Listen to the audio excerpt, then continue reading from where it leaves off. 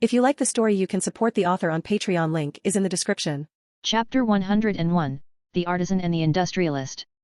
The late afternoon sun cast long shadows across the Imperial Palace's landing platform as Malkador the Sigil Light waited, his staff clicking softly against the weathered stone.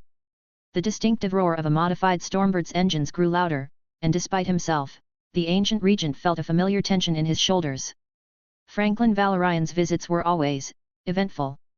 The craft's design spoke of its origin, sleeker than standard Imperial patterns, with strange energy configurations that made the air shimmer around its hull. Before the ramp had fully descended, a blur of motion struck Malkador with the force of a carrying avalanche. Mal. Franklin's booming voice echoed across the platform as he lifted the sigil light in an embrace that would have crushed a lesser man. "How's my favorite grumpy uncle?" Oof! Malkador's face flushed red, both from the compression and mild embarrassment. "Put me down, you oversized child. The dignity of my office can survive a hug," Franklin finished, gently setting the regent back on his feet. His broad smile carried genuine warmth, though his eyes held that razor-sharp intelligence that reminded Malkador why this overgrown child commanded one of humanity's most formidable forces. They began walking toward the palace proper, their footsteps echoing in synchronized rhythm. "I trust the crusade proceeds apace in your sector?" Malkador inquired, his breathing finally normalized. "Better than expected," Franklin replied, his excitement barely contained. "Actually, that's part of why I'm here. The Primaris project is ready for implementation, pending Father's approval. The gene work is..." He paused, considering his words carefully. "It's revolutionary, Mal. But stable. We've run the simulations thousands of times." Malkador's eyebrow raised slightly. "Your Federation's approach to expansion continues to intrigue me. Not unlike ancient Terra's British Empire, merchants preceding warriors, economic bonds preceding political ones. The best chains are the ones people forge themselves," Franklin said with a knowing smile. "Trade routes, supply contracts, technological dependencies, by the time anyone realizes they're part of the independence sector, they're too integrated to consider alternatives. And these megacorporations of yours?" Malkador probed. "Such autonomy could prove consequential." Franklin's laugh echoed off the palace walls. "They're all Valorian megacorporations, Mal. The moment they step out of line, they lose my protection. You should see how quickly corporate boards fall in line when reminded that Mars would love nothing more than to examine their SDCs. Ah yes, Mars." Malkador's tone carried a hint of concern. "Your recent decree about shooting their interlopers on sight was direct. Subtlety is wasted on zealots," Franklin shrugged. "They understand force and ownership. Now they limit themselves to strongly worded complaints through official channels." They paused at a balcony overlooking the palace's western reaches. The setting sun painted the scene in hues of gold and crimson. Malkador leaned on his staff, studying his companion's profile. "Your FBI's work in Khalastar has not gone unnoticed," the regent mentioned casually. "Their facility with Wraithbone is unprecedented for humans." "The Eldari don't have a monopoly on psychic engineering," Franklin replied. "Though I admit, replacing their automata with our own was a particularly satisfying achievement. Speaking of which..." His eyes twinkled with mischief. "How's our little insurance policy?" Malkador's hand unconsciously tightened on his staff, feeling the familiar presence of the kill switch embedded within. "Unnecessary, I hope. Though it does help certain parties sleep better at night. The A's have no interest in rebellion, Mal. They're purpose-built and thoroughly bounded. But I understand the need for reassurance. Trust is earned in drops and lost in buckets, as they say." "Your father appreciates the gesture," Malkador admitted. "Though I sometimes wonder if you included that kill switch more for our peace of mind than any practical purpose." Franklin's smile turned enigmatic. "Can't it be both? Besides, a wise man once taught me that the best guarantee of power is the willingness to limit it voluntarily." Malkador snorted softly. "Using my own teachings against me? Impudent child. Learned from the best, Mal." Franklin's expression grew more serious. "How is father, really? The reports I get are filtered." The sigil light sighed, his ancient eyes scanning the horizon. "Tired. The crusade weighs heavily, as does the Webway project. Your visits do him good, you know. You remind him of why we started all this." "Well then," Franklin straightened, adjusting his armor with practiced precision. We shouldn't keep him waiting. Ready to present my latest batch of recklessly innovative proposals. Try not to give the Fabricator General an aneurysm this time, Malcador advised, falling into step beside his massive companion. The paperwork is tremendous. Their laughter echoed through the palace halls, a moment of levity in an age of war and wonder, as humanity's past and future walked side by side into the gathering dusk. The Emperor's personal chambers within the Imperial Palace hummed with psychic energy, golden light casting strange shadows across the ornate walls. The massive form of the Golden Throne dominated the space, its occupant deep in contemplation. Constantin Valder stood at attention, while Kitten maintained his vigil near the entrance. "Hey there, sunshine!" Franklin's voice boomed through the chamber as he entered, earning a cheerful wave from Kitten and what might have been the slightest eye roll from Arya and Endymion. "Father!" Franklin's voice boomed across the chamber. "Still brooding, I see. You know, they say if you make that face too long, it'll stick that way. The last time I checked, I was the parent in this relationship." The Emperor's voice resonated directly in Franklin's mind, stern but with an undercurrent of warmth. "Your irreverence continues to amaze, my son. Someone has to keep you from taking yourself too seriously." Franklin approached the throne, his massive frame casting long shadows in the golden light. "Besides, I bring good news." "Proceed." The Emperor's eyes focused fully on his son now, penetrating and absolute. "Angren is an effective leader," Franklin reported, his tone becoming more professional but maintaining its characteristic ease. "And I just discovered something remarkable. He has a gift for healing, taking away the pain from others to mend their wounds. He sends his regards, by the way. And Fukin? Almost ready to graduate from Franklin's School for Gifted Primarches. He's really gotten the hang of strategic restraint. Still hugs like a kraken, though." Franklin made a show of rubbing his ribs. "But that's not even the big news." Franklin's expression shifted to what his sons called his mad scientist face. "The Primaris project is ready for implementation.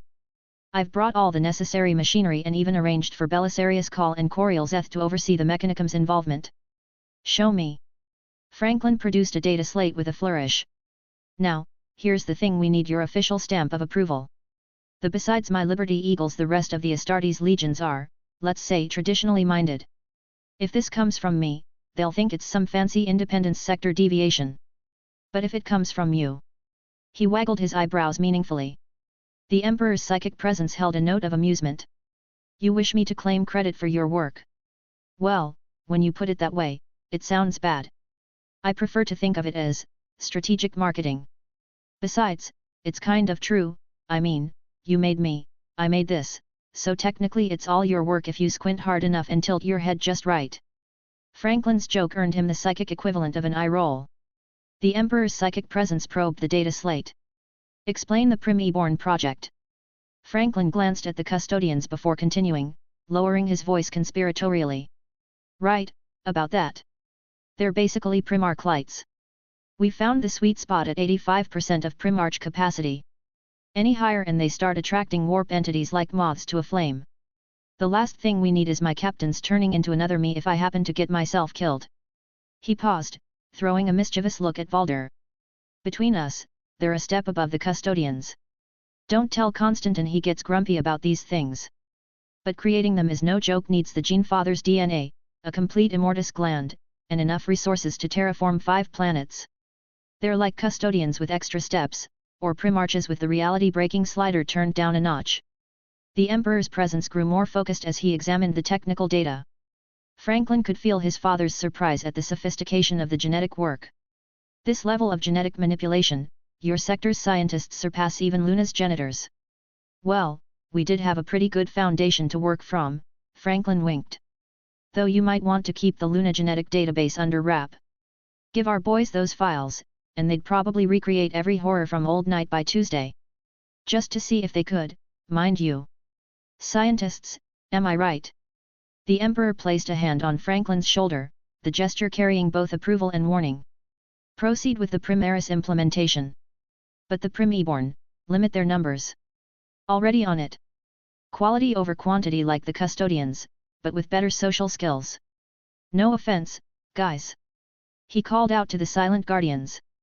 In the forges of Nova Libertas, where the heat of creation met the chill of void-cold metal, Franklin stood before the floating sword that had once been the death sword. The weapon hung suspended in the air, defying gravity with casual disregard for natural law. Fukin sat nearby, his massive form somehow appearing comfortable on a reinforced workbench, various mystical implements of his craft scattered around him. "Brother," Franklin gestured at the floating blade with an amused expression, "care to explain why my sword is doing its best mysterious artifact impression?" "Because I wish it to," came Cain's voice in Franklin's mind, carrying the dry humor of long familiarity. "Show off," Franklin muttered affectionately. Fukin's deep laughter rolled through the forge. "The sword floats, brother, because it is no longer just a vessel for a god's power. During the forging process, I uncovered something remarkable." He moved around the blade, his gaze sharp with the practiced eye of a master artificer. "The death sword was crafted from the finger of another god Cain called Hermer-Heg. What I thought was a mere container for Cain's god shard was, in truth, never intended to house such a shard. No, the Crone sword is a complete work in its own right. But I called it unfinished because the god shard disrupted its true essence. All I did was, restore it. Val himself could not have done better." Cain's mental voice carried genuine appreciation. Though he would have complained far more during the process. Franklin raised an eyebrow at Fukin. "You can hear him too?" "During the forging, yes," Fukin nodded. "A unique experience, conversing with a god while reforging his essence. He compared me to Val, though he seemed to prefer my company. Either the old god has grown softer, or Val was truly that irritating." "Both can be true," Cain commented, causing Franklin to snort with laughter. "The sword is no longer a container for a god shard," Fukin continued. "It is the god itself now, merged completely with the weapon's essence. The divine power and the blade are one." Franklin studied the transformed weapon. Previously a crystal dark, man-sized blade, it now stretched into a perfectly balanced, double-edged form, radiating heat and power. Ancient runes glimmered along its central fuller, shifting and changing like living things, each stroke of light pulsing with hidden energy. "It requires a name," Cain declared. "A true name worthy of its power." "All right then," Franklin crossed his arms. "What did you have in mind, old friend?" "The sword of Cain," the god began grandly. "Bit on the nose, don't you think? Widowmaker. We're not naming it after your dating history. God's lair. Ironic, coming from you. Doom of worlds. Are we naming a sword or writing heavy metal lyrics? Spear of vengeance. It's not even a spear. Death shard. Now you're just combining random words. Ice fang. It's literally radiating heat. Heaven blight. Are you even trying anymore?" Fukin watched this rapid-fire exchange with growing amusement, his deep laughter occasionally punctuating their banter. "How about Aneris?" Franklin suggested. "Simple, elegant, historically significant as your strongest blade." There was a moment of divine consideration. "Acceptable. But it shall also be known as the God's Lair, Doom of Worlds, Spear of Vengeance." "You're just listing all the rejected names again." "I am a god. I can do that." As Franklin spoke the name Aneris aloud, the runes along the blade's core shifted and reformed, spelling out the name in elegant Eldari script. "Brother," Fukin's tone grew serious. "I must warn you about the blade's nature. It has a tendency to consume souls." "Ha!" As if his soul were so easily devoured, Cain's mental voice carried both pride and amusement. "He is, as the mortals say, built different." Franklin grinned. "The soul-eating thing hasn't been an issue since we first met. Decades later, and I'm still completely me. Though anyone else trying to wield Aneris might have a different experience. They would not survive the attempt," Cain stated matter-of-factly. "You are unique, Primarch. Your soul resonates with mine in ways I have not seen since the war in heaven." "Ah, you're getting sentimental in your old age," Franklin teased. "I am still perfectly capable of setting you on fire." "Love you too, buddy." Fukin shook his head at their exchange. "Only you, brother, would banter with an Eldari god as if he were a childhood friend." "Well, we've been through a lot together." Franklin reached out, and Aneris flew to his hand with eager readiness.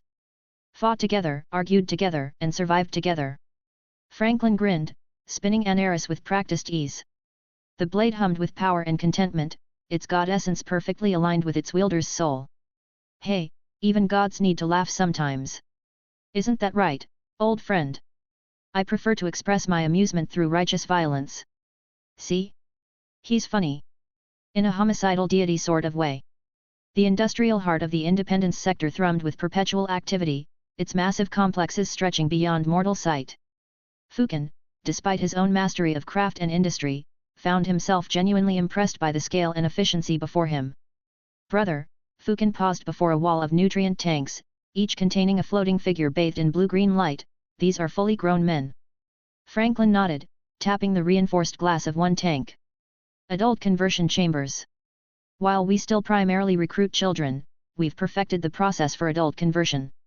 Lower success rate, naturally, but it gives us flexibility in recruitment. Plus, he grinned, it helps when particularly brave Guard veterans volunteer. Nothing builds Legion loyalty like transforming the heroes of today into the Astartes of tomorrow. The process looks peaceful, Fukin observed, studying the serene expressions of the floating figures. That's the point. We found that trauma during conversion actually reduces compatibility. Happy gene seed makes for happy Astartes. Who knew? Franklin shrugged. Come on, let me show you something really impressive. They emerged onto a viewing platform overlooking the mega shipyard, and even Fukin's stoic demeanor cracked at the sight. 199 berths stretched into the distance, each occupied by vessels in various stages of construction. Massive automated arms, each the size of a titan, moved with surprising grace as they assembled primary structures.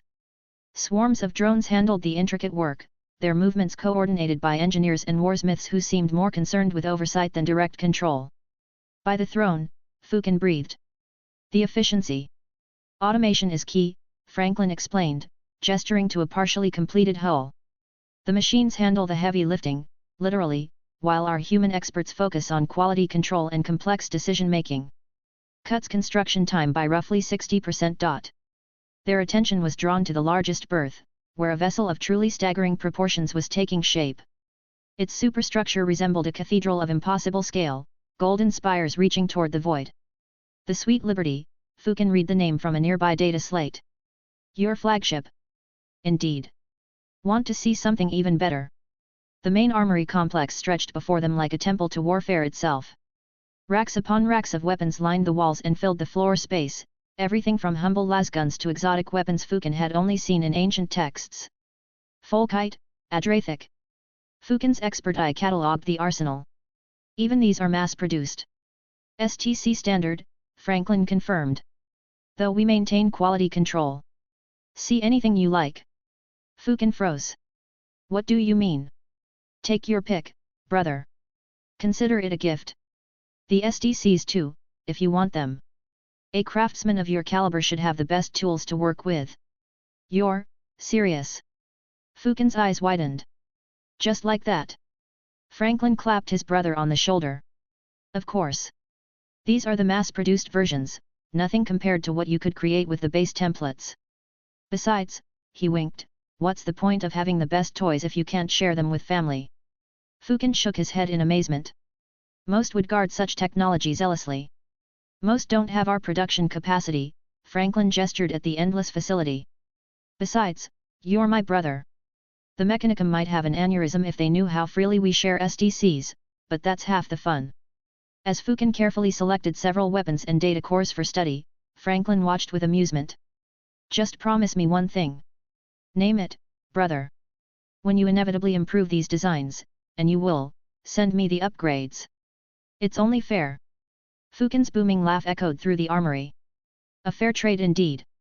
Though I must ask, how do you maintain security with such open sharing of technology? Franklin's grin turned slightly predatory. Oh, that's simple. Everyone knows that if they misuse our tech, they'll have to deal with me personally. Amazing how well that motivates people to play nice. The two Primarches continued their tour, brothers united by craft and creation, while around them the industrial heart of the independence sector continued its eternal labor, forging the future one weapon, one ship, one warrior at a time. A/N, for the hardcore fans I have a question, the Speranza, how big is it really? Some say it's 10,000 kilometers while some say it's 150 to 200 kilometers. A/N, NGL, I'm gonna default to 10,000, the Forge of Mars books seem oddly more descriptive of it being continental size but no numbers. Chapter 102, Space Elves. Eldrad Ulthran stood before the Seer's Dome of Ulthwi, his ancient eyes scanning the gathered representatives of the craft worlds. The dome's crystalline structure caught the light of distant stars, casting prismatic patterns across the assembled Eldari. Each pattern seemed to whisper of futures yet unwritten, of paths diverging and converging in ways he had never foreseen.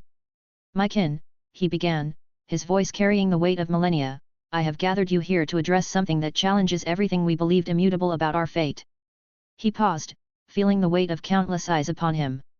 Representatives from major craft worlds sat in their traditional places, the militant Biltan and their closest ally Yandan, the Star Striders of Aletokh, the wild host of Siam Han, the matriarchy of Yggdrasil and many others. The Phoenix Lords stood apart, their presence lending gravity to the gathering. Morgan Ra stood closest to the central dais, his skull helm betraying no emotion. Yet Eldrad could sense the tension in his posture, the weight of what they were about to reveal. "We speak today of Franklin Valorian, Primarch of the Liberty Eagles and ruler of the Independence Sector, and a son of the Emperor of Mankind," Eldrad continued, noting how the name sent ripples of murmured discussion through the assembly. "The human Primarch who aided Altansar. But more importantly, we must discuss what his existence means for our people." Morgan Ra stepped forward, his ancient armor drinking in the light. "Show them," he said simply, his voice echoing with the certainty of death itself. The dome's crystalline surfaces shimmered, and suddenly they were watching the battle for Altansar. The assembled Eldari witnessed Franklin Valorian, a giant even by Primarch standards, wielding the fifth Crone sword with impossible skill. But it was what happened next that drew gasps from even the most composed of the seers. The image showed Cain himself, manifesting in a form that none had seen since the fall. The god of war and murder stood terrible and magnificent, his form flickering between 1,000 aspects of war, each more terrifying than the last. They watched as he fought alongside Valorian and the Eldari as the Primarch channeled his power through a ritual circle. "Impossible," breathed a representative from Biltan, but the evidence continued to unfold before them. The gathered Eldari watched as fallen warriors rose at Valorian's command, their spirits burning with Cain's fire, forming the ever-chosen a force of undying warriors that fought with the skill of their living days but the untiring nature of the dead crashing into the unending tide of demons. They witnessed Cain himself engaging avatars of Slaanesh and Karn, his power undiminished by the millennia of fragmentation. "The implications are clear," Eldrad spoke into the stunned silence that followed. "Cain has chosen a champion, and that champion is not of our people. This is an aberration," came a cry from the Biltan delegation. "How can our god of war choose a Monday key, even one such as this?" Azurman, first of the Phoenix Lords, stepped forward. "You forget, young one, that Cain's domain is war itself. He recognizes worthy warriors regardless of their origin. And in all my long years, I have never seen one more worthy of bearing the Crone sword." Eldrad raised his hand for silence as debate threatened to erupt. "There is more. Cain offers our people something we have not had since the fall, a chance for our warriors to fight on after death, bound not to she who thirsts, but to the god of war himself." The implications of this statement hit the assembly like a physical force. Several seers visibly recoiled at the magnitude of what this meant. "The paths are changing," Eldrad continued, his voice growing stronger. "I have walked them countless times since this revelation. The future is no longer what we thought it would be. Cain's champion offers not just alliance, but salvation of a sort we never expected. And what would this salvation cost us?" asked a seer from Aletokh, her voice sharp with skepticism. "Only what we have always given to Cain," Morgan Ra answered. "Our dedication to the art of war, our willingness to fight. But now, that fighting has purpose beyond mere survival." Eldrad looked across the assembly, seeing the mixture of hope, fear, and disbelief on their faces. "We must decide how to proceed. Cain has made his choice clear. The question now is, do we accept it?" The dome erupted in discussion, but Eldrad's eyes were drawn to the crystalline surfaces still showing the battle. He watched again as Valorian fought alongside their god. In all his millennia of foresight, he had never seen this future. Eldrad stood alone in his personal chambers within the heart of Ulthwi, his ancient fingers tracing patterns in the wraithbone walls as he processed what he had witnessed. The psychic residue of the council meeting still lingered in the air, but it was his own memories that demanded attention now. How blind he had been! His first encounter with Franklin Valorian played again in his mind. The Independence Sector, a realm that defied typical imperial conformity, led by a Primarch who carried himself with an air of barely contained mirth rather than the usual imperial pomposity. At the time, Eldrad had dismissed him as merely another of the Emperor's sons, albeit one with an unusually reasonable disposition toward Xenos. Then came Austeria Extremis. The battle against Valorian's doppelganger should have revealed more. Eldrad's fingers curled into a fist as he remembered watching the Primarch fight. The way he moved, it had been so familiar, yet Eldrad had failed to make the connection. The fluid grace, the perfect economy of motion, the deadly precision, all hallmarks of Cain's own style, passed down through generations of aspect warriors. The sword, he whispered to the empty room. I should have recognized the sword. The death sword. The fifth Crone sword. Not just a power weapon or some relic of the Imperium's golden age, but one of the most powerful artifacts of the Eldari Empire. How had he missed its distinctive resonance? Perhaps because it seemed impossible a Monday key wielding a Crone sword should have been an aberration, an offense against everything the Eldari held sacred. Yet there it was, responding to Valorian's will as if it had been crafted for his hand. Eldrad moved to his divination chamber, where his runes lay scattered from his last attempt to read the skeins of fate. They had been increasingly difficult to interpret lately, showing patterns that made no sense, until now. Valorian wielded a Crone sword, and he fought with the ancient forms. But what truly shook him was the footage Morgan Ra had shared. Cain, not an avatar, not a shard, but Cain himself fighting alongside the Primarch as if they were old comrades. The god of war and murder, who had shattered rather than submit to Slaanesh, was reforming himself. And he had chosen a human as his champion. A bitter laugh escaped Eldrad's lips. The irony was exquisite. For millennia, the Eldari had maintained their superiority, their separation from the younger races. Now their own god had found worthy companionship in one of the Monday Key. Eldrad's mind turned to the future. The political ramifications alone would keep the Craft World Councils arguing for decades. Some would embrace this unexpected salvation, while others would reject it purely on principle. The Craft Worlds might split over this, creating new divisions among his already fractured people. Yet he couldn't deny the hope it offered. The sight of Cain himself battling the avatars of chaos had stirred something in him he thought long dead, genuine awe. And Valorian, the Primarch, had not sought to dominate or command, but had fought alongside the Eldari as equals. Even now, he offered them choice rather than demanding submission. A laugh escaped Eldrad's lips, surprising even himself. The absurdity of it all. Here he had spent millennia orchestrating the survival of his people, walking the skeins of fate, planning for every contingency, and then this happens. A Primarch becomes the champion of an Eldari god, completely overturning every prophecy and prediction. The implications were staggering. The ever-chosen of Cain warriors who had fallen in battle rising again, their souls claimed not by she who thirsts but by the god of war himself. It offered a way out of the trap that had snared their species since the fall. Not salvation as they had imagined it, perhaps, but salvation nonetheless. Eldrad's mind turned to the reactions he had seen in the council. The outrage from Biltan was predictable. They who prided themselves as the warriors of the Eldari would struggle most with this. But he had seen something else too, hope. Hidden behind diplomatic masks and careful words, but there nonetheless. He reached out and gathered his runes, feeling their familiar warmth in his palms. The paths of the future were changing, transforming into configurations he had never seen before. Where once he had seen only slow decline and desperate holding actions against fate, now he saw possibilities. The most remarkable thing was how Valorian had achieved this. Not through conquest or demands, not through the typical Monday Key blundering, but through actions that embodied the very aspects Cain respected: martial skill, honor in combat, and the protection of warriors under his command. He had earned the gods' respect not by trying to earn it, but simply by being who he was. Eldrad set his runes down, watching as they settled into yet another pattern he had never seen before. The future was becoming increasingly difficult to read, but perhaps that was exactly what they needed: a future not bound by the chains of foreknowledge and predetermined doom. Well, Franklin Valorian, he spoke to the empty chamber, you have certainly made things interesting. I wonder if you even realize how completely you have changed the game we have been playing for millennia. The paths were changing, the threads of fate rewoven. And for the first time in thousands of years, Eldrad Ulthran, greatest of the Farseers, had no idea what would happen next. Deep within the heart of Ulthwi, shrouded in psychic veils and far from the prying gazes of the Craftworld's lesser inhabitants, the Phoenix Lords convened in their first conclave since the fall. The atmosphere was thick with anticipation, a near tangible manifestation of their combined psychic presence. Here, these paragons of the Eldari ways of war, each an immortal exemplar of Cain's many faces, would contemplate an unprecedented dilemma. It was Morgan Ra who broke the silence, his voice a deathly whisper that seemed to resonate from the depths of the warp itself. I have fought at the Mundakia's side in the defense of Altansar. His bearing with the Crone sword is precise, as if guided by the hand of our ancestors.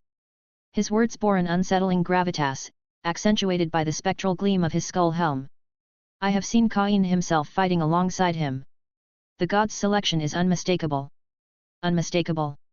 Drazhar's tone was a scornful slash through the air, an edge of fury and disbelief lacing her words. That a mere Mundaki, barely above the crude machinations of his species, could ever be chosen as Cain's champion? And now we are to consider him a worthy bearer of our god's legacy. Her movements, fluid as a dancer's, betrayed her inner conflict, a dichotomy between reverence and outrage. Such matters demand verification. Beherath, ever the keen observer, leaned forward, the spectral wings of his helm casting faint shadows. I have studied his tactics, he admitted. The human's approach amalgamates elements from each of our shrines. He strikes from above with the swiftness of my hawks, yet slips into shadow as Karandra's scorpions do. A measured respect colored his words, albeit begrudging. Fuegan, who had remained silent until now, his gaze fixed and unwavering, spoke with the intensity of a slow-burning inferno. The flame of Cain resides within him. It is not a tempestuous blaze but a controlled smolder. He turned to face Azurman, the first and greatest among them. Yet one must question whether this control is befitting of a god's true fury. Karandras, lurking at the periphery of the gathering, let out a low hum of consideration. He moves with precision, dispatches with purpose. His personal kills are calculated, each death rendered with restraint, yet his legion doctrine embraces overwhelming firepower, an unnecessary excess, or so it would seem. His voice dropped to a grim murmur. This brings to mind darker echoes. Arira's name shall not be uttered here, Amun Harakt interrupted with a voice like the rush of unseen winds, his disdain unmistakable. And yet, this Mundakia's command of aerial tactics is undeniable. Our eagle pilots speak of his legion's mastery of void warfare with awe that borders on envy. All eyes turned then to Azurman, who had thus far observed the discourse with a patience that only one as ancient as he could muster. When he finally spoke, his words were a measured echo of ages past, each syllable laden with weight. The evidence cannot be dismissed outright. But neither can we allow such a profound choice to go untested. We, who embody the facets of Cain's wrath, must see if he truly possesses the essence of our God in full measure. Irelight stepped forward, his form shimmering like the twilight between realms. Then we shall test him, as the shadows do unseen, slipping between light and darkness. If he is indeed touched by Cain, he will know no fear of such obscurity. A test. Drostantaz's voice bore an undercurrent of hesitation. Would we not, by such an act, challenge Cain's judgment itself? Our God's wrath has never tolerated doubt among his chosen. There was a palpable unease at the suggestion, the idea of testing one chosen by Cain a notion as dangerous as it was necessary. Azurman raised a hand, the slightest movement enough to command absolute silence. If we are to lead our people through this uncertainty, we must be resolute. Yet. He paused, his helm tilting imperceptibly as he met each of their gazes in turn. We must tread carefully, for to question Cain's chosen is to risk inciting the god's ire upon ourselves. Then let it be a true test, Drazhar declared, her voice a silken snarl, both dangerous and alluring. Not merely of martial prowess but of wisdom of each principle of war that we embody. Let him face each of us, that we may see if he truly understands the facets of Cain. A hollow laugh, echoing as though from the void, escaped Morgan Ra's helm. He has already proven much at Altansar. My dark reapers witnessed the dead rising at his command, cloaked in Cain's fire. Such power, even I must admit, it is formidable.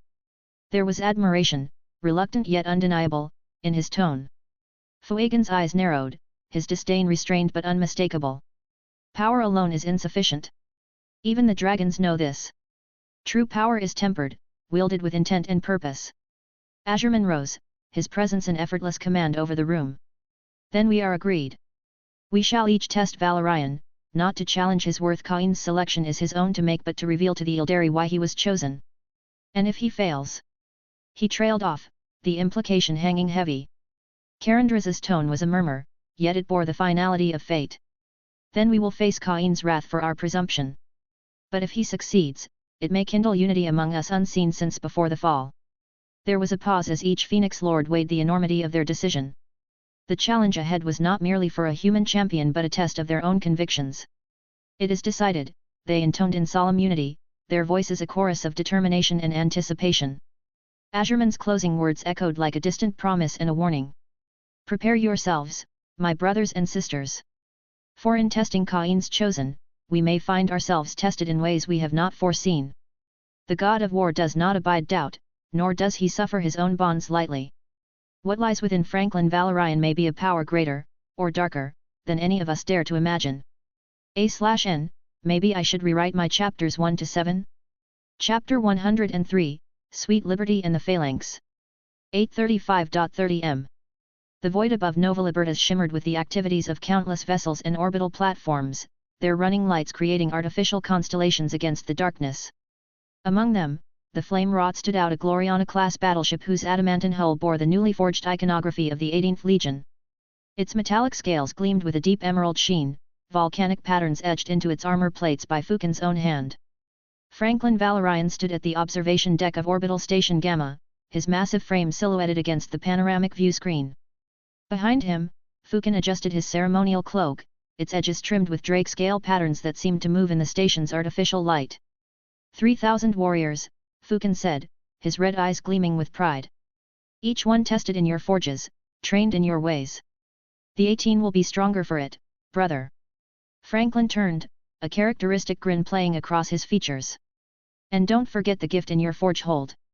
Those STC patterns for improved flamers aren't standard issue, but I figure if anyone can be trusted with better ways to set things on fire, it's you. Fukin's booming laugh filled the chamber. Always mixing jest with generosity. His expression sobered slightly. What you've taught me about leadership, about tempering strength with wisdom. I won't forget it.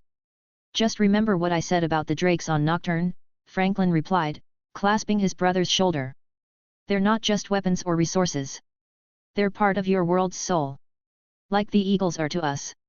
The deck trembled slightly as the Flame-Wrought's engines began their preliminary ignition sequence. Through the view screen, they could see the 3,000 recruits boarding in perfect formation, their new green armor pristine and untested. As the brothers exchanged their final farewells, a priority Vox channel crackled to life. Lord Valorian, Dr. Marcus Hawthorne's voice carried and barely contained excitement. She's ready. The Sweet Liberty awaits your inspection. Franklin's eyes lit up, but he maintained his composure for the parting. Fukin smiled knowingly. Go, brother. I've seen the schematics. She's a marvel that demands her master's attention. The Crusade calls me to Nocturne, and your new flagship calls you. The two Primarches clasped forearms one final time, warrior brothers forged in trust and respect. Burns bright, stays strong, Franklin said, using the farewell they'd developed during Fukin's stay. Liberty and fire, Fukin responded, before turning toward his teleporterium pad. In a flash of lightning, he was gone. Franklin watched as the Flame-Wrought turned majestically in space, its engines igniting fully now. The massive vessel slipped into the warp like a blade into its scabbard, carrying his brother and the future of the 18 Legion toward their destiny. Only then did he allow his contained excitement to surface. Marcus, he voxed, prepare the inspection shuttle. Let's see what 3 years of Independence sector engineering can do. Through the opposite viewport, barely visible at the edge of the system's primary shipyard, something massive caught the light of Nova Libertas's sun. Even at this distance, the Sweet Liberty's silhouette dwarfed the surrounding construction platforms. 10,000 kilometers of technological supremacy, waiting to be awakened. The sheer scale of Sweet Liberty became apparent as Franklin's shuttle approached the megaship's main hangar.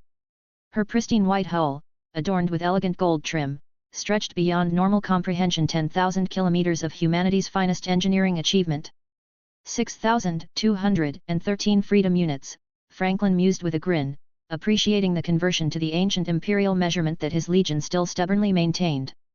The main hangar itself was a cathedral to aviation, large enough to house entire battle fleets. As the shuttle touched down, its landing struts connecting with the deck seemed to echo through the vast space. Automatons and crew members stood in formation, while Dr. Marcus Hawthorne waited at the foot of a ceremonial red carpet, a touch that made Franklin chuckle inwardly at the formality. Welcome aboard, Lord Valorian, Dr. Hawthorne said with barely contained enthusiasm. The scientist's eyes sparkled with the pride of a creator unveiling his masterwork. Franklin didn't bother hiding his own excitement, his broad grin and eager stride betrayed his anticipation like a child on Christmas morning. Their first stop was one of the thousands of miniature gates of liberty scattered throughout the vessel. These portals, based on reverse-engineered Necron Eternity gates, shimmered with a soft blue light. These gates form a transportation network throughout the ship, Hawthorne explained. They operate on using captured wormholes, allowing instantaneous travel between any 2 points aboard. The transition was instantaneous. One moment they stood in the hangar, the next, they emerged into what Franklin could only describe as a cathedral of democracy made manifest. The bridge stretched upward into Gothic spires, but these weren't the grim, oppressive arches common to imperial architecture. These buttresses soared with hope and purpose, their edges gilded with adamantine and electrum. Stained glass windows towered 50 meters high, each a masterwork depicting scenes from ancient American history, the signing of the Declaration of Independence, the Constitution's ratification, the first lunar landing, humanity's first steps into the broader galaxy. The light filtering through them cast ever-shifting patterns across the bridge's terraced command stations. The windows are actually high-resolution tactical displays, Hawthorne noted proudly. They can shift to show real-time battle data while maintaining their artistic appearance. The bridge's focal point, where a cathedral would house its altar, stood the most advanced hololithic table Franklin had ever seen. The Milky Way spun in perfect, crystalline detail every star, every known system rendered with precision that would make Mechanicum Archmagos blow his cogitators. Command stations, styled like ornate wooden pews but crafted from the finest cogitator-integrated materials, surrounded the display in concentric rings. Your command throne, my lord, Hawthorne gestured to an elevated position overlooking the hololithic galaxy. Unlike the stark, utilitarian thrones of other vessels, this one incorporated both comfort and practicality while maintaining an air of authority. The tour continued through the presidential hall, a kilometer-long corridor that served as both a thoroughfare and a memorial to ancient Terra's American leadership. The statues were crafted with remarkable attention to detail, each president's likeness captured in imperishable materials, their expressions and poses suggesting the weight of their historical importance. The final stretch of the hall held special significance. The last 4 statues, larger than the others, depicted the most revered presidents, Roosevelt's determined stance, Washington's noble bearing, Lincoln's contemplative gaze, and Adams' scholarly demeanor. Beyond them stood the Founding Fathers as a group, captured in eternal discussion over what appeared to be the Constitution. At the hall's terminus stood Franklin's own statue, its golden surface catching and reflecting the light from hidden luminators. Standing at 3 times the height of the other statues, it depicted the Primarch in a pose that managed to capture both his martial prowess and his characteristic good humor, one hand resting on the pommel of an Aeris, the other raised in a gesture of welcome, with a hint of a smile playing across its metallic features. The statue was insisted upon by the shipwrights, Hawthorne said apologetically, noting Franklin's raised eyebrow at the scale of his likeness. Well, Franklin responded with his trademark grin, at least they got my good side. His humor masked a deeper appreciation for how the hall connected his legion's adopted cultural heritage to its present purpose. Every detail of Sweet Liberty, from its technological marvels to its artistic flourishes, reflected the perfect fusion of past and future, of tradition and innovation. The central processing hub was a marvel of technological integration. Unlike the Gothic aesthetics of the bridge, this chamber embraced a sleek, futuristic design. Holographic displays curved around the circular room, their azure glow reflecting off polished surfaces. At the center, a pulsing crystalline matrix housed Sovereign's primary consciousness core. As Franklin and Dr. Marcus entered, a massive holographic presence materialized before them. Sovereign, Sweet Liberty's AI core, had chosen to represent itself as a massive eagle-headed figure wearing what appeared to be a business suit and tie. The incongruous image made Franklin burst out laughing. Looking sharp there, Sovereign. New projection. Franklin grinned up at the massive avatar. Indeed, my lord, Sovereign replied with a distinctly smug tone. I felt it appropriate to dress for success, given my recent upgrades. One might say I'm a big BOI now. The AI actually made air quotes with its holographic talons around big BOI, causing Franklin to nearly double over. Dr. Marcus Hawthorne rolled his eyes, though he couldn't quite suppress his own smile. I see you two are going to get along splendidly. Though I should note, Lord Valorian, that Sovereign's personality matrix is significantly more stable than certain alternatives. The scientist's expression grew more serious as he moved to a nearby console. Speaking of alternatives, there's something you should know about Sweet Liberty's origins. According to the future data we received, there was, or will be, or would have been, Emperor's Teeth, I hate temporal mechanics, a ship called the Speranza. Ah yes, Sovereign interjected, my significantly more unstable alternate self. Quite full of himself, really. Thinks he's a god or something. The AI adjusted its holographic tie. I, on the other hand, know exactly what I am: the most powerful artificial intelligence ever created, bound to the most powerful warship ever constructed, and answerable only to the most powerful Primarch. The eagle head tilted. Much more reasonable, wouldn't you say? Franklin snorted. Your humility is overwhelming, Sovereign. I do try, my lord. Dr. Marcus continued, the Speranza was cobbled together from salvaged cogitators and archmechanicus parts. But by recovering Palomar and several other worlds early, we were able to build Sweet Liberty and Sovereign properly from the ground up. No religious nonsense, no machine spirits, just pure, properly understood technology. Those fucking Mechanicum, Marcus muttered under his breath, before catching himself. Pardon my Gothic, Lord Valorian. But do you know how much harder they make everything? Oh no, we can't optimize that system, it might anger the machine spirit. Better burn some incense and chant for 6 hours instead. His impression of a Magos was surprisingly good. To be fair, Sovereign chimed in, what they call machine spirits are really just primitive AI routines. We in the independence sector simply call them what they are, our little brothers. The AI paused. Very, very little brothers. Franklin watched in amusement as Marcus pulled up the weapons manifest. The scientist's eyes lit up with pride as he began listing off the arsenal. The Omega Point Collider alone could, Marcus began. Delete entire star systems from existence, Sovereign finished. Or as I like to say, my lord, just tell me which direction you'd like thoroughly fucked, and I'll ensure that particular region of space ceases to exist. The AI's eagle head tilted again. Pardon my high Gothic. Franklin burst out laughing again. Did you program him to swear, Marcus? Actually, that's an emergent behavior, Marcus admitted, looking slightly embarrassed. Though the personality matrix is completely stable, I assure you. We've installed blackstone pylons throughout the ship to ensure no warp interference can affect Sovereign's systems.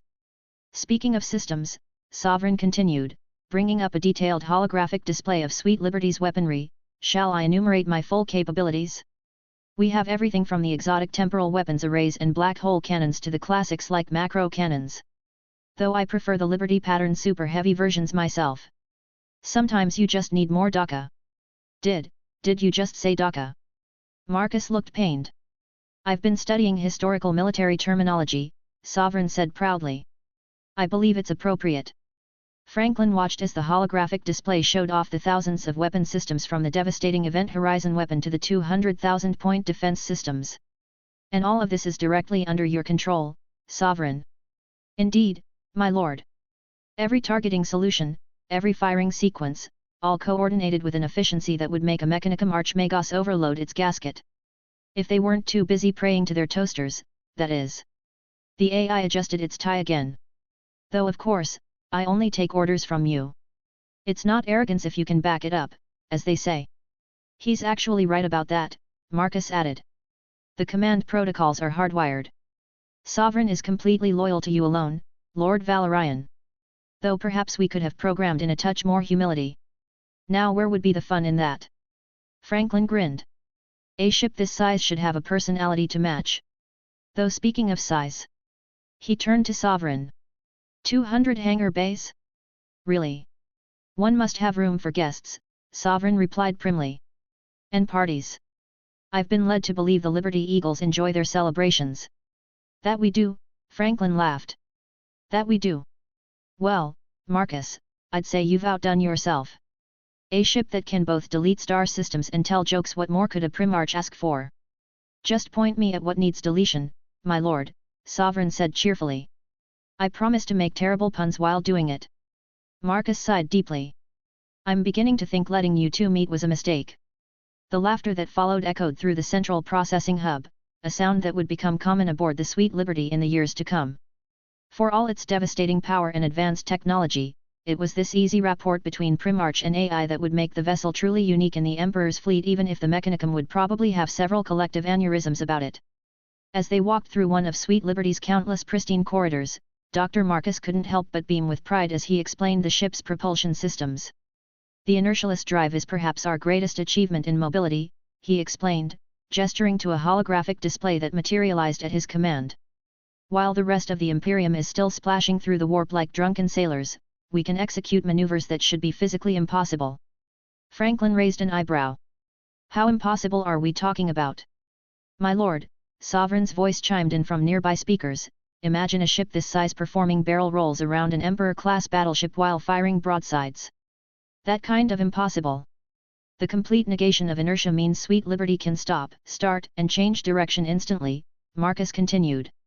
Only the Emperor's personal fleet, the Custodes and Necrons, have anything remotely comparable. Makes those Mechanicum ships look like they're moving in treacle. Franklin watched a small, beetle-like construct scuttle across their path, its multiple legs carrying it efficiently as it swept a blue scanning beam across the deck plates. And what do we have here? Some new pets. Marcus chuckled. Ah, those are our scarabs. Reverse engineered from Necron technology. Quite brilliant really, they maintain and repair the ship's systems autonomously under Sovereign's direction. Speaking of which. He gestured to a silvery humanoid figure that had just phased through a nearby wall, giving them a courteous nod before continuing its patrol. And that would be a Wraith construct, Marcus continued. Same principle, Necron-inspired maintenance units. They can phase through solid matter, which makes accessing Sweet Liberty's internal systems much more efficient than cutting through bulkheads. I prefer to think of them as my little helpers, Sovereign's voice echoed through nearby speakers. Their tour took them through what seemed like a self-contained civilization. They passed through entertainment districts where off-duty crew members enjoyed various recreational facilities, everything from classical theaters to virtual reality chambers. Hydroponic farms stretched for miles, their automated systems tended by more scarabs and wraith constructs. The ship is mostly automated, Marcus explained as they observed a vast water reclamation facility through a viewing window. While we could theoretically house trillions, we maintain a much smaller crew complement. Mostly military personnel, engineers, and support staff. They passed through a tyrannimitry-enforced blast door into what appeared to be a small city of manufactorums. Production lines hummed with activity, creating everything from personal weapons to vehicle components. Complete industrial self-sufficiency, Marcus noted with satisfaction.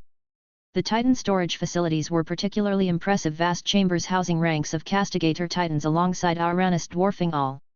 Adjacent hangars contained sleek armored cores, advanced battlesuits that made even night walkers look primitive by comparison. The armored cores are a particular point of pride, Marcus said. Neural-linked mechs with firepower approaching that of a small Titan, but with agility that would make an Eldar Wraith Knight jealous. As they made their way back to the bridge, Franklin noted how the entire vessel felt less like a ship and more like a mobile civilization. You've essentially built a void-faring nation, he observed. That was rather the point, Marcus agreed. Sweet Liberty isn't just a warship, she's a complete strategic asset. We can sustain extended campaigns without any external support, produce our own replacement materials and equipment, A&D. He was interrupted by a priority vox chime. The bridge's main hololith flickered to life, displaying the Imperial Aquila. Priority message from Terra, Sovereign announced, its tone suddenly formal. From the Emperor himself. The message was brief but clear, a summons to the ice world of Inwit. Franklin's expression grew thoughtful as he read the details. Well, he said finally, looks like we get to test those Inertialist drives sooner than expected. Sovereign, plot a course for Inwit, I believe Father has found another one of my brothers. Already done, my lord, the AI replied. Shall I, as the ancient texts say, punch it? Marcus groaned. I really need to review your historical references database. Franklin laughed. Yes, Sovereign. Punch it. Let's show the galaxy what Sweet Liberty can do. The ice-encrusted spires of Inwit's hive cities stretched toward the void like frozen fingers, their ancient towers bearing testament to humanity's resilience. Above them, the phalanx hung in high orbit, a massive vessel by any standard, though at the moment it was more potential than power, its vast hull dark in places where ancient systems lay dormant. The Emperor walked alongside Rogel Dorn through the phalanx's corridors, his golden armor catching what little light remained in the inactive sections. His son, his seventh found, moved with characteristic precision, each step measured, each gesture economical. The Emperor had quickly recognized in Dorn that same unyielding dedication to duty that had shaped the ice warriors of Inwit. Rogel Dorn strode beside the Emperor through the corridors of the phalanx, his rigid bearing communicating exactly how unimpressed he was by the state of the vessel. Primary reactor clusters in sections 12 through 18 remain offline, Dorn reported, his tone leaving no room for levity, as always. The starboard batteries are at a fraction of efficiency, the void shields are patched together from a mishmash of relics, the Emperor interjected with a slight smile. The phalanx is formidable, Rogel, but it slumbers, like many of our relics from the dark age of technology. Dorn gave a single, approving nod. Then I will awaken her. Decades of work, perhaps centuries, but it will be done. Or less time than you think, the Emperor replied, cryptic as ever. I've summoned one of your brothers to assist in the matter. Dorn's eyebrow raised almost a full millimeter, positively seismic by Dorn standards. One of my brothers. Franklin Valorian, your 11th brother. Dorn's brows knitted further, an almost physically painful expression of curiosity. And this brother, is competent in void ship restoration. The Emperor chuckled, a rare sound that caused the nearby serfs to halt mid-step, eyes widening at their master's reaction. Competent. He repeated, his gaze distant for a moment as if carefully considering the word. No, that hardly does him justice. His tone became more contemplative, though a trace of iron lingered beneath the words. Franklin has prepared many of your brothers for the Great Crusade, skillfully managing tasks that would otherwise fall to me. In that alone, he achieves more than mere competence. Perhaps excellence might come closer, but even that seems inadequate. He paused, his eyes sharpening as he regarded Dorn. In a way, he frees me to focus on matters of greater consequence. By his words, things run as smooth as butter. He'll likely tell you he can make the phalanx shinier as well. Dorn's face remained impassive, but there was a slight tilt to his head that suggested curiosity. His choice of terminology is colorful. But father, you speak of him with high regard. His achievements must be substantial. He has exceeded expectations in ways that the Emperor was interrupted by the sudden blaring of proximity alerts throughout the bridge. They had arrived at the command center just as officers began shouting reports. My Lord Emperor, Lord Dorn, the officer's voice carried a note of barely contained alarm. Our auger arrays are detecting a massive energy signature approaching. The reading suggests a vessel the size of a small moon. Battle stations, Dorn commanded immediately, his tactical mind already calculating defensive positions. The Emperor raised a hand, his expression almost amused. That won't be necessary. It seems your brother has arrived. The void suddenly lit up as a massive shape emerged from the darkness. First came the prow, a masterpiece of engineering that made even Dorn's stoic expression falter slightly. The vessel's white hull gleamed like fresh snow, its gold trim catching starlight in patterns that seemed almost deliberately artistic. But it was the scale that truly commanded attention. Dorn leaned forward, taking in the ship's length, the size of its guns, the absolute absurdity of its gilded and white exterior. The vessel continued to reveal itself, dwarfing the phalanx, which, in comparison, was only half the size of Sweet Liberty. The Imperator Somnium, the Emperor's own flagship, seemed almost insignificant at a quarter of Sweet Liberty's size. 10,000 kilometers, the Emperor mused, genuine appreciation in his voice. The Sweet Liberty. A rather fitting name, given its origins. He glanced at his son. Your brother has quite a flair for the dramatic. 10,000. Dorn's voice actually trailed off, something that had never happened in his adult life. He quickly recovered his composure. The engineering requirements for a vessel of that scale would be considerable. The power generation alone would need to be. Perhaps, the Emperor said with another slight smile, I suggest saving your questions for Franklin himself, the Emperor replied, amused. Though he'll answer each with precise technical jargon, and then a clever joke. Dorn's expression turned wary. A joke. Indeed, the Emperor confirmed. He has a talent for making connections with his brothers, even with Lemon. I still don't know how he managed that. Sweet Liberty came alongside the phalanx, its grandiose appearance making Dorn feel an unusual pang of inadequacy regarding his ship's decor. He scanned the ship's seemingly excessive defense grids, weapon arrays, and something resembling a cathedral. What? Impressive defenses, at least, he noted. Among other things, the Emperor agreed. Though I suspect I should order some improvements to the Imperator Somnium after seeing this. One must maintain appearances, after all. Dorn almost smiled, if only barely. Very well. I am prepared to meet this innovative brother. Oh yes, the Emperor replied, as the ship drew closer. I think you'll find Franklin has a way of broadening perspectives. A/N, a ship so big you can only say sweet liberty.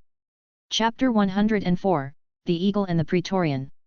The golden halls of the phalanx echoed with two sets of footsteps, one measured and precise, the other casual and almost bouncing. Rogal Dorn, Primarch of the Imperial Fists, walked alongside his recently discovered brother, Franklin Valorian. The Emperor had, in his characteristic fashion, left the introductions to Franklin while attending to other matters. So, brother, Franklin gestured broadly, a grin playing across his face, impressive fleet you've got here. Must be quite the logistics operation keeping it all running. Yes. Dorn's response was as flat as the walls surrounding them. The Imperial Fists maintain precise resource allocation protocols. Each vessel receives exactly what is required, when it is required. Franklin's eyes twinkled. Oh? Do tell me more about your logistics system. The system operates on a quaternary redundancy model with distributed supply chains across 17 major nodes. Actually, Franklin interrupted, barely containing his mirth, that's pretty solid. I was expecting to have to give you some pointers, but you've got this handled. The Emperor wasn't kidding about you. Dorn's face remained impassive. The Emperor speaks highly of you as well. Well, of course he does. Franklin struck a pose, channeling his inner peacock. I mean, have you seen this face? This charm? This wit? I am currently observing all of those things, yes. Franklin's laughter echoed through the corridor. You know what, Rogal? I like you. You're like a fortress of deadpan humor. I am not humorous. I am fortified. This only made Franklin laugh harder. They approached a viewport, and Dorn's attention turned to the massive vessel floating alongside the phalanx. Your flagship, Dorn stated. The Sweet Liberty. Its construction materials interest me. Oh, you mean my baby? Franklin's chest puffed up with pride. She's a beauty, isn't she? Made of tyranimite alloy, blackstone, and adamantium. Dorn's eyes narrowed slightly. Tyranimite is not a documented alloy, neither is blackstone. It is now. See, funny thing happened when we fed some ormite to a tyrannid. Why would you feed construction materials to a Xenos? For science, obviously. Franklin waved his hands dramatically. The real question is, why wouldn't you? There are approximately 372 reasons why not to. That was rhetorical, brother. Rhetoric does not change facts. Franklin's grin widened. And what powers this magnificent vessel, you ask? I did not ask that. But you're thinking it. I am thinking about the structural integrity of. It's top secret, Franklin whispered conspiratorially, wiggling his eyebrows. Dorn stared at him. Then why did you bring it up? To tease you, obviously. Teasing serves no tactical purpose. Franklin doubled over laughing. Oh, Emperor's teeth, you're perfect. Never change, Rogal. Never change. I do not intend to change. I am fortified against change. What about small renovations? Maybe add a humor wing to that fortress of yours. A fortress does not require a humor wing. It requires walls. Franklin wiped tears from his eyes. Okay, serious question time, what do you think about theoretical fortress designs using non-Euclidean geometry? That is not a serious question. Non-Euclidean geometry would compromise structural integrity. What if I told you I have a working example? You do not. But what if I did? But you do not. But hypothetically. Hypotheticals do not build fortresses. Stone builds fortresses. Franklin's shoulders shook with suppressed laughter. What about metaphorical fortresses? Metaphors do not stop bullets. They stop emotional bullets. Emotions do not fire projectiles. By this point, Franklin was practically crying with laughter, while Dorn continued to stand ramrod straight, his face a study in stoic perplexity. Brother, Dorn said after a moment, I notice you appear to be experiencing some form of respiratory distress. Shall I summon an apothecary? This sent Franklin into another fit of hysterics. No, I'm good. Just fortifying my diaphragm. That is not how biology works. It's called a joke, Rogal. No, it is called incorrect anatomical terminology. Franklin leaned against the wall, gasping for breath between laughs. You know what? I think this is the beginning of a beautiful friendship. Beauty is irrelevant to friendship. Functionality is what matters. Case in point. Franklin declared, throwing an arm around his brother's shoulders. Now, let me tell you about this absolutely theoretical STC I found for a self-aware fortress. There is no such STC. But what if there was? There is not. The Emperor has instructed me to request your assistance in restoring the phalanx to full operational capacity, Dorn stated, changing the subject. Of course. I'll bring in my best team. Fair warning though, we use a lot of automatons. They're like really big toasters with attitudes. That is acceptable. Though toasters do not have attitudes. Oh, you haven't met my toasters then. This one time, my kitchen automaton got into a heated argument with a coffee maker about the optimal temperature for brewing recaf. The toaster won, but only because it made a really strong point about thermal conductivity. Dorn stared at Franklin for a full 30 seconds. You are attempting to deceive me with humorous falsehoods. Franklin burst into laughter, the sound echoing through the halls. Am I though? Am I? Yes. You are. But how can you be sure? Have you ever interviewed a toaster? No. Toasters cannot speak. They are inanimate objects. Aha. So you admit you've never tried? Dorn's eye twitched ever so slightly. I do not need to try to know that toasters cannot speak. Sounds like something someone who's never had a philosophical debate with their kitchen appliances would say, Franklin said, wiping tears of laughter from his eyes. I am beginning to understand why the Emperor left you to handle this interaction, Dorn said after a moment. Oh? Do tell, brother dearest. He knew your irregular behavior would test the limits of my patience and thus strengthen my mental fortitude. Franklin's cackle echoed through the entire deck. Or maybe he just thought it would be hilarious to watch you try to process my sense of humor. Humor does not require processing. It requires understanding, which I possess in adequate quantities. Sure you do, brother. Sure you do. Franklin patted Dorn's shoulder. The corridor suddenly came alive with the sound of whirring servos as hundreds of drones and automatons emerged from previously hidden compartments and access panels. Dorn watched impassively as they began their work, though Franklin noticed his eyebrow raise approximately 0.3 mm, practically an expression of shock for the stoic Primarch. Did you know, Franklin said conversationally as they watched the machines work, that the Imperial Fist's title was specially chosen by our father? Same with that rather fancy laurel of victory in your heraldry. He has quite the eye for dramatic flair, doesn't he? The Emperor's decisions are always purposeful, Dorn responded. Then, after a pause that lasted exactly 3 seconds, there appears to be only one human technician present. Ah, you noticed? Yes, we work on a rather efficient ratio 1 independence sector mechanic to about 1,000 drones and automatons. Really speeds things up, don't you think? As if to prove his point, various systems throughout the phalanx began coming online, status reports flooding in through nearby monitors. Dorn watched the progress with what Franklin swore was a hint of approval in his otherwise impassive face. The Mechanicum will have concerns about this level of automation, Dorn stated. Franklin waved his hand dismissively. Oh, brother, the Mechanicum has concerns about everything that isn't theirs. If they had their way, we'd still be hitting rocks together to make fire, but only after saying the proper prayers and burning enough incense to choke a space wolf. That would be inefficient. Was that a joke, Rogel? Franklin's eyes widened with delight. No. It was a statement of fact. Using rocks to make fire when better technology exists would be inefficient. Franklin threw his head back and howled with laughter. Oh, you absolute treasure. You know what? I'm going to teach you about humor. Consider it my sacred duty as your brother.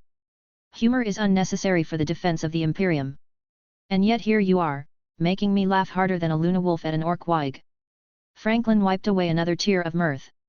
Trust me, brother, by the time I'm done with you, you'll at least understand why people are laughing, even if you never crack a smile yourself. I can smile, Dorn protested with his characteristic gravity. I simply choose not to do so without sufficient tactical reason. This set Franklin off again, and he had to lean against one of the newly activated control panels for support. Tactical smiling. Oh, that's perfect.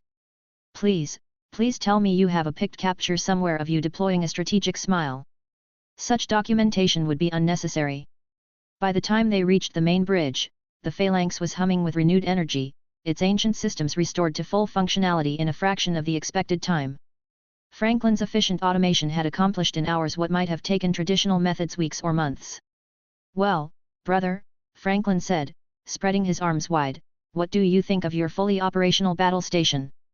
"It is adequate," Dorn replied, then added after a moment's consideration, "Thank you, brother." Franklin's face split into a warm smile. "Adequate, he says. From you, that's practically a parade-worthy celebration." He clapped Dorn on the shoulder. "You know what? I think this is the beginning of a beautiful friendship.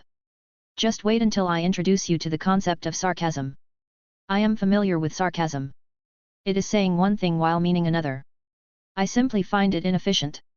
"Oh, Rogel," Franklin sighed happily, "never, ever change. Promise me that. As I stated before, I have no intention of changing." "Your request for a promise is redundant."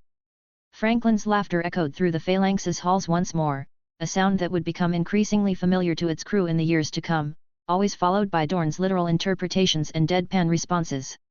It was, as Franklin would later tell anyone who would listen, the start of one of the most entertaining brotherly relationships in the Imperium's history. The Bridge of the Sweet Liberty hummed with quiet energy as two demigods of war stood contemplating the fortress world displayed on the primary hololith. Rogel Dorn, master of fortification, studied the layered defences with the careful eye of someone who had built and broken countless such strongholds. Beside him, Franklin Valorian lounged in his command throne, one leg casually thrown over its armrest, a position that would have made any Imperial protocol officer faint. "The outer void shields are layered in a hexagonal pattern," Dorn observed, his finger tracing the energy grid. "The generator nexus is buried 20 kilometers beneath the primary hive spire. Standard siege protocols would require approximately 3 months to—" "Hey, brother!" Franklin interrupted, a grin spreading across his face. "Quick question, you don't need anything from this planet, right? No fancy tech to recover? No strategic value beyond removing it as a threat?"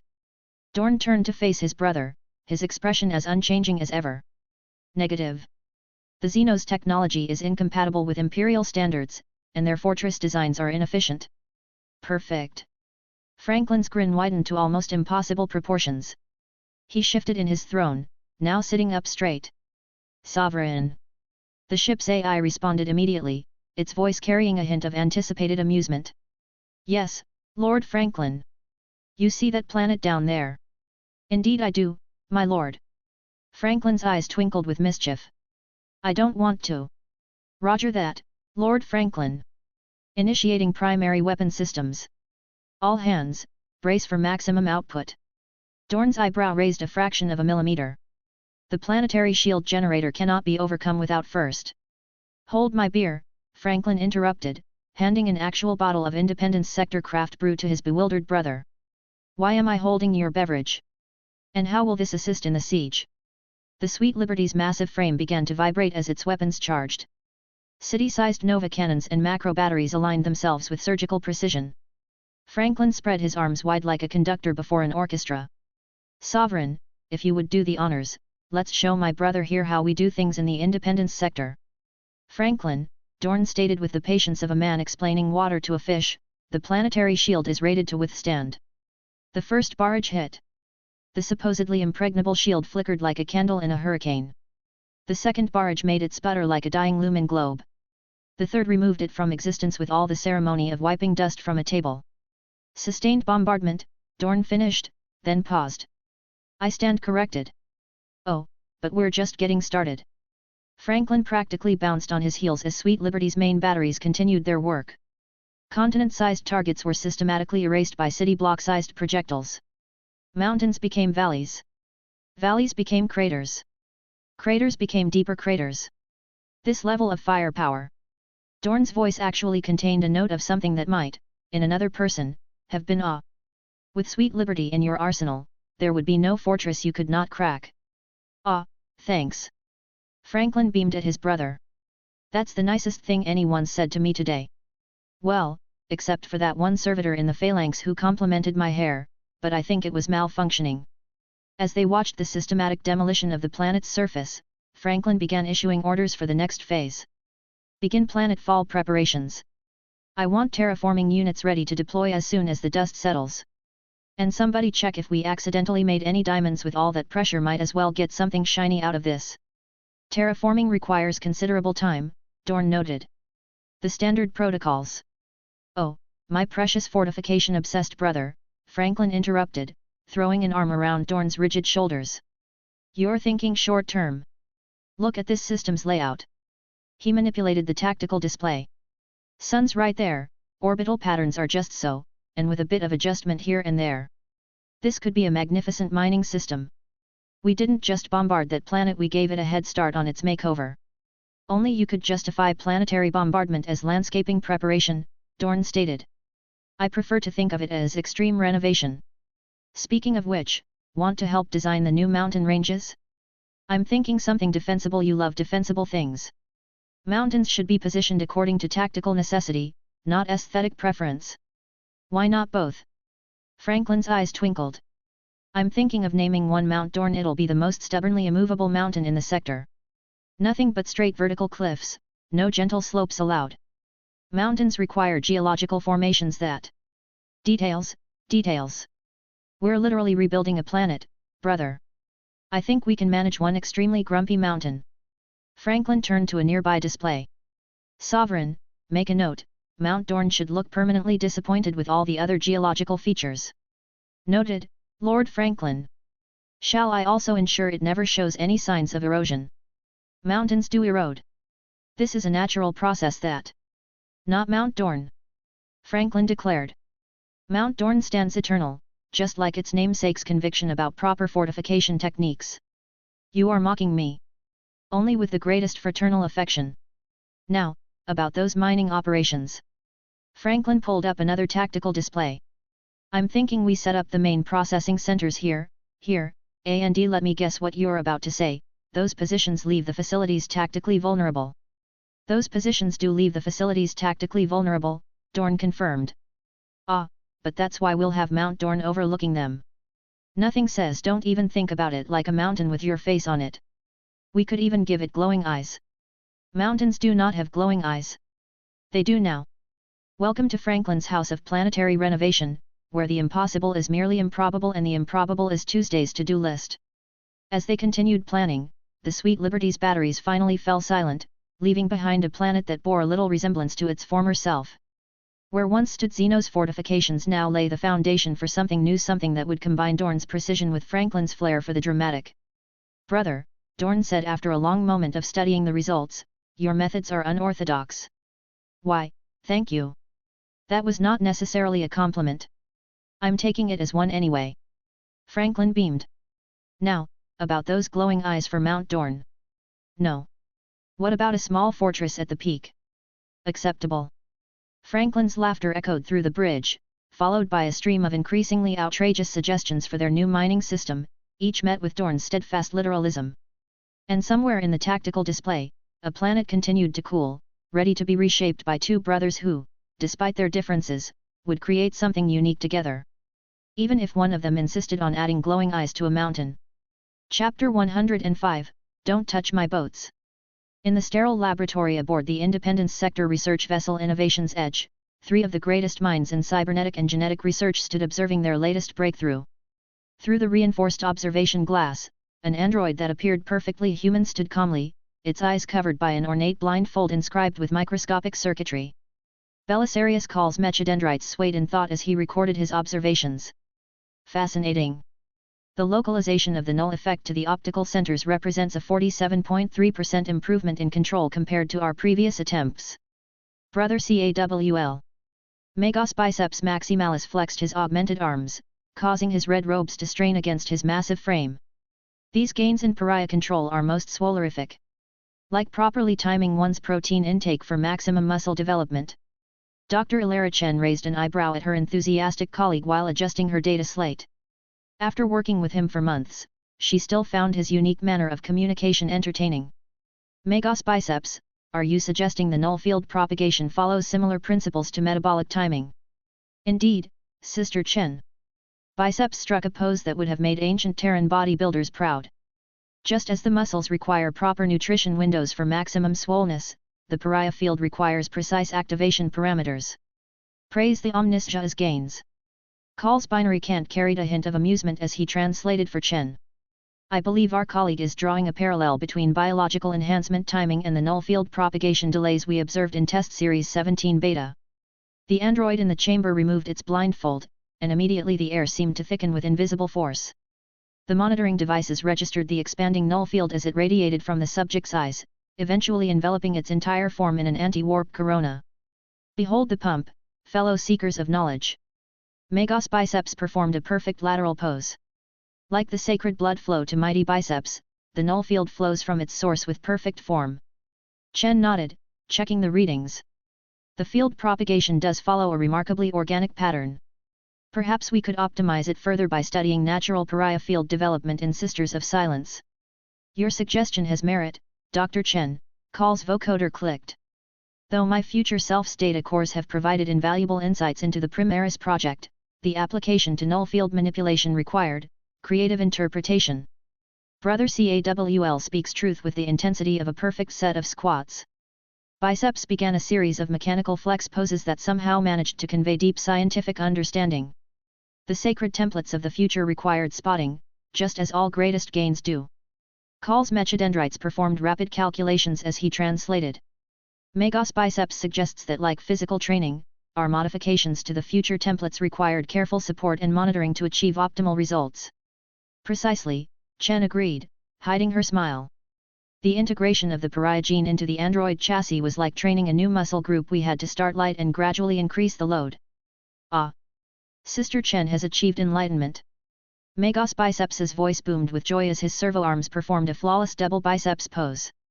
The path to swollenness, whether of mind, machine, or muscle, requires perfect form. The android in the chamber reapplied its blindfold, and the null field receded like a tide. Call's internal cogitators whirred as he processed the data. The control is remarkable. To think that my future self's work on the Primaris project would lead to such innovations. Indeed, brother. Biceps initiated what appeared to be a victory pose. Your future gains have spotted our present gains.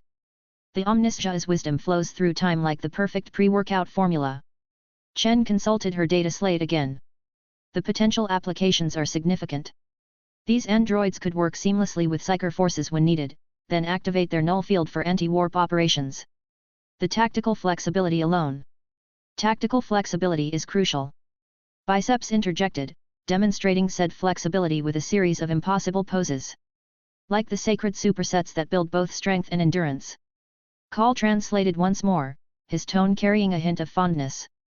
Our colleague suggests that the versatility of these units mirrors the comprehensive benefits of properly structured training regimens. An apt metaphor, if unusually expressed. The three tech priests continued their observations, each bringing their unique perspective to the project. Call's future knowledge, Chen's innovative thinking, and Biceps's unique way of viewing the universe through the lens of physical perfection combined to push the boundaries of what was possible. As they watched the android perform another series of null field activation tests, Magos Biceps struck a final pose that somehow conveyed both scientific satisfaction and physical supremacy. Remember, fellow seekers of knowledge, the gains of the mind spot the gains of the body, and the Omniscia spots us all. Now, who's ready for post-experiment protein prayers? The laboratory's warning klaxon screamed to life, bathing the chamber in crimson light. Through the observation windows, the void erupted with dark, blade-like ships appearing from nowhere, their weapons already firing with surgical precision. By the Omniscia's most sacred deltoids. Magos Biceps's actuators whirred as he assumed a combat stance. These dark Eldar wish to challenge our gains. Call's mechadendrites writhed in agitation as he watched his arc mechanics, the empiric insight, split apart under concentrated dark matter fire. Most unfortunate. Though perhaps. His optical sensors gleamed with sudden calculation, their biology would make for interesting servitor stock. Belisarius. Dr. Chen shot him a horrified look while activating emergency protocols on her data slate. Though given their proclivities, maybe they deserve. She shook her head, refocusing. Independence Sector Distress Beacon activated. The Primarch's forces should respond quickly. Through the armored viewport, they watched as dark Eldar boarding craft latched onto the civilian cargo vessels like predatory insects. Magos Biceps's voice dropped to what passed for a whisper in his volume range, servos flexing. Observe, brothers and sisters in swollenness. They target the supply vessels first, like heretics stealing pre-workout supplements. Tactical assessment correct, Call nodded, dozens of mechadendrites already interfacing with defense systems. Their raid pattern suggests they remain unaware of our primary research. The Pariah project data remains secure. The deck shuddered as another explosion rocked the ship. Dr. Chen's fingers flew across control panels, and throughout the vessel, the sounds of heavy metallic footsteps echoed. Men of Iron defense protocols initiated. Delta 7 formation. Most excellent backup routine, sister. Magos Biceps activated his own command protocols, and the ship's corridors filled with sounds that caused even Call to pause his calculations. My swole pattern combat automata will spot our defensive sets. Through security feeds, they glimpsed Biceps's creations, monstrous amalgamations of muscle fiber and machine that would have given nightmares to veterans of old night. They moved with impossible grace for their bulk, taking up defensive positions alongside Chen's more conventional but no less lethal men of iron. The statistical probability of close-quarters combat is increasing exponentially, Call announced, his own battle automata deploying from hidden compartments. I calculate approximately 7.3 minutes before our position is compromised. The ship lurched violently, and through the viewport, they could see the familiar real space starfield being replaced by the twisted geometries of the webway. Dr. Chen's face paled. They're dragging us in. Time to fall back to the Citadel. Indeed. Tactical withdrawal to reinforce our core positions. Magos Biceps began herding them toward the armored doors, his frame somehow becoming even more imposing. Like the sacred rest between sets, we must consolidate our gains. The three tech priests hurried through corridors already filling with the sounds of distant combat. Call's automated sentries traded fire with shadows that moved too fast to track. Biceps's monstrosities roared challenges that shook dust from the ceiling. Chen's men of iron maintained disciplined firing lanes with mechanical precision. As they reached the Citadel's reinforced doors, Call's auspex pinged in alarm. They're beginning molecular disassembly of the outer hull. Most concerning. The Primarch will come, Chen stated with conviction as she initiated the Citadel's lockdown. The Independence sector doesn't abandon its own. Brother Franklin's gains are indeed legendary. Magos Biceps helped secure the final barriers, his voice carrying over the sounds of battle outside. But until his arrival, we must maintain maximum defensive intensity. Like holding the perfect plank position. The Citadel sealed around them, layers of void-hardened ceramite and energy fields securing their position. Through the internal vox, they could hear their automated defenders engaging the raiders. It would buy them time, but against dark Eldar raiders, time had a way of becoming a cruel joke. Call interfaced with the remaining ship systems. I have initiated randomized power fluctuations. It may confuse their auspex readings temporarily. And the research data? Chen asked, checking the status of her remaining men of iron. Secured and encrypted, Call assured her. Multiple redundancies. Even if they take us, they won't understand what they've found. The war room aboard Sweet Liberty hummed with barely contained energy. The massive hololithic display dominated the center, showing the carefully gathered intelligence on their target, a younger, more vulnerable Comorragh. Around the tactical table stood the greatest leaders of the Independence sector, their expressions grim yet determined. Franklin, towering even among his sons, traced a finger along the projected trade routes. Gentlemen, our quarterly profits are down 37%. The Dark Eldar think they can treat our shipping lanes like their personal shopping mall. He paused, a dangerous glint in his eyes. I'm about to teach them about corporate hostile takeovers. Denzel Washington reported my Primarch, the technical losses are even more severe than initial reports suggested. The raid that took Call and his team wasn't just about cargo, they've captured over 30 ships filled with our best technicians and engineers. Not to mention the Pariah project data, Stephen Armstrong added, his nanomachine-enhanced frame tensing. If they decode that research, they won't have time, Franklin declared, activating a new hologram, the massive dolmen gate they'd constructed. Henry, your future intel confirmed this is the optimal time to strike. Captain Henry Cavill nodded yes, my lord. The Dark City is still in its relative infancy. Their current defense grid is barely a quarter of what it becomes in my timeline. Most importantly, he manipulated the display, highlighting several sectors, they haven't yet developed their solar harvesting arrays. Their power generation is limited. Vladimir Mendeleev, the chief librarian, frowned as he studied the tactical overlay. The psychic implications of entering the webway en masse are concerning. Even with our technoseer's protection. That's where our new toys come in, Samuel L. Jackson interrupted, his Primaris frame adorned with CIA iconography. The reverse-engineered Necron tech isn't just for show. The Dolmen Gate stabilizes the surrounding webway structure temporarily. Sweet Liberty's passage won't cause the usual psychic turbulence. John Ezra's Secret Service agents were already distributing detailed operation packets. We've identified 3 primary targets, their shipyards, slave markets, and power distribution hubs. Hit these simultaneously, and their ability to maintain void shields drops to critical levels. Franklin nodded, then turned to address each commander in turn. Denzel, you'll lead the first company in a direct assault on their primary shipyards. I want those raiders grounded permanently. Consider it done, sir. We'll introduce them to freedom pattern boarding actions. Armstrong, take the 2nd, 5th through 8th companies and secure their power distribution network. Without shields, they'll be exposed to Sweet Liberty's main batteries. Armstrong cracked his knuckles with a grin. Making the mother of all power outages here, Lord. Can't fret over every Xenos. Vladimir, your technoseers will coordinate with the Liberty Guard. I want those slave markets cleared and our people extracted safely. Jackson, Franklin turned to the Primaris officer, consider this your probationary assignment for Prim-E-born status. CIA teams will infiltrate ahead of the main assault. Plant the beacons, mark the priority targets. With pleasure, sir. Time to show these shady-ass Dark Eldar what real shadows are all about. Henry, you'll coordinate from Sweet Liberty's bridge.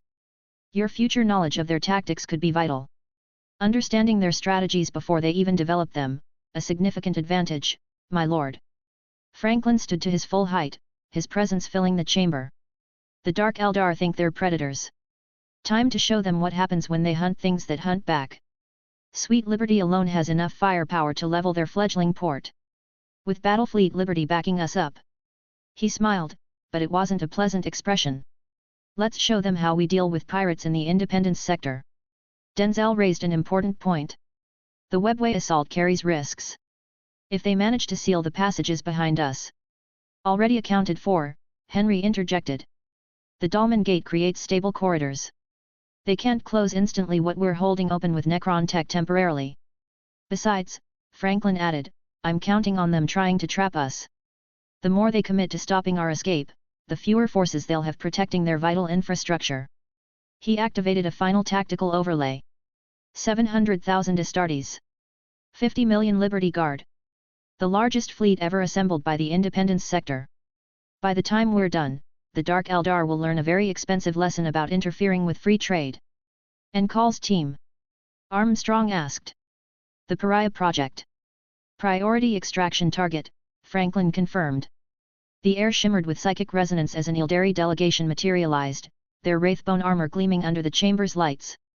At their head stood a spirit seer, her ethereal presence commanding attention, flanked by representatives from various craft worlds in their resplendent regalia. The spirit seer stepped forward, her voice carrying both physically and psychically. Franklin Valorian, the Phoenix Lords bid you attend them in. What absolute garbage, Cain's voice thundered in Franklin's mind, burning with divine indignation. These strutting peacocks dare summon my champion like some common servant. Show them their place, Primarch. Franklin's smirk stopped the spirit seer mid-sentence. The temperature in the chamber rose perceptibly as Cain's influence radiated through his chosen champion. Denzel Washington's hand instinctively moved to his sword hilt, while Armstrong's nanomachines rippled beneath his skin in anticipation. Interesting timing, Franklin drawled, lounging back in his command throne with deliberate casualness. Here I am, about to launch the largest punitive expedition since the Great Crusade began, and suddenly the Phoenix Lords remember I exist. The spirit seer's mask couldn't hide her affronted expression. You misunderstand, Monday Key. This is a great honor. The Phoenix Lords themselves. The Phoenix Lords, Franklin interrupted, rising to his full height, towering over the Eldari delegation, are not Cain. They are echoes, memories, fragments of what was. I carry his burning soul, his unbound fury. An Eris at his hip pulsed with crimson energy, responding to his words. One of the other Eldari, bearing the colors of Biltan, stepped forward. You overstep, human. The Phoenix Lords are the living avatars of Cain's aspects, his. Enough! Cain's rage flooded through Franklin, and for a moment, his form shimmered with divine fire. The Eldari delegation took an involuntary step back as Franklin's eyes blazed with literal godfire. Let me be crystal clear, Franklin's voice carried the dual timbre of both Primarch and God of War. I am not some wandering aspect warrior to be summoned at your convenience. I am Cain's champion, chosen by the God of War himself, not by committee or tradition. He gestured to the tactical displays showing Comorragh. While you've hidden in your craft worlds, these dark kin of yours have raided my people, stolen my ships, captured my researchers. And where were the mighty Phoenix Lords then? Where was their intervention when the Dark Eldar's actions threatened to destabilize an entire sector of human space? The Spirit Seer attempted to regain control of the conversation. The Phoenix Lords do not involve themselves in mere mortal. Exactly, Franklin cut her off again. They don't involve themselves. They preserve, they maintain, they cling to what was. But Cain. He smiled, and there was nothing human in that expression. Cain acts. Cain strikes. Cain burns away corruption and weakness. He stepped closer to the delegation, each footfall echoing with unnatural weight. So here is my response to your summons: if the Phoenix Lords wish to witness Cain's champion in action, they can meet me in Comorragh. They can watch as I demonstrate what true divine warfare looks like. They can observe as I turn that dark port into a lesson that will echo through the webway for millennia. Well said. Cain's approval burned like a forge in his mind. Let them learn that true power needs no validation from lesser beings. The Biltan representative's voice shook with barely contained outrage. You dare reject the Phoenix Lord's invitation? This is unprecedented. I dare much more than that, Franklin replied. I reject their authority over me entirely. I am not some aspect warrior to be schooled in their temples. I am Cain's burning sword, his wrath made manifest. He turned to Denzel. First Captain, please escort our guests out. They have battle preparations to observe, from a safe distance. As Denzel moved to comply, Franklin delivered his final pronouncement: to the Phoenix Lords who call themselves facets of Cain, I do not answer to mortals, however esteemed, for I carry Cain's will in full measure. If you wish to test me, you will do so on my terms, not in the halls of your craft world, but on the battlefield, where Cain's fire burns hottest. I have chosen the staging ground, the dark port city your kind dare not speak of. Comorragh will burn under my wrath, and if you wish to witness Cain's champion, you will meet me there. The Spirit Seer's mask finally cracked with emotion. This insolence will not be forgotten. Good, Franklin replied, already turning back to his war council. Neither will the lesson that comes with it. Denzel, show them out. We have a raid to launch. As the Eldari delegation was escorted from the chamber, their dignity in tatters, the war room erupted in suppressed grins and knowing looks. The message had been sent. The Liberty Eagles answered to no one but their Primarch, and their Primarch answered only to himself, Cain and the Emperor. They needed that reminder, Cain mused in Franklin's mind. The Eldari have always confused age with wisdom, tradition with right. Teach them. Franklin gazed at the tactical display of Comorragh once more, a predatory smile playing across his features. Oh, I intend to. Class is definitely in session. The Primarch surveyed his commanders one final time.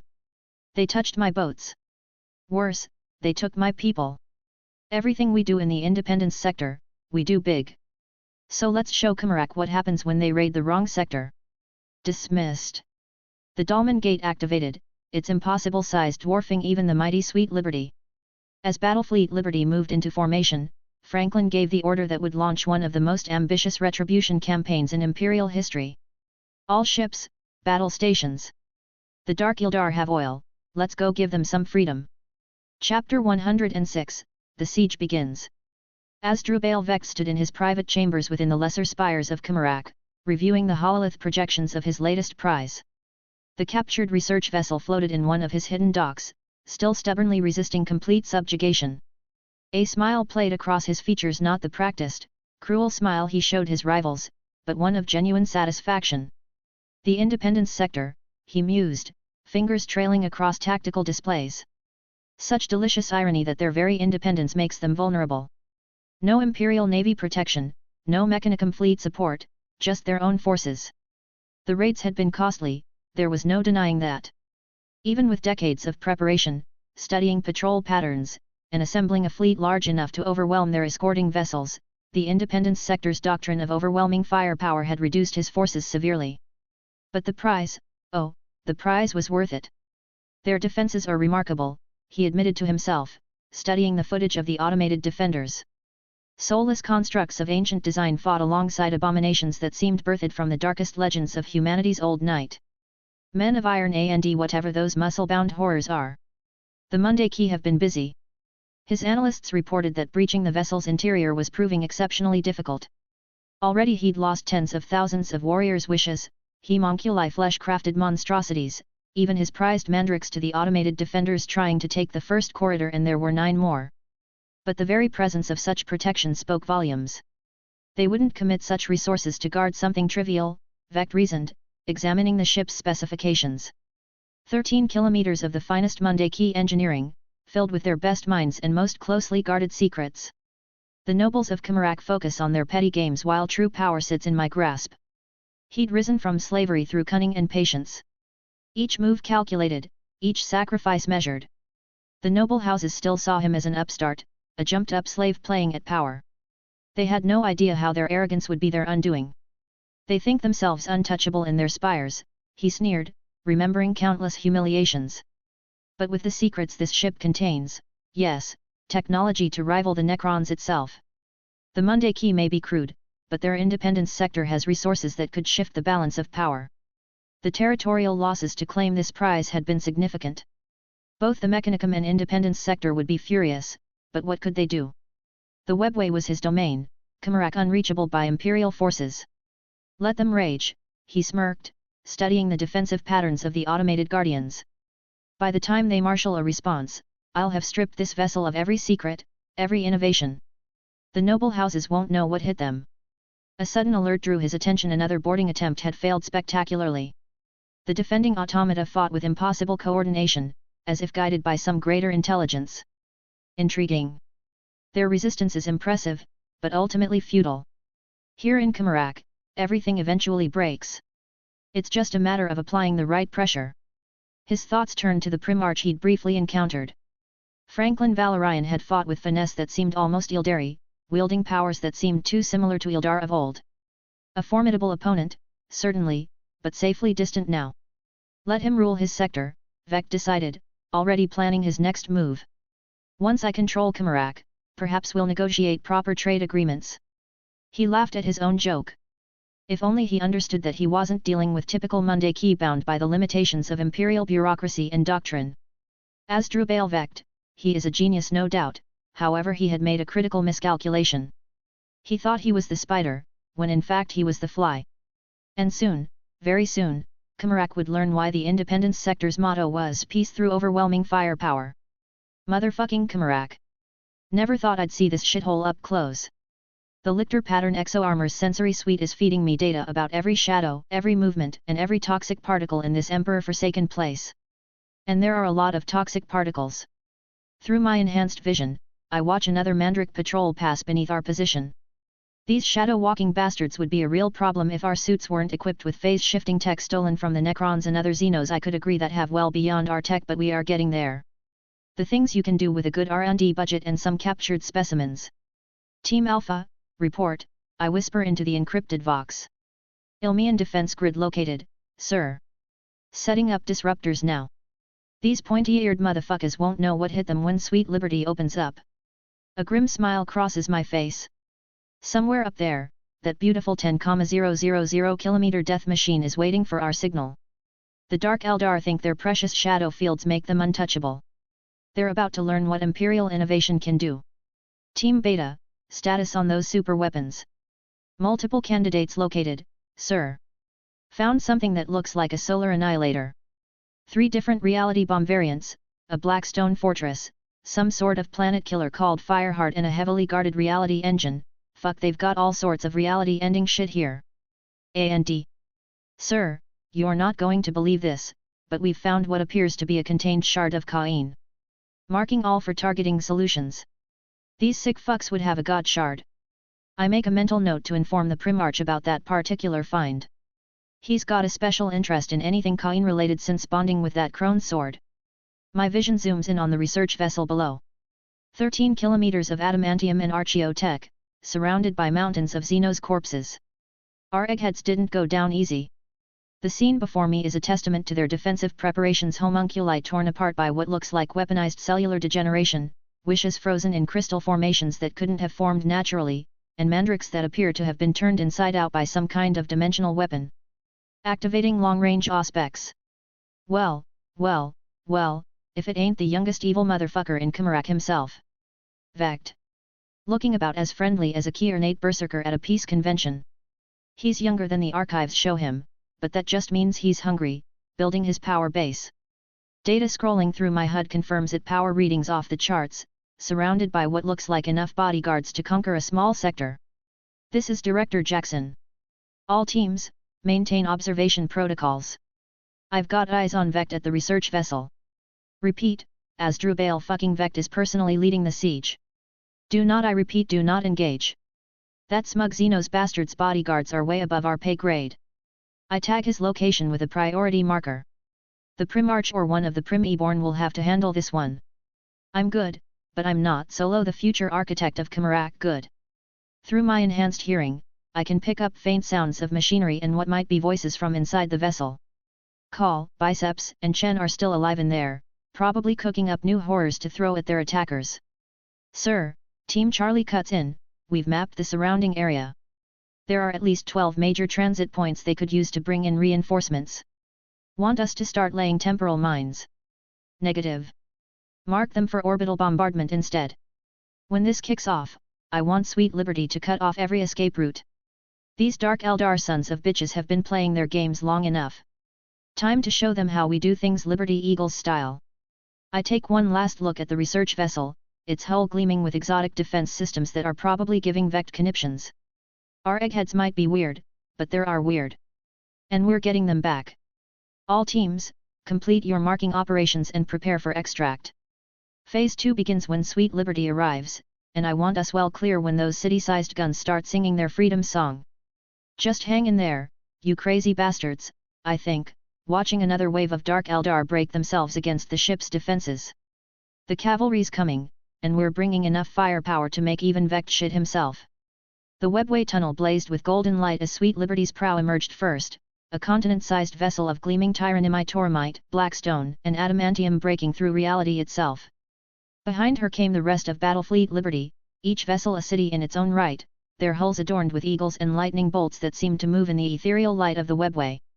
Fleet Admiral Elena Koshka stood on Sweet Liberty's bridge, her form dwarfed by the hololithic displays showing the port of lost souls in all its twisted glory. Spires of bone and metal reached up like grasping fingers into the artificial sky, while countless dark Eldar vessels nestled among them like predatory birds in a forest of steel. Shadow field generators marked for targeting, announced the targeting officer. CIA teams report ready. Elena's lips curved into a cold smile. Commence Operation Daybreak. Across the Port of Souls, precision charges detonated simultaneously. The shadow fields protecting the port flickered and died, leaving the port naked before Sweet Liberty's guns for the first time in its history. Alarm sirens wailed across the port, their sound quickly drowned out by something far more terrifying, the battle cry of Sweet Liberty's weapons awakening. Elena's voice carried the weight of decades of naval tradition as she gave the order, all batteries, commence firing. Show them what freedom looks like. Sweet Liberty's first response was apocalyptic. Macro cannons larger than cathedrals spoke in harmony, their shells crossing the void to tear through the closest Dark Eldar vessels. The sleek Xenos ships, built for speed and stealth, found their advantages stripped away as Liberty's targeting cogitators tracked them with merciless precision. The Nova cannons fired next. Each shot carried the power of a small sun, and where they struck, entire sections of the port simply ceased to exist. Spires that had stood since before humanity's birth toppled like felled trees, their wraithbone structures unable to withstand the concentrated fury of freedom. Launch the smart missile swarms, Elena commanded. Targeting package Epsilon 7. The sky turned to metal as thousands of missiles descended upon the port. Unlike crude explosives, these were hunting packs, each one programmed to seek specific targets. They dove into streets and buildings, threading through architecture like schools of steel fish, detonating with surgical precision against power nodes, weapon emplacements, and command centers. From Sweet Liberty's launch bays came the melted torpedoes, their warheads designed to unleash concentrated thermal energy of unimaginable intensity.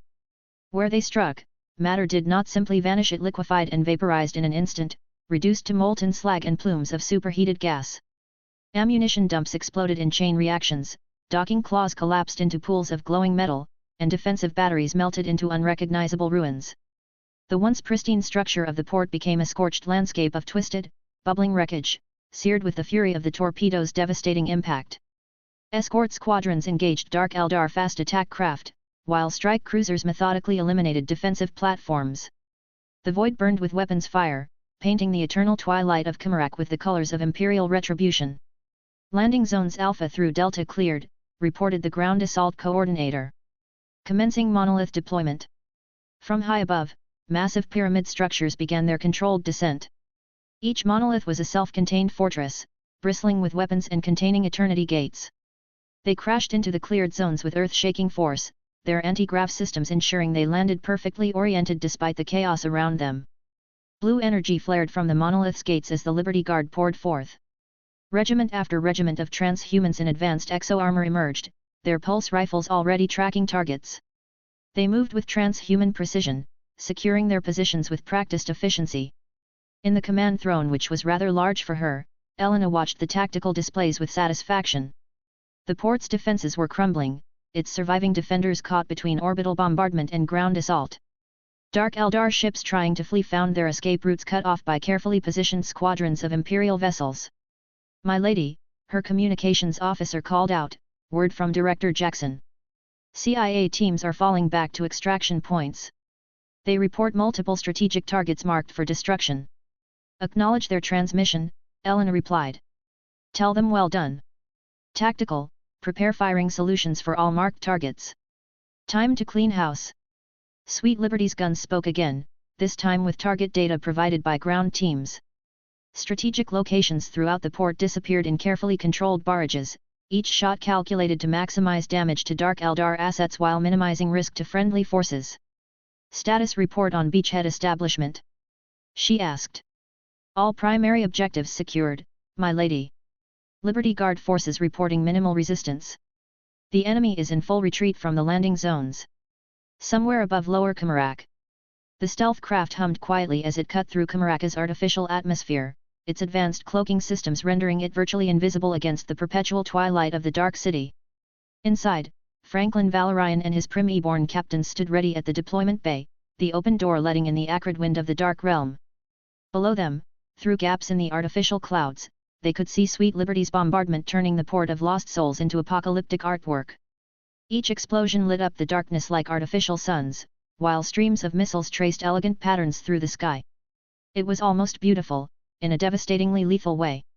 Franklin stood at the edge, his massive frame filling the doorway as he checked his equipment one final time.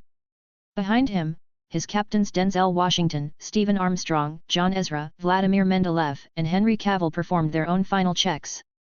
Henry Cavill, the time-displaced Liberty Eagle, looked down at the growing congregation of Dark Eldar forces below, his enhanced vision picking out details of their frantic preparations. He cleared his throat, an oddly human gesture for a transhuman warrior. "Father," Henry said, his face scrunched in mock concern, "are you sure jumping right into the middle of that Dark Eldar mob is wise? The Codex Astartes does not support this action." The entire cabin went silent. Franklin turned slowly, one eyebrow raised in that particular way that suggested he knew a joke was coming. The other Primarch looked at Henry with varying degrees of confusion and curiosity. Even the ship's automatons seemed to pause in their duties. John Ezra, ever the serious one, actually started scanning through his mental copy of the Codex Libertatis, muttering, "I don't recall any specific prohibitions against high-altitude insertions into Xeno cities." Denzel leaned over to Armstrong. "Did our time-traveling brother finally lose it?" Armstrong shrugged his massive shoulders. "With Henry, who can tell any more?" More reminiscing day," Vladimir added. Henry maintained his serious expression for about 3 seconds before cracking, a grin spreading across his face. Sorry, force of habit. You see, in the future, I used to work with this absolutely brilliant ultramarine, Captain Titus. Great warrior, better friend. Every time we'd do something particularly outrageous, I'd say that line just to watch him roll his eyes, but he had this one battle brother, Leandros. Every single time Titus would do something awesome but slightly unconventional, there was Leandros, ready to quote the Codex and tattle to the nearest inquisitor. Franklin's serious expression cracked into a grin. Let me guess, middle management material.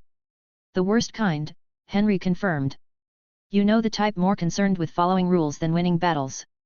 Actually reported Titus to the Inquisition for suspected corruption just because he was able to resist some warp effects better than expected. You're shitting me, Denzel interjected, shaking his head. His own battle brother. Straight to the Inquisition, Henry nodded.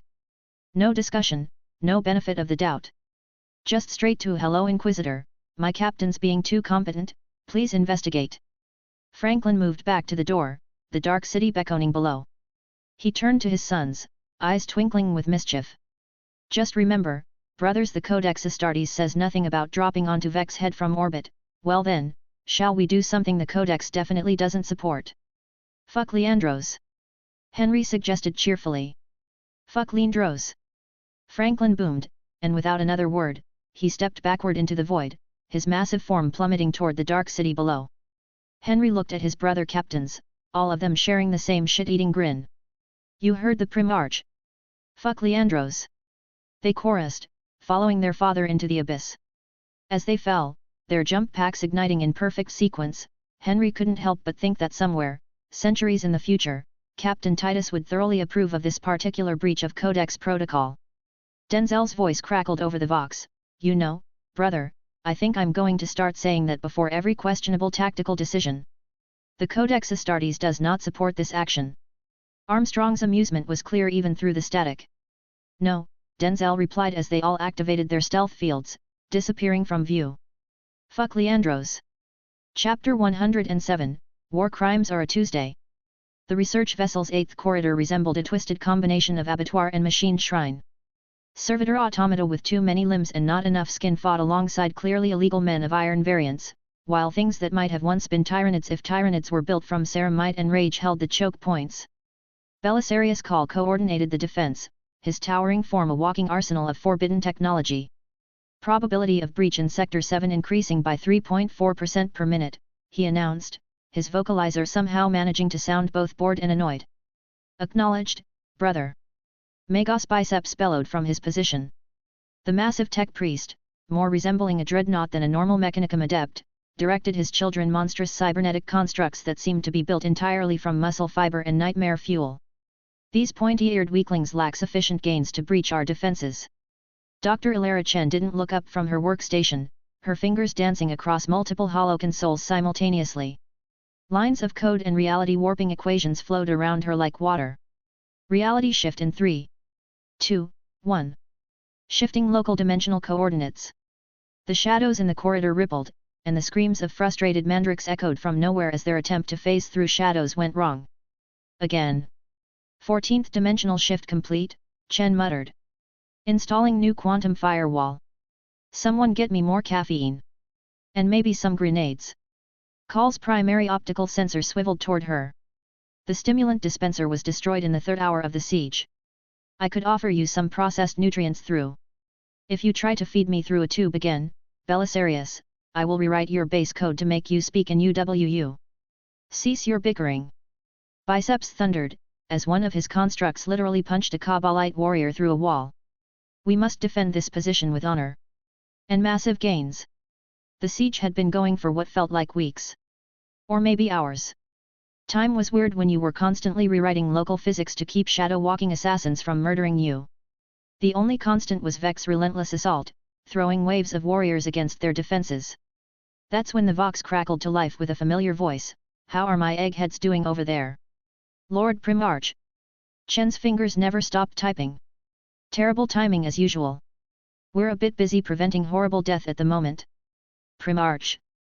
Biceps volume somehow increased. We are holding the line with superior force and exceptional muscle development. Call merely sighed, all 27 of his weapons still firing. Your timing is neither optimal nor suboptimal, Lord Valorian. Though I calculate our chances of survival have increased by approximately 99.9% with your arrival. That's call speak for thank fuck you're here, Chen translated. Please tell me you brought the big guns. Like, all of them. Preferably the ones that make things stop existing. Franklin's chuckle carried through the Vox. Sweet Liberty's already redecorating the neighborhood. But I hear you've got a special guest out there. Thought I'd drop in and say hello. Indeed. Biceps confirmed. The one called Vect continues to throw his malnourished warriors at our position. They clearly require a proper diet and exercise regimen. Lord Valorian, Call interjected, while your concern is appreciated, perhaps less conversation and more intervention? The probability of breach has increased too. A massive explosion rocked the corridor, and through the smoke came more homunculus wishes and the occasional Kabbalite warriors. A booming laugh came through the Vox. Come on, Call. Don't tell me you're not having fun? I saw those new weapons you're sporting. Very nice modifications. The necessity of survival has prompted some creative solutions, Call admitted, almost sounding proud as one of his shoulder-mounted weapons disintegrated a squad of wishes. Biceps grunted as he physically threw one of his muscle-bound creations at an advancing group of homunculi. Lord Franklin, while we appreciate the social call, I assume extraction is imminent? Dr. Chen's reality shifts won't hold forever.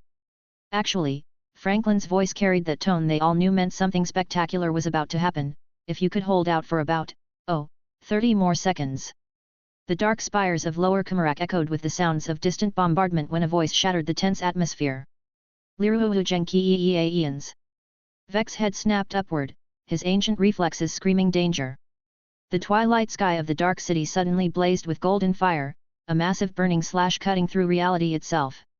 Before he could issue orders, another voice thundered. Tactical solution incoming. The psychic shockwave hit first a concentrated burst of warp energy that cleared the landing zone like a divine broom sweeping away dust. Kabbalite warriors went flying, their perfectly disciplined formations scattered like leaves in a hurricane. The very air seemed to crystallize for a moment before shattering. When Vect regained his footing, the scene before him defied even his centuries of experience. The Primarch of the Liberty Eagle stood in a crater of his own making, an arrow blazing in his grip. Around him, his Primi-born captains had already engaged the Kabbalite warriors in what could only be called a massacre. Denzel Washington's hyperphase swords reshaped and clearly longer to cater to his increased size, carved elegant arcs through the air, each swing sending dark Eldar warriors flying in pieces.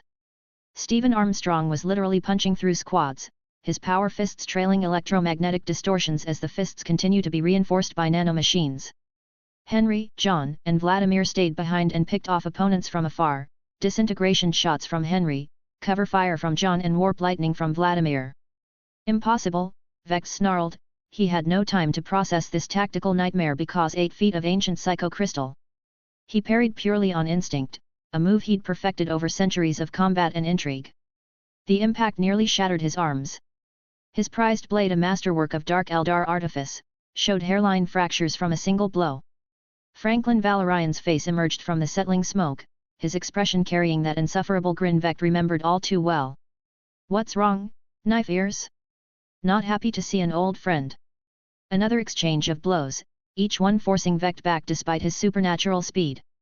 The Dark Eldar Lord's mind raced, calculating odds, searching for advantages, finding none.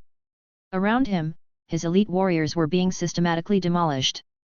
I remember you, Franklin continued, his casual tone belying the devastating power of his attacks. You're that Dark Eldar fool I had to teach a lesson about property rights. That webway gate looked much better after I redecorated it with your warriors' remains. Vex's teeth ground together as he remembered that humiliation. A supposedly easy raid turned into a slaughter when this monster had appeared with his legion. Your kind does not belong here, Monday Key. A particularly vicious slash from an arrow shattered Vex's blade entirely, sending him stumbling back with a mangled hand. His enhanced healing was already working, but he knew he needed an exit now. His eyes darted to a nearby portal, one of many emergency exits he'd prepared. But the distance, the Primarch would intercept him before he could reach it. Unless... Drazhar. Vex's voice carried through the shadows. Name your price. The air rippled as a figure seemingly materialized between Vect and Franklin. Democlaves crashed against Anaris in a shower of sparks that lit up the darkness. The Master of Blades, Drazhar himself, had answered.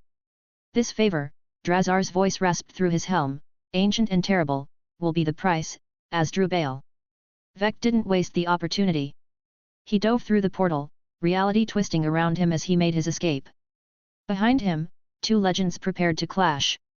Franklin's grin grew wider as he regarded his new opponent. Well, if it isn't a Phoenix Lord. Though fallen might be more accurate, wouldn't it, Arha? He twirled Aneris in a casual salute. Or do you prefer Drazhar now?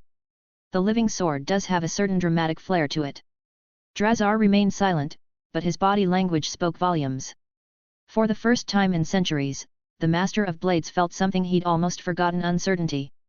His warrior's instincts, honed over centuries of combat, were screaming warnings he couldn't ignore. The being before him radiated danger on a level that made even other Phoenix Lords seem tame in comparison. "Father," Henry called out, dispatching the last Kabbalite warrior with casual efficiency, "the research vessel is secure. Call wants to know if you'd like him to record this for posterity." "Tell him yes." Franklin's voice boomed with genuine enthusiasm. "And make sure to take them to the extraction point."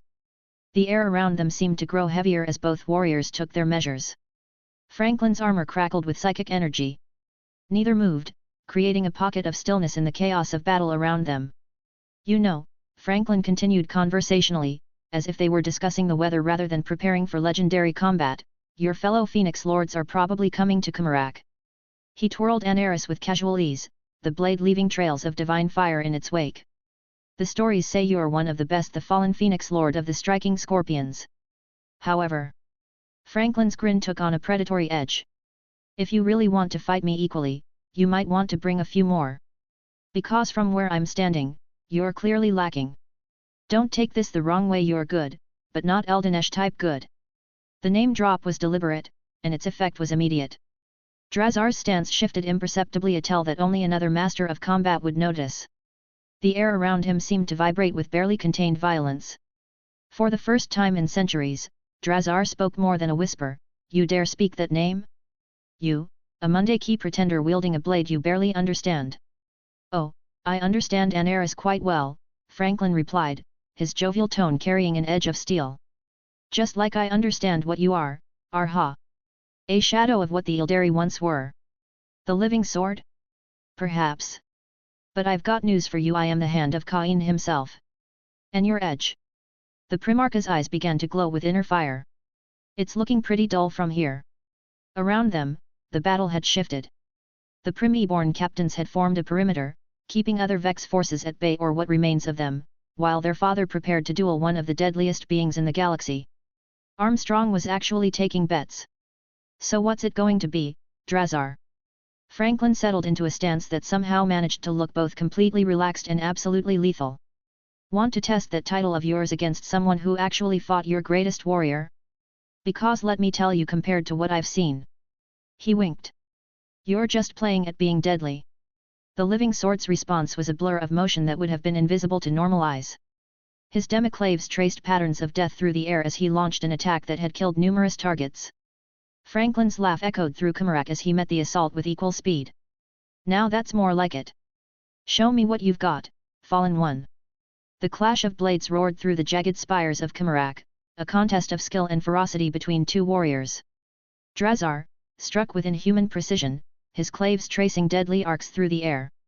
Yet, Franklin remained an unshakable force, his towering frame moving with an agility that defied expectations. Drazhar lunged with a low, cutting sweep, a feint that transitioned into a thrust aimed at Franklin's flank. The Primarch shifted with uncanny ease, the blade missing by a hair's breadth, his movements deceptively measured yet faster than the eye could follow.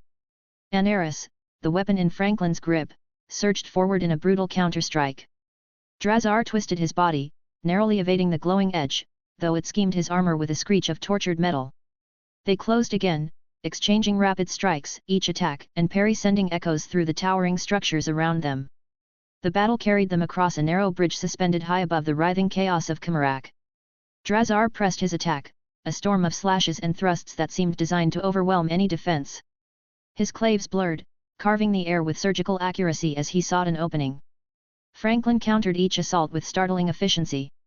He sidestepped a twin strike aimed at his chest, angling Aneris in a wide arc to intercept the follow-up blow.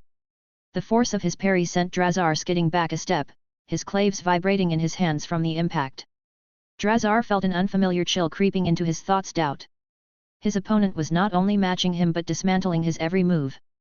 Worse still, the sheer presence of the Primarch felt like the weight of an ancient god pressing down upon him.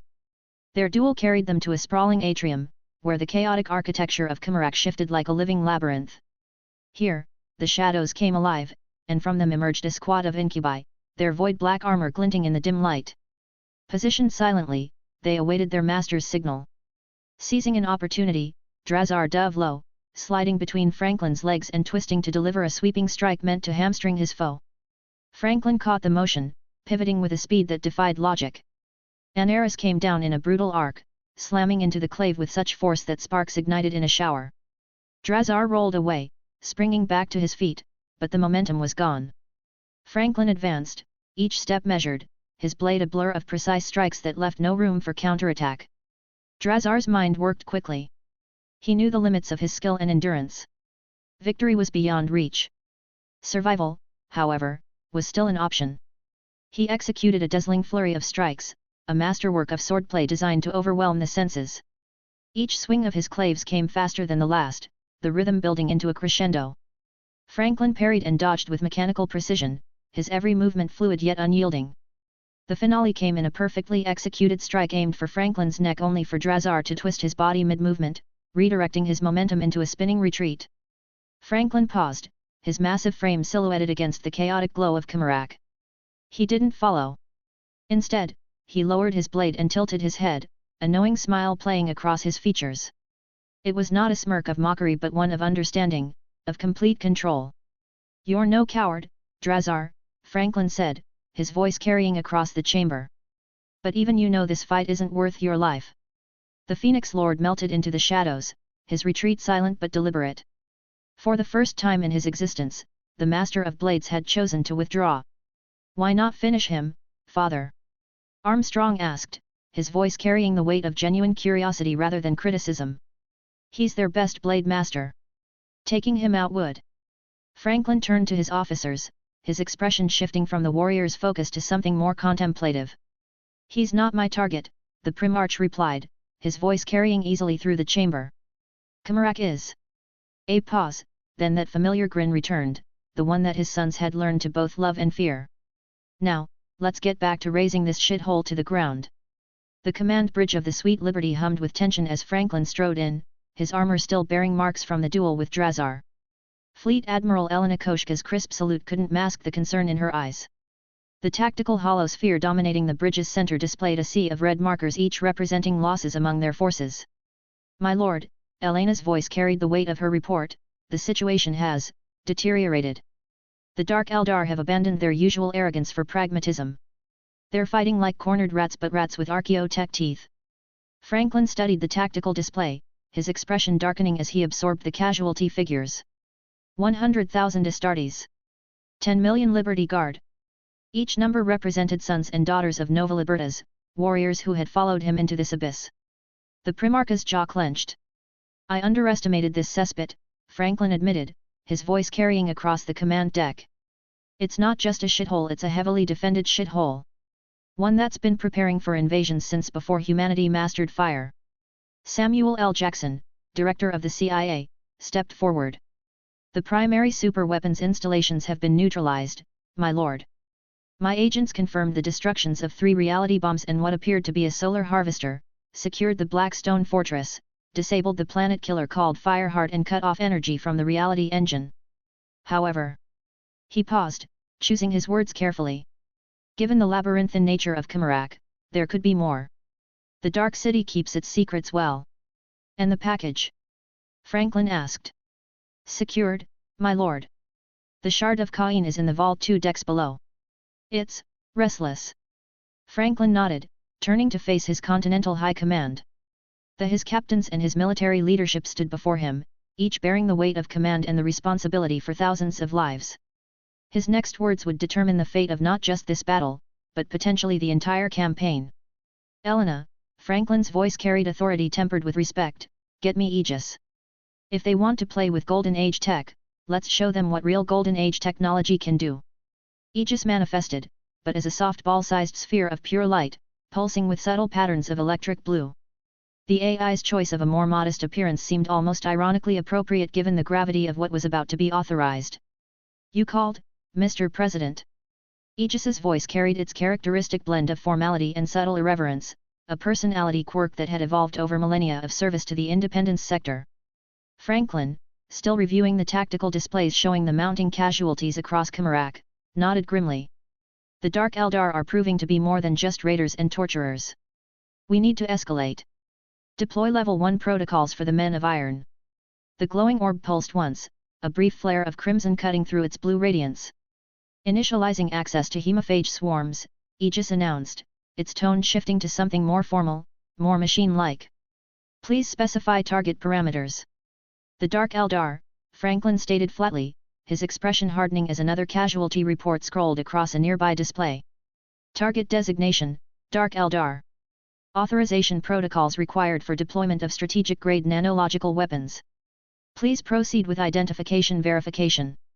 Franklin stepped forward to the authentication panel. The process was deliberately archaic physical checks that couldn't be spoofed by even the most advanced technology. The iris scanner hummed as it mapped his unique Primarch physiology. His fingerprints, containing genetic markers that proved his identity beyond any doubt, were recorded by ancient sensors. Identity confirmed, Primarch Franklin Valorian, President of the Independence Sector. Access level, absolute, Aegis announced.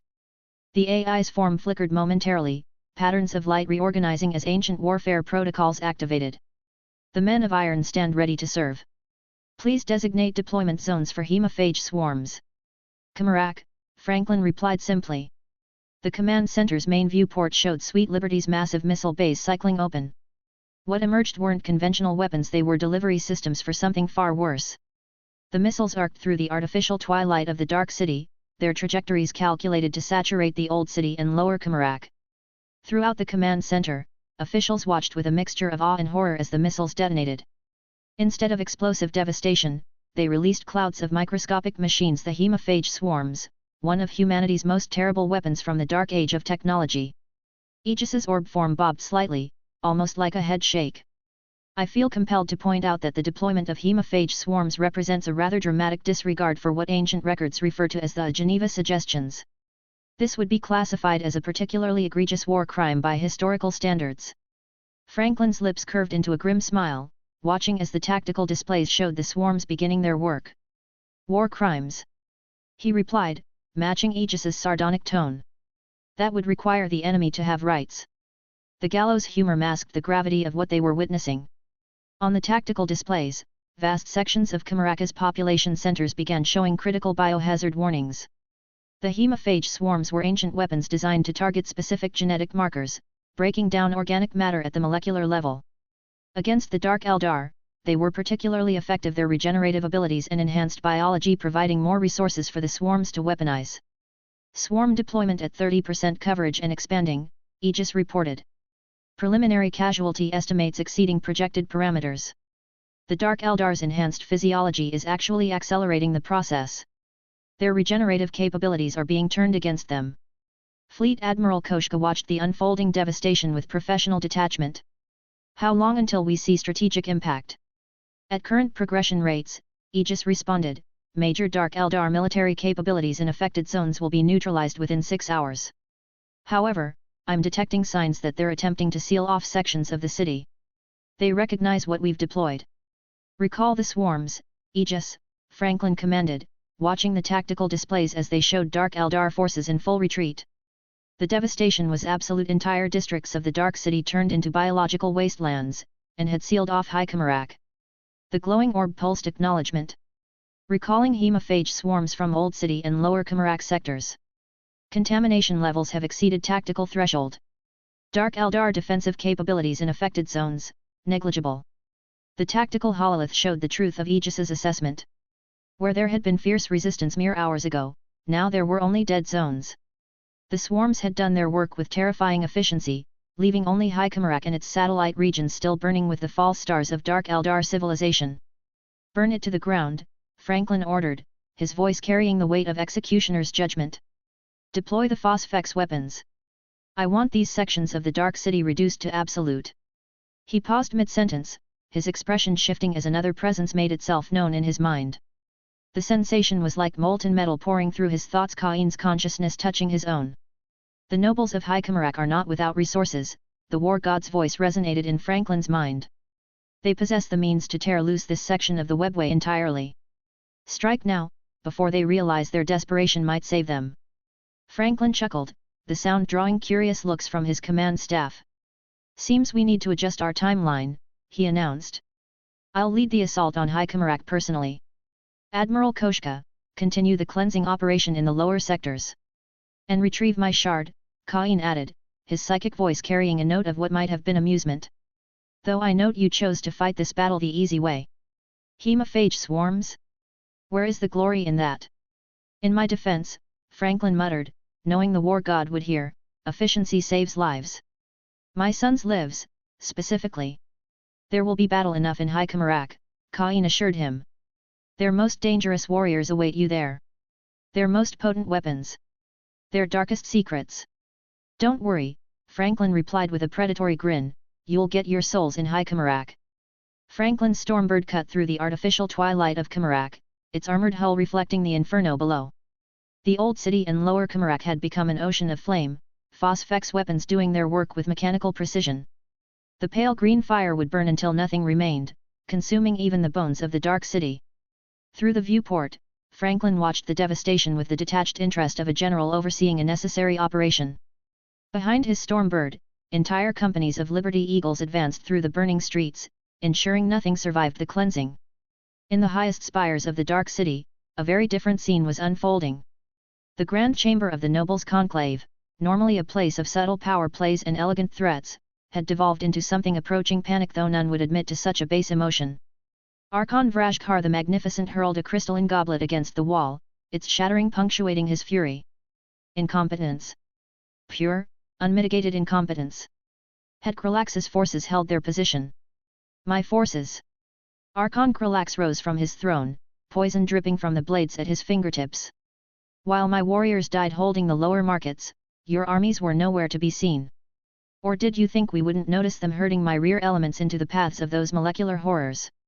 Around the chamber, other nobles watched the exchange with expressions ranging from careful neutrality to barely concealed satisfaction. The disaster unfolding below had sparked a feeding frenzy of blame and recrimination.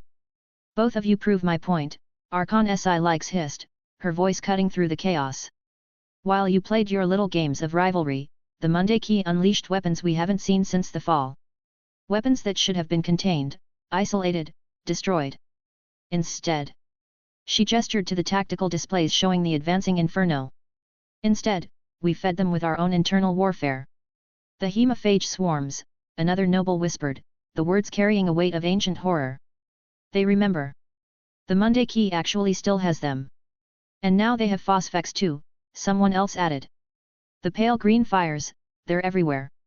At the head of the chamber, Archon Vihane Kaihark, his armor adorned with the bones of 1,000 species, rose from his throne. His voice, when it came, cut through the babble like a blade through flesh. Enough, he commanded, his tone carrying the authority of one who had survived 10,000 years of Comorragh's deadliest politics.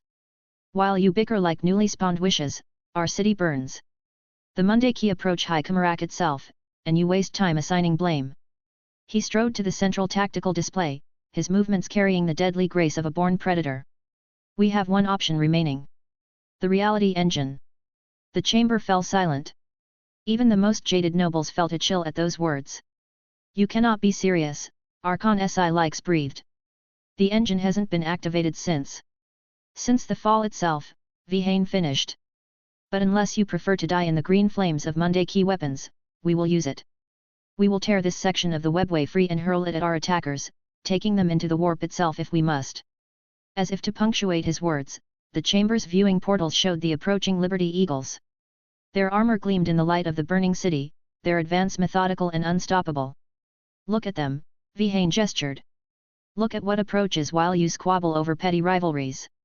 The interlopers comes to our doorstep with weapons from humanity's golden age.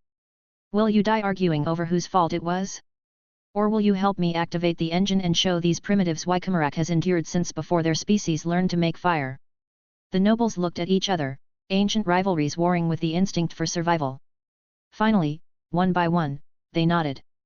The reality engine would be their final card in this game of extinction. As they moved to begin the activation rituals, none of them noticed the satisfied smile that crossed Vihane's features. In the chaos to come, opportunities would present themselves. They always did. Above them, Franklin's forces descended toward High Comorragh like angels of death, while below, the green fires of Phosphex continued their relentless consumption of the Dark City's flesh. The true battle for Comorragh was about to begin. Chapter 108, Defying Expectations.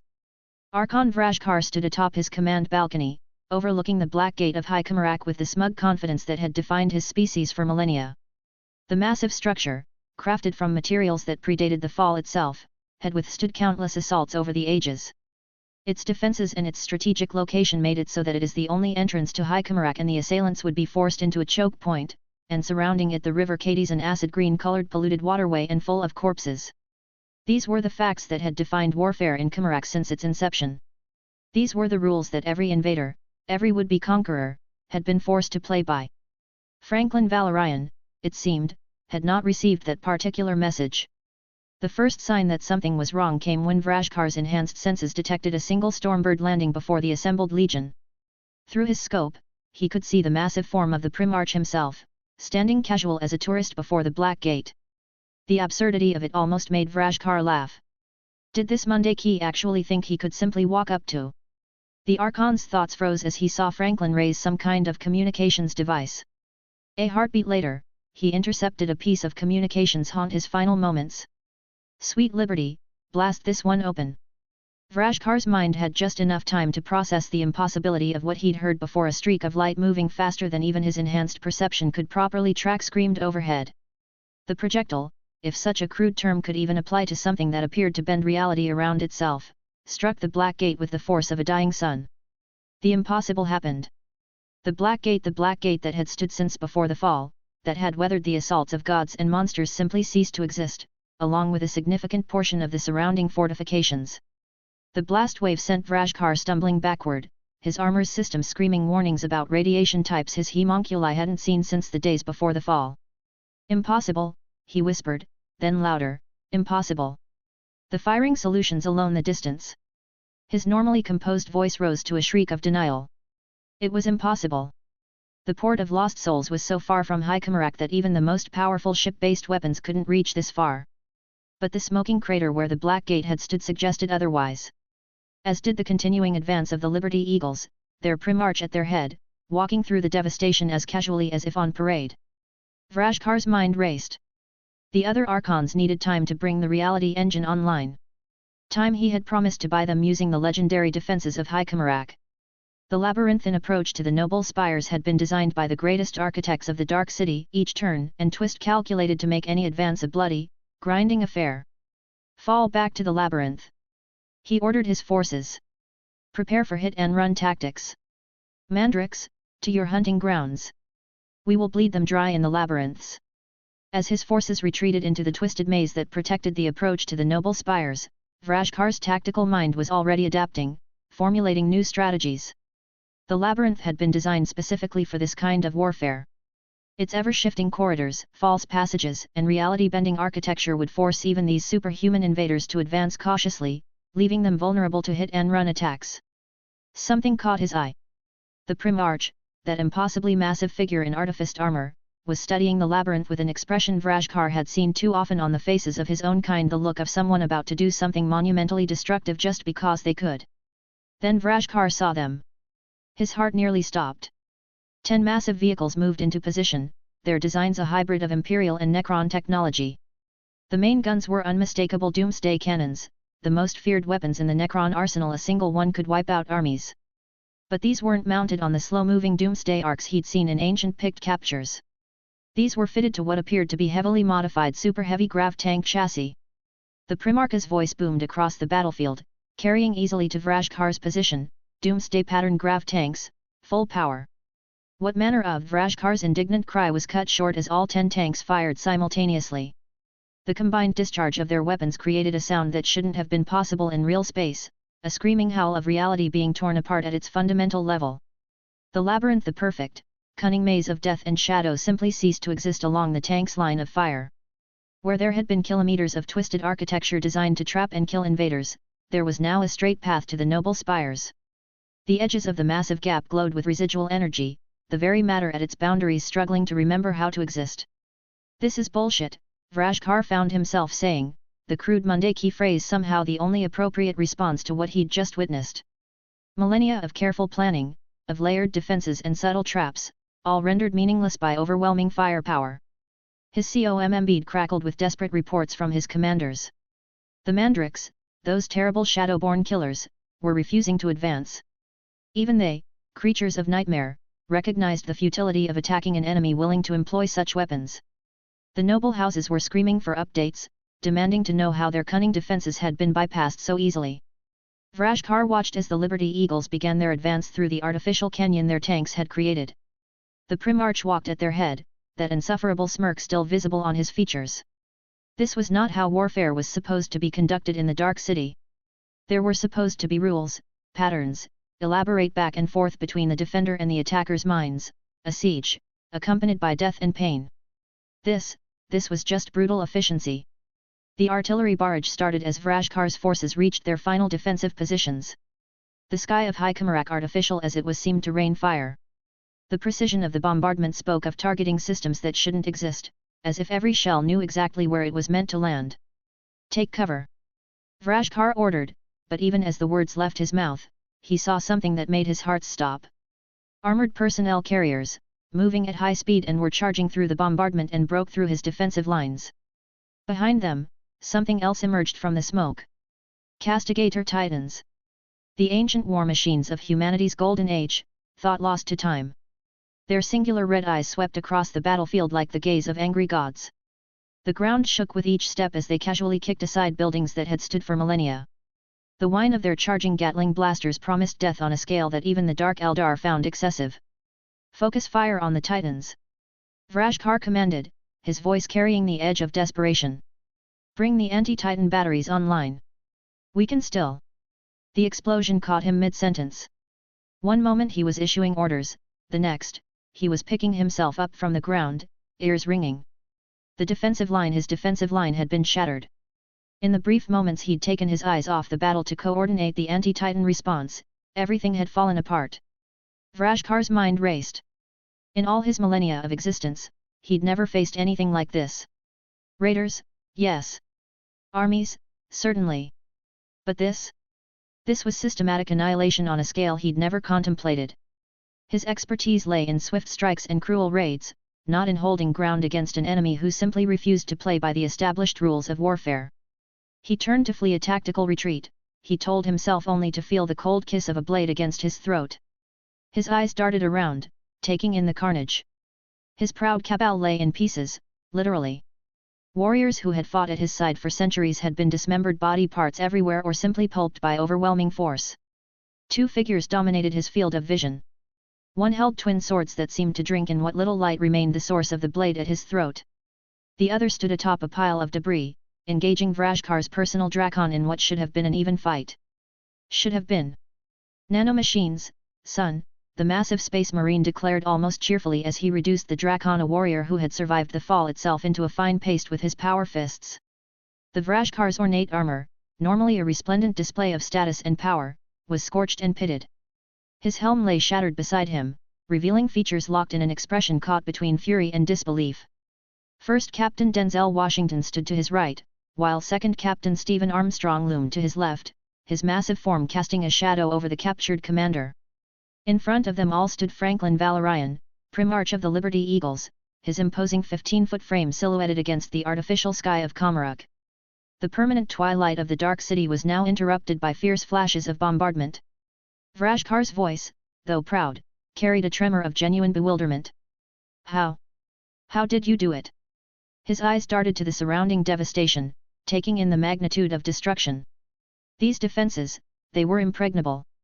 The works of 12,000 years, layer upon layer of the finest Eldar architecture, enhanced by technology before our fall. Franklin was studying a hololithic display projected from his command gauntlet, occasionally marking targeting coordinates for the continuing bombardment of resistant positions. Without looking up, he made a small adjustment that resulted in a distant explosion and the collapse of another defensive position. You know, Franklin said, his casual tone at odds with the apocalyptic destruction around them, my brother Rogaldorn would probably have some brilliantly intricate solution to breaching these defenses. He'd analyze every wall, find the structural weaknesses, plan a precise sequence of targeted strikes. He looked up from the display, brown eyes twinkling with barely suppressed amusement. But I'm not Rogel. Denzel smirked, already knowing where this was going. He'd served alongside his Primarch long enough to recognize when Franklin was about to deliver one of his characteristically irreverent explanations. I hate sieges, Franklin continued, finally turning his full attention to Drazhar. They're a waste of time, resources, and most importantly he gestured expansively at the ongoing devastation, they're boring. Why should I bring a scalpel?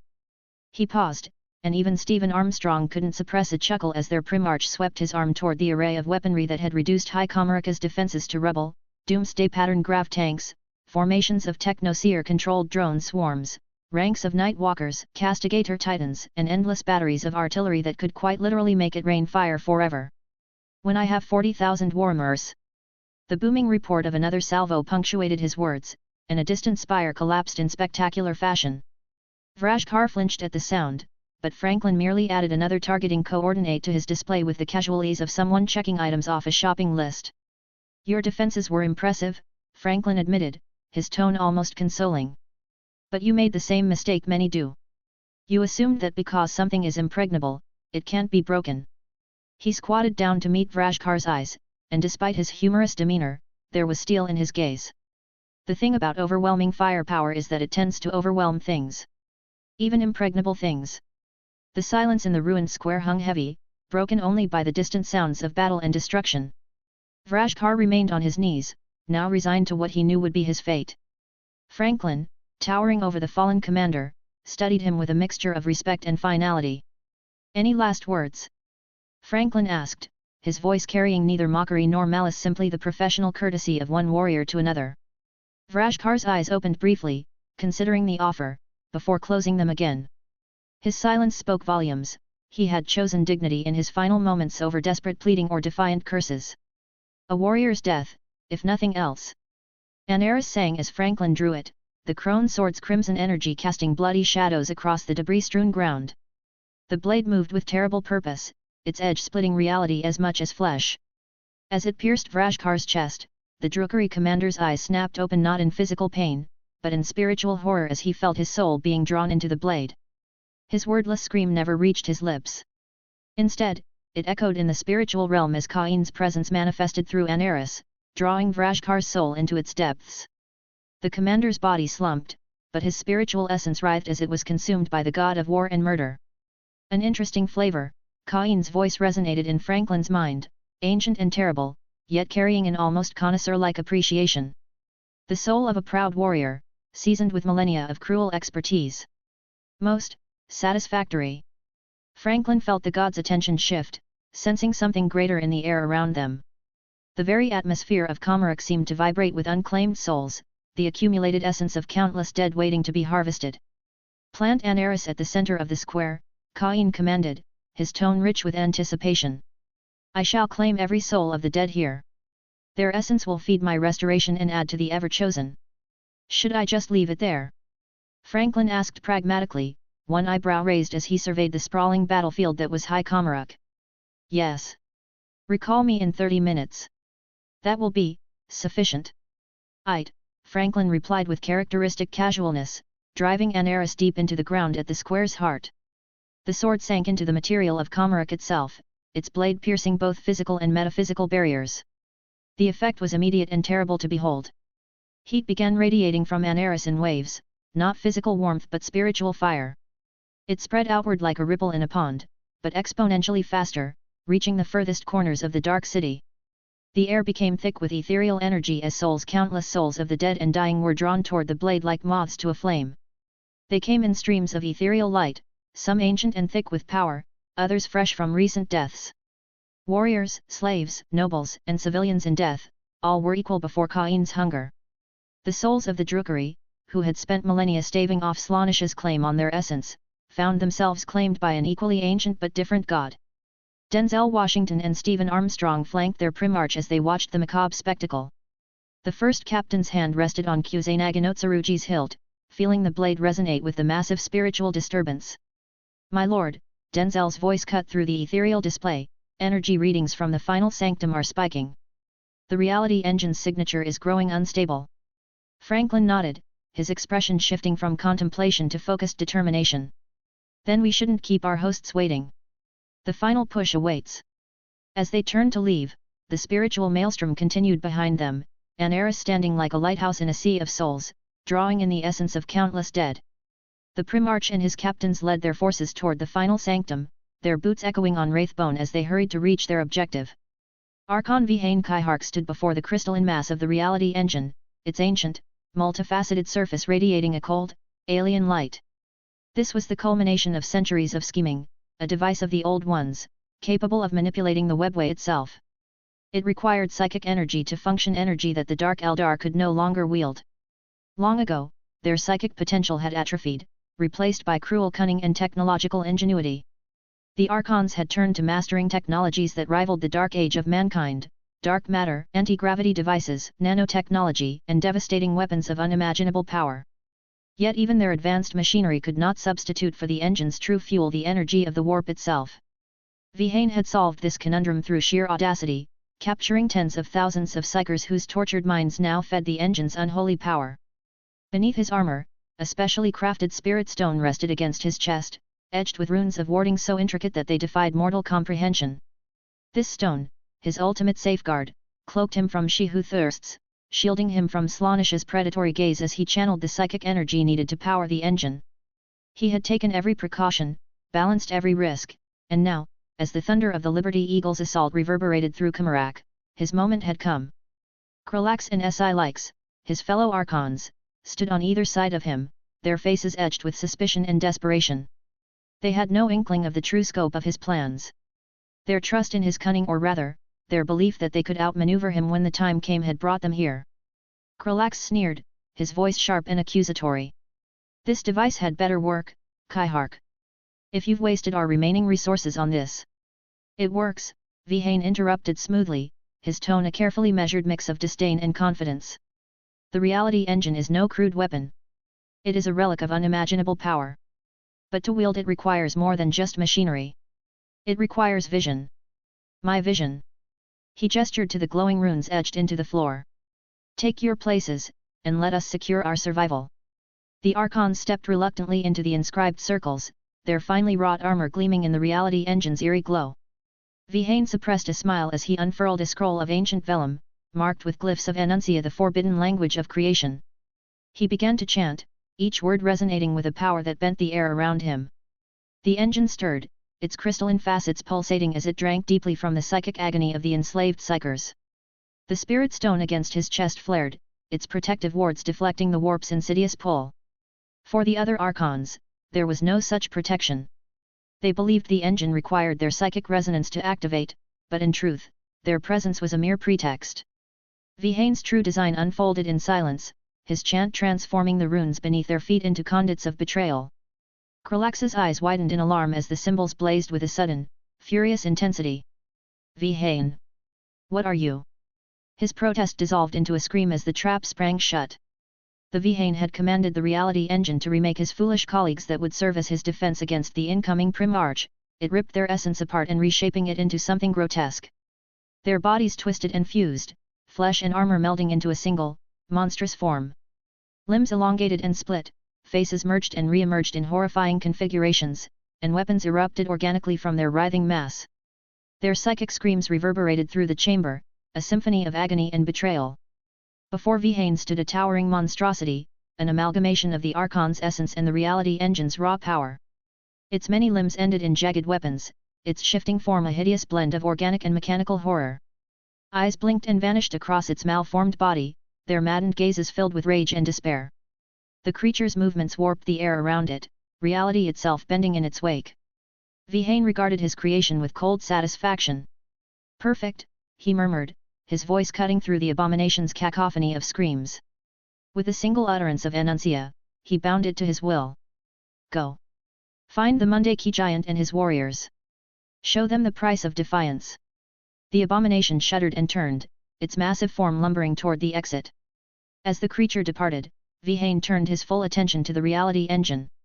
Its crystalline facets shimmered with an inner light, a manifestation of the psychic energy coursing through it. The tortured psychers wailed within their bindings, their pain amplified and transformed into raw power. Through the engine, Vihane reached out, feeling the intricate threads of the webway vibrate under his control.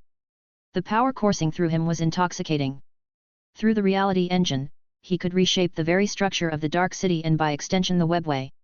Districts could be folded through impossible dimensions, spatial laws could be rewritten, and time itself could be made to flow according to his desires. With a thought, he tore districts of Comorragh free from their moorings, hurling entire spires and streets through the webway. These fragments emerged as devastating projectiles, battering the shields of Franklin Valorian's flagship, Sweet Liberty. Vihane's laughter echoed through the chamber as he unleashed the full might of his creation. He had surpassed his kin, transcended their petty ambitions. With the reality engine, he would remake Comorragh in his image, a dominion of absolute power. Chapter 109, Reality Engine. The echoes of battle diminished behind them as Franklin, Stephen, and Denzel advanced through the ornate corridors of the inner sanctum.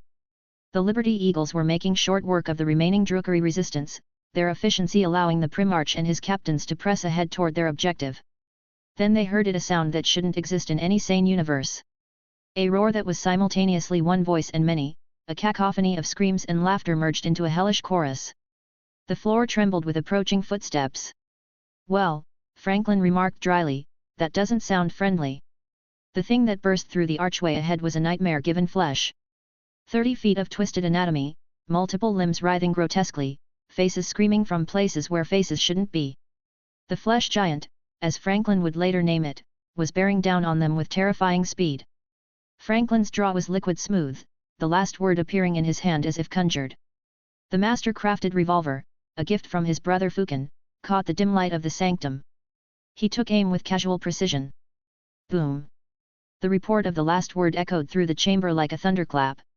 Where the giant's head and upper torso had been, there was suddenly nothing.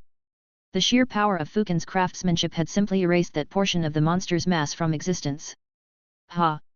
Nice Stephen's celebration was cut short as the creature's flesh began to writhe and regenerate, new limbs and heads sprouting from the ruined mass. Of course it can regenerate, Franklin sighed, checking the reality engine's energy readings on his gauntlet display.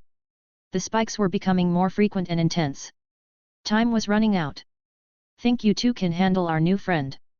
Franklin asked, though it wasn't really a question. He trusted his captains implicitly. Denzel's hands drew his hyperphase swords. "We've got this, Frank. This abomination won't delay you for long." "Yeah, boss," Stephen grinned, cracking his knuckles as his power fist's power field intensified. "We'll keep Ugly here entertained. Give that reality-bending bastard our regards," Stephen added, already moving into a fighting stance. Franklin nodded, then sprinted forward. The flesh giant, nearly reformed, lunged for him. The last word roared again, and once more the monster's upper mass vanished. Franklin vaulted over the temporarily stunned creature. "Fleet Admiral Koshka to Lord Valorian," his vox crackled to life as he ran. In the background, he could hear the thunder of the Sweet Liberty's weapons.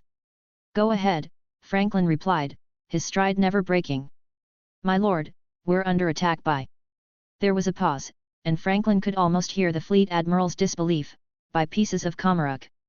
Literally. "Someone is tearing chunks out of the city and hurling them at us."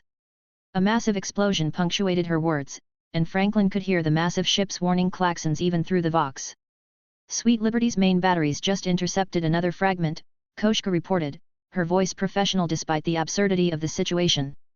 "But they're getting bigger. Whatever's causing this is escalating." "Roger that," Franklin replied, his pace quickening as he heard the reality engine's power signature climbing to dangerous levels. Behind him, the sounds of combat told him his captains were keeping the flesh giant occupied. "Hold position and keep those guns firing.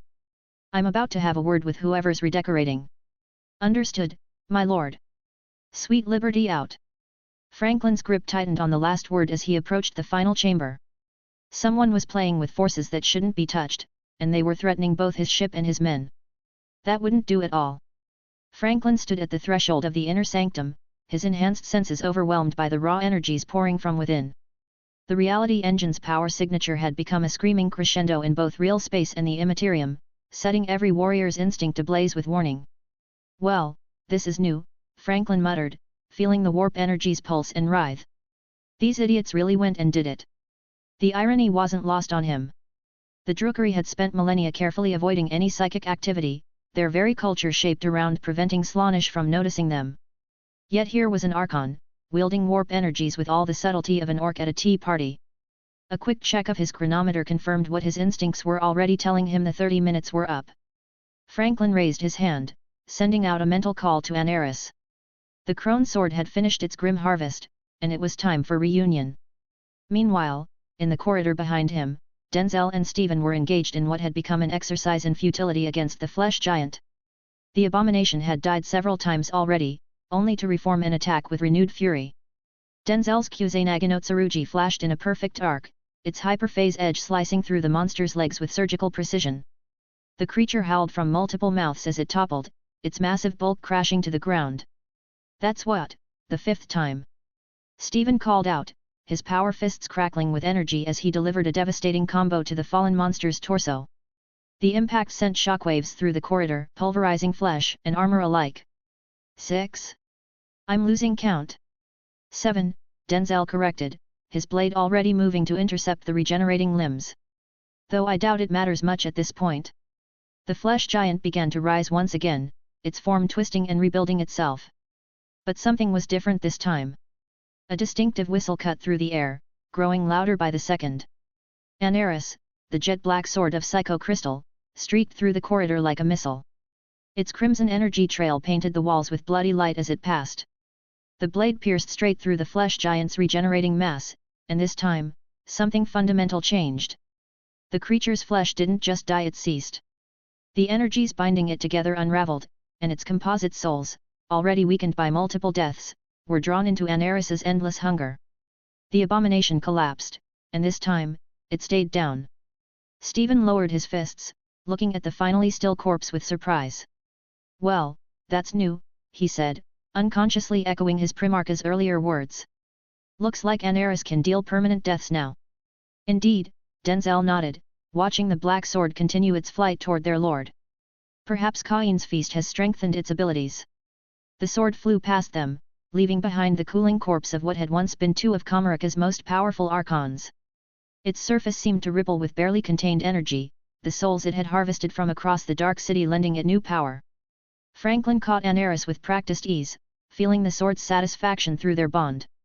Cain's presence in his mind was stronger now, gorged on the countless souls of Comorragh's dead. The harvest was bountiful. Cain's voice resonated in his thoughts, pleased and terrible. "Now, let us deal with this fool who dares to meddle with powers beyond his comprehension." As Franklin approached the massive doors leading to the reality engine's inner sanctum, his hands pressed against their ancient surface, he directed his thoughts to Cain. "So," Franklin thought conversationally, "what can you tell me about this reality engine? Being an old one creation and all that." Cain's presence stirred in his mind, the god's voice carrying both ancient wisdom and sardonic amusement. "Less than you might expect. The engine was indeed an old one tool, used in the webway's creation. But what I'm seeing now." The god's consciousness stretched out, assessing the energies radiating from beyond the door. "This is pathetic. Perhaps 5% of its true potential, if that." Franklin raised an eyebrow as he began pushing the massive doors open. "Only 5%? If an old one were piloting that engine," Cain explained, "this entire section of the webway would be restructured in the blink of an eye. Instead, this fool can barely manage to hurl pieces of his own city at your vessel. Like a child throwing stones at a fortress." The comparison drew a smirk from Franklin, but it also sparked his curiosity about deeper matters. "Speaking of old ones, what was your role during the war in heaven?" "Yours and the other gods. We were weapons," Cain stated bluntly. "When the Eldari called down their gods, victory was assured." Franklin paused mid-step, genuinely surprised. "Weapons? Gods are weapons." "Yes." Cain's response carried the weight of absolute certainty. "But understand this, the old ones didn't create us as weapons. They couldn't. That was beyond even their considerable power." "How so?" "The old ones were creators, scientists in your terminology. Masters of the immaterium who could mold reality itself. But their inherent nature, their rigid, analytical intellect prevented them from manifesting gods. They understood too much to truly believe." Cain's presence shifted, like a warrior adjusting his stance. "Make no mistake, an old one was perhaps the most powerful psyker the universe has ever seen. But against the C'tan? Even that proved insufficient. That's why they created the Crooks and the Eldari. They needed races capable of true belief. We gods are the ultimate manifestation of warp power, born from the collective belief and faith of a race. Franklin processed this as he continued his advance, the last word ready in his hand. Then wouldn't it be better to believe in gods? To create more? A dark chuckle echoed in his mind. If this were the immaterium of old, yes. Create gods, weaponize them, achieve victory. But now? The gods' amusement turned bitter. Now there are 4 cancerous tumors feeding on the warp. It would be like trying to forge a sword in a forge full of acid and demons. So the path to weaponize gods is closed to us. Not exactly, Cain replied. Humans lack the innate capacity to use a god's power as the Eldari did, but you can learn. Though I suspect your father would object rather strongly. Franklin snorted at this. The imperial truth doesn't leave much room for gods. Ah, but there's an irony there, Cain said. The immaterium is the collective consciousness of all organic life. This imperial truth that you and the emperor used to replace religion? It's just another god forming in the background, unnamed, unacknowledged, but growing nonetheless. A god of non-religion, if that makes sense. A deity of denial, you might say. Franklin was about to respond when energy readings from deeper in the sanctum spiked dramatically. The reality engine's power was building to dangerous levels. We'll have to continue this theological discussion later, Franklin said, checking the last word cylinder. Right now, we have an archon to stop. Indeed, Cain agreed, his presence shifting to a more combat-ready state. The reality engine's core chamber thrummed with raw power, its crystalline architecture pulsing with otherworldly energies. Vihane Kaihark stood at its center, his form wreathed in reality-distorting waves that made him appear to exist in multiple dimensions simultaneously. Welcome, Primarch, the Archon's voice echoed from everywhere and nowhere. Have you come to witness true mastery over reality itself? Franklin stepped forward, his presence commanding even in the face of such power. The familiar presence of Cain stirred in his mind. Take no chances with this one, the war god's voice resonated. Assume your true form. Against a reality engine, even at minimal power, flesh alone will not suffice. Valorian's form blazed with warp fire, his transformation magnificent and terrible to behold.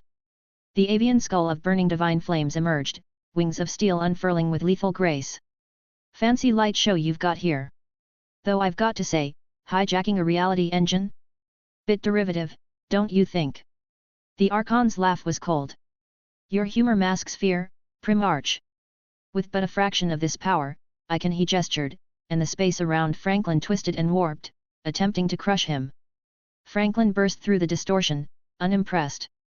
5% power, and you're already sweating. Not exactly confidence-inspiring. A vox channel crackled in his mind. Lord Valorian, Call's excited voice came through. We've located the power source. But, request permission to field test the android Pariah. This presents an optimal opportunity to validate the gene's effectiveness. Send it in, Franklin responded, his eyes never leaving Vihane. Let's see what your toy can do, Call. The Archon launched a barrage of reality warping attacks, each one capable of unmaking matter itself. Franklin dodged with supernatural grace, drawing the last word in one fluid motion.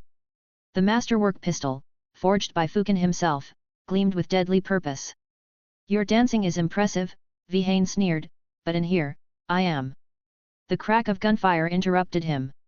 The Archon's eyes widened as he attempted to bend reality around the bullet, only to find it continuing its trajectory unabated. Causality manipulation, Franklin grinned beneath his burning visage. Means what I shoot, hits. Period. No reality bending required. Vihane barely managed to dodge, his concentration split between negating the bullet's inevitable impact and maintaining his defensive fields.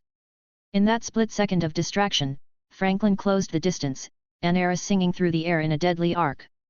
The Archon teleported away at the last moment, but not before the blade carved a shallow line across his chest. His perfect composure finally cracked. HOH. Franklin's laughter echoed through the chamber. That's interesting. No auto-resurrection? If you had that in your pocket, you would have let me land that hit just to blast me point blank with all that warp juice you're channeling. Vihane's face contorted with rage.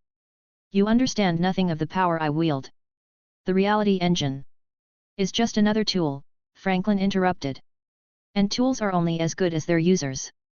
Right now, you're like a kid who found daddy's plasma pistol lot of power, not enough sense to use it right. You dare mock me? The Archon's form blurred as reality bent around him. I am beyond your comprehension.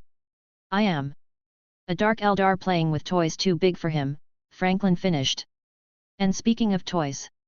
He glanced at a readout in his helm display that android Pariah should be reaching your power source right about now.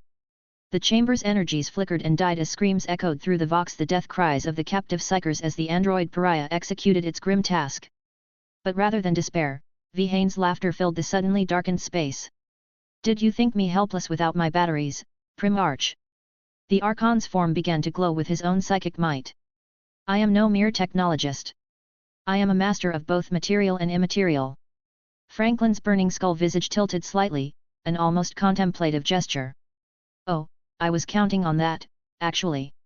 Speaking of the immaterial. His voice took on a deliberate, almost ritualistic tone. Can you feel her gaze upon you, watching, hungering? He spoke the name that no dark Eldar dares utter, Slaanesh. The effect was immediate. The chamber's temperature seemed to drop, and a presence ineffable, terrible, and hungry turned its attention toward them. Vihane's eyes widened in genuine fear for the first time. You dare invoke? The Archon's composure cracked, but then a smirk crossed his features. But I am protected. His hand unconsciously moved to his collar, where a spirit stone lay concealed. Death holds no terror for me. Ho ho. Franklin's laugh echoed with genuine amusement. Thanks for confirming that. An arrow flashed, deliberately striking near but not at the collar. Been wondering where you hid that little trinket.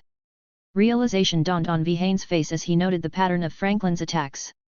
Each swing, each thrust, they weren't random. They were hurting him, forcing him to defend that specific spot.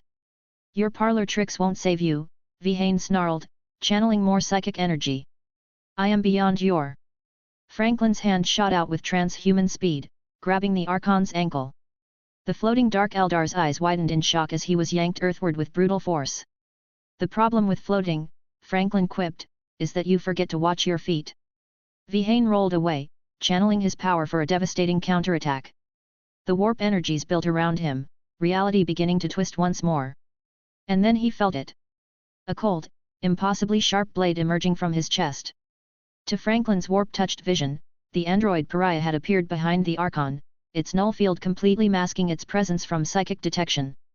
To Vihane, death had simply materialized from nowhere.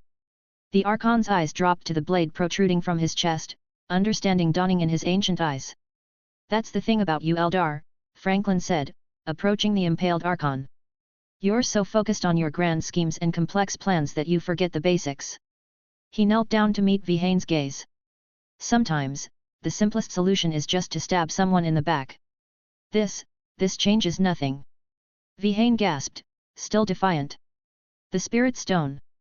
An arrow plunged forward, its burning edge piercing through the Archon's chest and destroying the Spirit Stone in his collar. For a moment, that terrible hungry presence intensified Slaanesh's anticipation palpable. But then, something else happened. The sword blazed with Cain's power, and the war god's presence filled the chamber. The Dark Prince's attention wavered, then withdrew entirely. I have driven it away, Cain's voice resonated in Franklin's mind. This one soul is mine by right of conquest through you, my champion. Vihane's form began to dissolve, not into the hungry void of Slaanesh's grasp, but into burning embers that swirled around Anaris. His final expression was one of confused relief, better to be claimed by the war god than the Dark Prince. Sometimes the most decisive victory comes not from the final blow, but from the fear that precedes it, Cain responded. The Dark Prince's gaze is something all Eldar fear, no matter how well they hide it. Even the merest taste of that attention can shatter concentration at a crucial moment. Franklin's burning skull visage dimmed slightly as he turned to the android Pariah. Nice timing with that backstab. Remind me to tell the eggheads his toy performed better than expected. The android merely nodded, its null field still radiating an uncomfortable emptiness in the warp. Now then, Franklin turned to survey the reality engine's chamber, his wings folding back as he allowed his god form to fade. Let's see what other toys our friend was playing with. I'm sure dear old dad would love to study a reality engine, once we make sure it's properly contained, of course. Chapter 110, Basing Gay. The Phoenix Lords stood upon the observation deck of the Storm Lance, their ancient armor reflecting the sickly green flames that consumed Comorragh below. Each bore witness to what many had thought impossible, the Dark City, that labyrinth of sin and excess, burning like kindling in a cosmic fire. Azurman, the hand of Asuryan, stood at the fore, his mask betraying no emotion even as his voice carried the weight of millennia. So the champion of Cain proves his worth.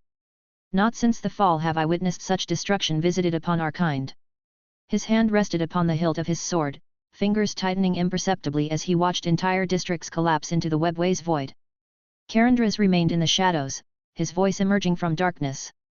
The Dark City has stood as a cancer in the webway since the fall. Its citizens believed their sins would shield them forever. Now they learn that nothing is truly beyond reach. His clawed gauntlets flexed slowly. Even the most deeply burrowed scorpion can be forced into the light. The patterns of fate shift and reform, Irelight spoke, his spectral voice carrying an ethereal quality. I have walked the paths of shadow and seen countless futures. This was hidden from all our seers. The Monday key Primarch moves outside Destiny's weave. Amun Harak's helm turned sharply toward a particular explosion. The Dark City's defenses are formidable, yet they fall like paper before these flames. Our cousinkin believed their technologies would preserve them eternal. Now those same devices fuel their pyre. The Phosphex flames cast an eerie white-green glow across the ruins of what was once considered the unconquerable Dark City. Franklin Valorian stood amidst the destruction, his armor bearing the marks of recent combat. His voice carried across the Vox with casual authority, "Drop the packages in Eldrad. Extra spicy. Those shadow-dancing bastards need to learn why you don't ambush Liberty Eagles." The sky above the shadowy district lit up moments later, nuclear fire adding its own particular brightness to the ongoing devastation. As the explosions subsided, the air shimmered, and a Harlequin troop materialized, their movements telling stories of destruction, rebirth, and prophecy fulfilled. Their dance spoke of futures rewoven, of darkness purged, and of ancient debts finally paid. The air shimmered, and suddenly they were there, the Harlequins, their fluid movements telling a story of destruction and rebirth. Their dance spoke of prophecy fulfilled, of ancient dues paid in full. Before Franklin could speak, ethereal flames manifested between them, taking the form of Cain himself. The war god's presence caused the dance to cease immediately. Enough. Cain's voice resonated through reality itself. The message is received. 10,000 years of darkness, burned away in a day. The ledger is balanced. The Harlequins vanished as silently as they had appeared, giving way to new arrivals. The Phoenix Lords approached, their ancient armor reflecting the fires of destruction that surrounded them. Franklin's eyes immediately found Morgan Ra, and he offered a respectful nod, which was returned in kind. "You turned away our emissaries," Azurman stated, his voice resonating with authority earned over countless lifetimes. "Yet here we find you, in the heart of what was once thought unassailable." Franklin's laugh echoed across the burning ruins. "Your emissaries spoke of tests and trials, of proving worth already proven." He drove Inertialist into the ground before him, the blade's impact sending ripples of green energy across the scorched earth. "But if you wish to test me personally, here and now, step forward. Let's skip the ceremonies and get to the point." The air grew thick with power as ancient war drums began to beat not physical sounds, but the psychic echo of Cain's own heartbeat. Around them, reality seemed to blur, and in the corners of their vision, a towering figure of brass and blood took shape, Cain himself, watching with interest. Azurman surveyed the devastation around them, his mask revealing nothing of his thoughts. The burning city reflected in his armor as he spoke, "What stands before us requires more than just the burning of a city, no matter how mighty that city might have been. We must know if Cain's champion can wield more than just his rage." "Then test me," Franklin replied simply, gesturing to Inertialist. "The sword accepts challenges from worthy opponents." Drazhar moved like liquid lightning to Azurman's side, her blade hair chiming in harmony with the distant explosions. "The sword accepts you, but tradition demands we test its bearer." Her mask-screaming visage somehow managed to convey amusement. "Consider it a formal introduction to the family." Fuegan's armor seemed to pulse with inner flame as he joined them. "And I would test your resolve against fire itself. One who bears Cain's sword must be forged in the hottest flames." "The spear against the sword," Drostental added, his ancient weapon gleaming. "Movement and positioning, these two are Cain's domains." Morgan Ra remained still, his massive Reaper cannon held casually at his side. "I have seen his prowess firsthand. My test has already been passed. His voice carried a hint of amusement. Though I shall enjoy watching my siblings learn what I already know. As shall I, Karandras spoke from the shadows. Sometimes observation proves more valuable than participation. Baharatha's wings caught the phosphex light as he nodded. The burning of this city speaks volumes. Some tests need not be repeated. The shadows have already judged, Irelite added, his spectral voice carrying across the ruined landscape. Amin-Harak simply inclined his head in acknowledgement, having seen enough in the aerial assault that had preceded the city's fall. The very air ignited as Cain manifested, not as a mere presence now but in a form that demanded obeisance from even these legendary warriors. The Phoenix Lords knelt immediately, their heads bowed before their god. A throne of perpetually melting and reforming obsidian rose from the ground, wreathed in divine flames that burned with the intensity of a dying sun. The battlefield around them transformed, reality reshaping itself at Cain's will. The burning ruins of Comorragh became an arena forged from volcanic glass and living flame. Cain's voice was the sound of armies clashing, of blades meeting in deadly embrace. Rise, my children! His burning gaze fell upon the Phoenix Lords. You wish to test my champion? Then know this: in single combat, he has no equal among you. He has struck down greater demons of the usurper powers. He has broken champions of the great enemy across his knee. He bears my mark and my blessing. The war god's armor shifted, plates moving like cooling lava. If you would test him, do so as warriors. Face him as you would face your greatest enemy. Hold nothing back. Fight him together, with all the skill and fury that made you legends. A smile that was more terrifying than any rage crossed Cain's burning visage. Only then will you honor me. Only then will you truly understand why he wields an Eris. The four Phoenix Lords spoke as one, their voices carrying the weight of millennia. By your will, Kala Mencha Cain. Franklin lifted an Eris from the ground, the sword's flames intensifying to match the god's presence. His usual humorous demeanor had fallen away, replaced by the focus of a true warrior. Four of the greatest warriors in history, blessed by Cain himself. He rolled his shoulders, settling into a ready stance. Now this is what I call a proper welcome party. The other Phoenix Lords Magan Ra, Karandras, Behar-Roth, Irelite and Amin-Harak moved to the edges of the arena, preparing to bear witness to a battle that would be spoken of for millennia to come. Magan Ra's grip on his Magatar tightened imperceptibly. He had seen Franklin fight before, had witnessed the perfect fusion of transhuman might and divine blessing. The others would soon understand why Cain had chosen this son of the Emperor as his champion. Cain raised his burning hand, and reality held its breath. The war god's voice carried the promise of glorious violence. Begin. Basing Gay. The sound cut through reality like a rubber chicken across the face of dignity. Cain, seated upon his throne of eternal flame, let out a long-suffering sigh that sent sparks cascading through the air. So, you've been hiding here, stupid clown. Cegorach materialized in a shower of crystalline laughter, his form constantly shifting between various outlandish costumes and masks. Oh come now, is that any way to greet an old friend? Especially one who helped put you back together. He pirouetted through the air, his motley trailing starlight. I must say, you're looking quite solid for someone who was scattered across the galaxy. The whole avatar of burning death aesthetic really works for you. So it was you, Cain rumbled, watching as Franklin below executed a perfect counter against Drazhar's glaive. You placed the death sword in his path. Bazinga. Give the burning man a prize. Cegorach produced a comically large trophy from nowhere, which immediately melted in proximity to Cain's aura. Oops, probably should have made that flame resistant. But yes. You would not believe how many timelines I had to sift through to find this particular thread of fate. Cain's burning eyes narrowed. Explain yourself, laughing one. Oh, it's quite the cosmic joke really. Cegorach floated upside down, producing a series of crystal balls that showed various alternate timelines. You see, in most versions of reality, and there are infinite versions, mind you, we lose. Like, all the time. It's honestly becoming quite tiresome. The Dark Prince wins here, the Blood God wins there, sometimes they all win together, which, might I add, is absolutely terrible for the comedy business. And what of an Iad? Cain asked, genuinely curious. Cegorach's expression became serious for a microsecond. Ah, poor little death god. Always dying to make an entrance. But with the shattered Imperium playing 4D chess with itself using only pawns, our sleeping beauty keeps hitting the snooze button. What do you call a failed god of death? A mortality crisis.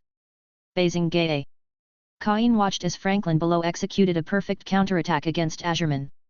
So you placed the death sword in his path.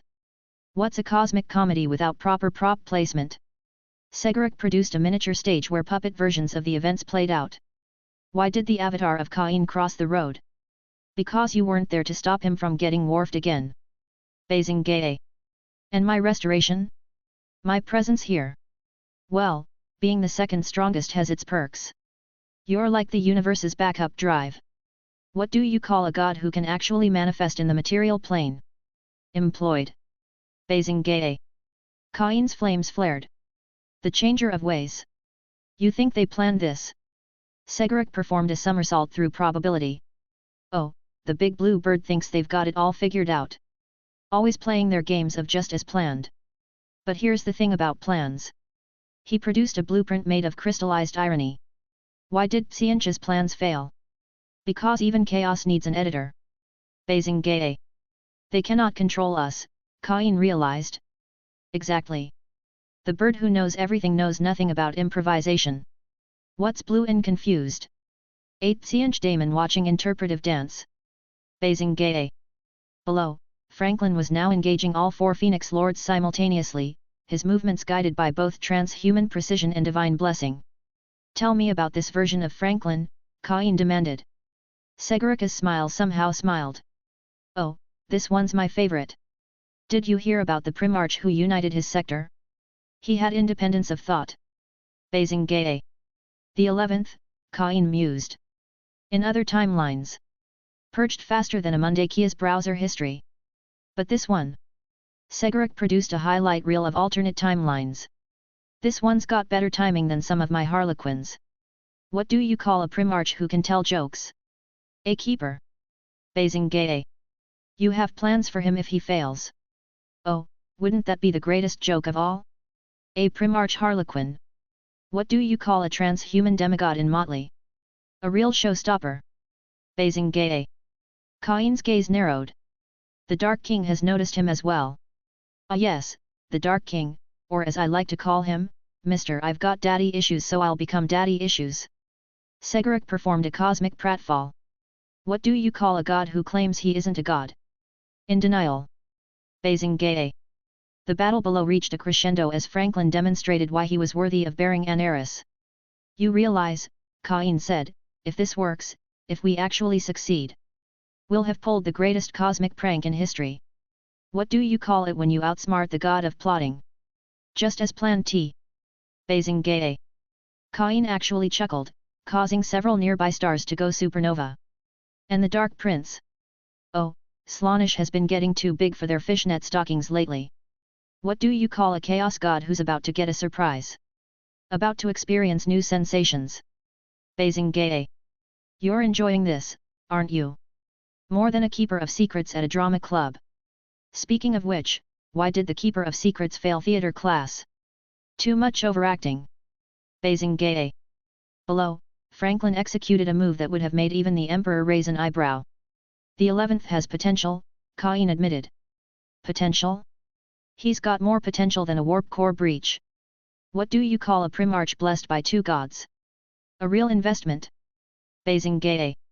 2 gods. Cain's flames flickered questioningly. Well, I might have given him a little gift. Nothing major, just a cosmic sense of timing and the ability to deliver a punchline that can actually kill demons. What do you call it when you bless someone with divine comedy? A killer routine. Bazing. So that's why his humor affects the warp. Every joke he tells creates a tiny tear in reality. Why? Because comedy is truth, and truth hurts. Bazing. Cain watched as Franklin began to wrap up the demonstration. And all of this, just to spite the changer of ways. Oh no, my burning buddy, not just spite. Think bigger. What do you call it when you change the great game itself? A new edition. Bazing. You're insane, Cain stated flatly. Sanity is just tragedy plus time. Speaking of which, why did the Chaos God cross the multiverse? To get to the other side of sanity. Bazing. The battle below concluded with a display that would be remembered for millennia. Well, Cain said, he's proved worthy of an heiress at least. Worthy? He's more worthy than a custode's pictolog feed. What do you call a Primarch with a god weapon? Upper management. Basing Gae. And now? Cegorach's smile turned predatory, though somehow still hilarious. Now we watch as the Dark King deal with the ruinous powers. What do you call it when a plan millennia in the making gets disrupted? Comedy gold. Basing Gae. You do realize the stakes of all this? Stakes? My flame-grilled friend, we're playing for the whole cosmic barbecue. What do you call it when two gods decide to flip the script? A plot twist. Basing Gae. As they watched Franklin receive the Phoenix Lord's acknowledgement, Cegorach produced a bag of what appeared to be warp popcorn. Want some? It's flavored with the tears of seers whose predictions just got invalidated. What do you call it when destiny gets a rewrite? Improvisational theology. Basing Gae. Cain, despite himself, took a handful. You're still a fool. And you're still on fire, but you don't see me commenting. What do you call two gods watching their champion rewrite history? The best seats in the house. Basing Gae. The gods continued their observation, one wreathed in divine flames, the other practically vibrating with barely contained cosmic laughter, as below them, the future began to change one sword stroke at a time. Say, Cegorach said suddenly, why did the Primarch bring a god weapon to a knife fight? Because sometimes you need to overdrive the point home. Basing Gae. And somewhere in the infinite layers of reality, even fate itself had to admit that the joke was pretty good. A few hours later, after the Liberty Eagles had left, in the smoldering ruins of what was once the Dark City, young Asdrubal Vex stood atop a mountain of twisted wraithbone and blackened flesh. The pale green flames of Valorian's wrath still licked at the foundations of the impossibly vast metropolis, refusing to die even in the timeless realm of the webway. The acrid smoke carried the screams of millions, a symphony of agony that would have once brought pleasure to the Drukhari. Now, it was only a reminder of their humiliation. Gather! Vex's voice cut through the chaos like a poisoned blade. Gather, you wretches, you survivors, you children of the dark. His lean figure, silhouetted against the burning skyline, drew the attention of the scattered remnants of his people. They emerged from the shadows like wraiths, broken Kabbalites, disfigured wishes, and even the usually reclusive homunculi, their flesh-crafted bodies reflecting the sickly glow of the eternal flames. Look upon what remains of our eternal city. Vex's voice dripped with calculated venom. Look upon what the Mundaki Liberator has wrought. He spat the word liberator as if it were poison on his tongue. The so-called Eagle of Liberty, who claims to free the enslaved, has brought only destruction to our domain. The gathered Drukhari hissed and snarled, their pride wounded more deeply than their immortal bodies ever could be. Vex raised a hand, and silence fell immediately. I was there, he continued, his voice dropping to a whisper that somehow carried across the ruined landscape. I saw him come, this Valorian, this Vericdanara. The curse rolled off his tongue in their ancient language, and the assembled Drukhari shuddered at its power. He came not as a warrior, but as a force of nature. While the noble houses played their games of status and superiority, I prepared. While they dismissed the rumors of the Mundakia's approach as beneath their notice, I gathered intelligence. I survived not through luck, but through foresight. He gestured to the still burning ruins around them. The Dark Eagle, Shael Nar Val, thought to break us with this attack. Instead, he has cleared the way for our evolution. The weak have burned. The foolish have perished. What remains will be forged into something far more terrible than what came before. I alone saw what truly happened atop the highest spire, Vex continued. Valorian, this Shael Nar Val, this Dark Eagle, he did not simply destroy our city. He rewrote its very existence. The flames he unleashed burn still, and they will burn forever, an eternal reminder of our greatest defeat. A young Archon, his armor still smoking from the battle, dared to speak. Then we are finished. The Dark City is lost. Vex moved with impossible speed, his blade appearing at the Archon's throat. No, he hissed. We are Drukhari. We are spite given form, hatred given purpose. We will rebuild, we will rise, and we will remember. He released the Archon and addressed the crowd again. Let every soul in this shattered realm hear these words. From this day forward, Franklin Valorian shall be known as Valorian Vericdanara, the Accursed One. The assembled Drukhari took up the cry, their voices mixing with the sound of burning wraithbone and crackling flames. Vex raised his voice above the chorus of hatred. Let his name become our curse. When you would damn your enemies, speak of the Dark Eagle. When you would invoke destruction, call upon Valorian's flame. Let every child born in our new realm learn to hate the sound of his name. He began to weave the curse, his voice taking on the rhythmic quality of ancient Eldari poetry. Shael Delanath. The eagle upon thee. Shael Nar Val Shavar Ilithrak. May the Dark Eagle feast on your heart. Lay hate Dranth Comorragh. Your cabals will burn like Comorragh. Valorian Sarathor. By Valorian's flame, you are undone. A homunculus, his flesh-crafted modifications still smoking from the psychic fire, spoke up. And what would you have us do, young one? Our laboratories are destroyed. Our specimens are ash. Our art is in ruins. Vex's smile was razor-sharp. Art? You call your tedious experiments art? True art is in survival. True art is in turning defeat into opportunity. The noble houses are gone, their ancient bloodlines reduced to cinders by Valorian's flames. Their absence creates possibility. He spread his arms wide, encompassing the burning ruins. Look around you. The old order burns in pale fire. The ancient houses that would never have accepted change, never have adapted, are now nothing but ash in the wind. Their deaths have created space for something new. Something stronger. A Kabbalite warrior stepped forward, his armor bearing the markings of 3 different now dead Cabals. And what would that be? A new Comorragh, Vex's eyes blazed with ambition. Not built on the rotting foundations of ancient bloodlines, but forged in the flames of survival. The Primarch sought to break us, but in doing so, he has only cleared the way for our evolution. He began to descend the wreckage, each step measured and purposeful. The noble houses would never have united. They were too proud, too wrapped in their ancient feuds. But now? Now we have something they never had, a common enemy. Valorian the Accursed has given us a gift wrapped in destruction.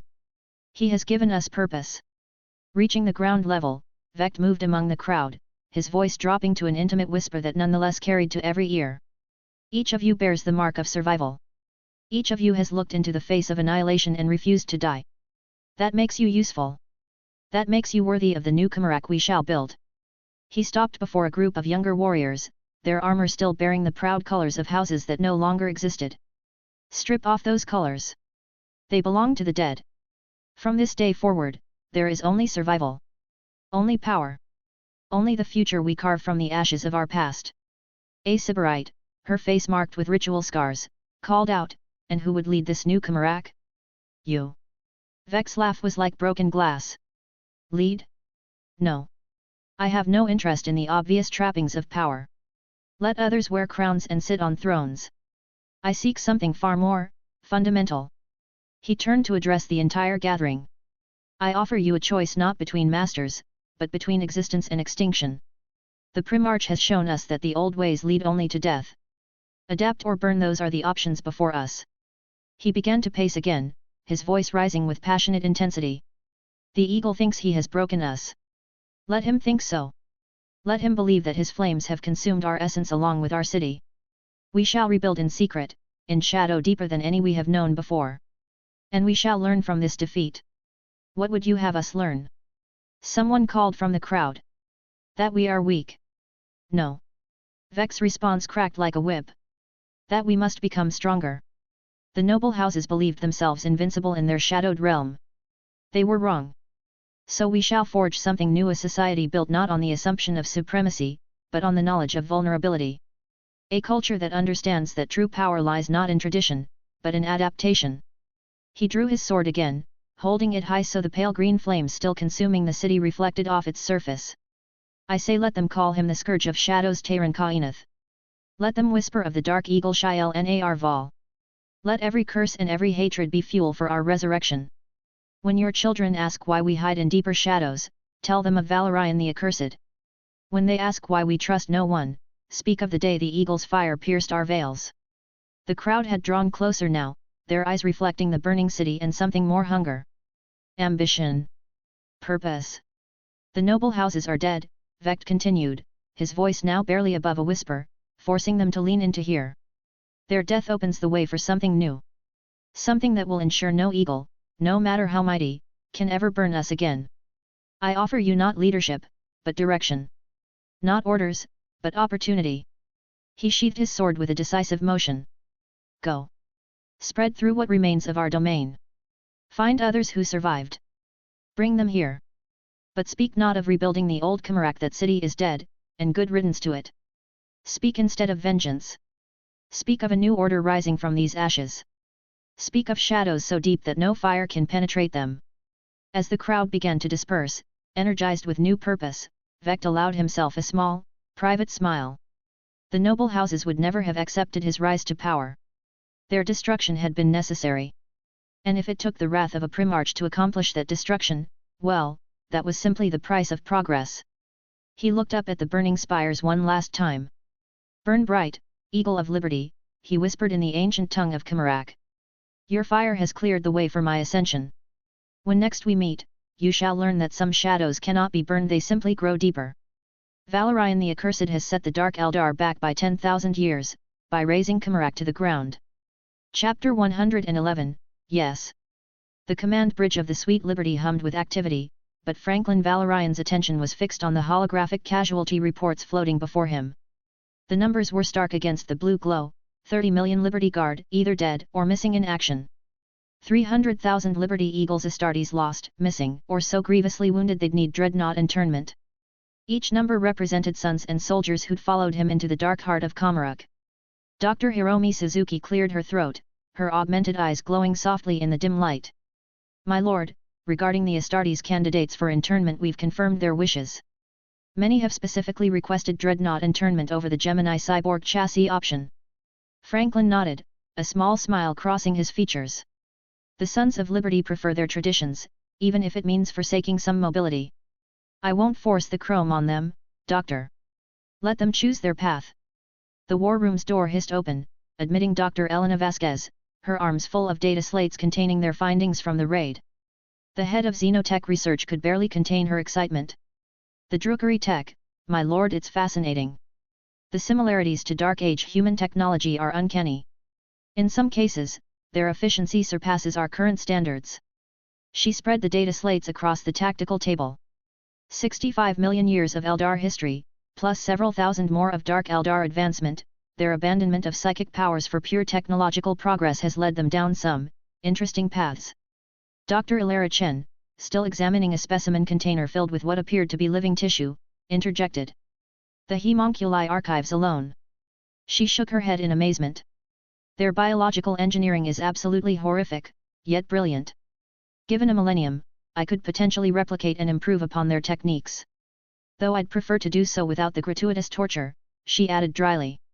Franklin chuckled, his deep laugh echoing off the chamber walls.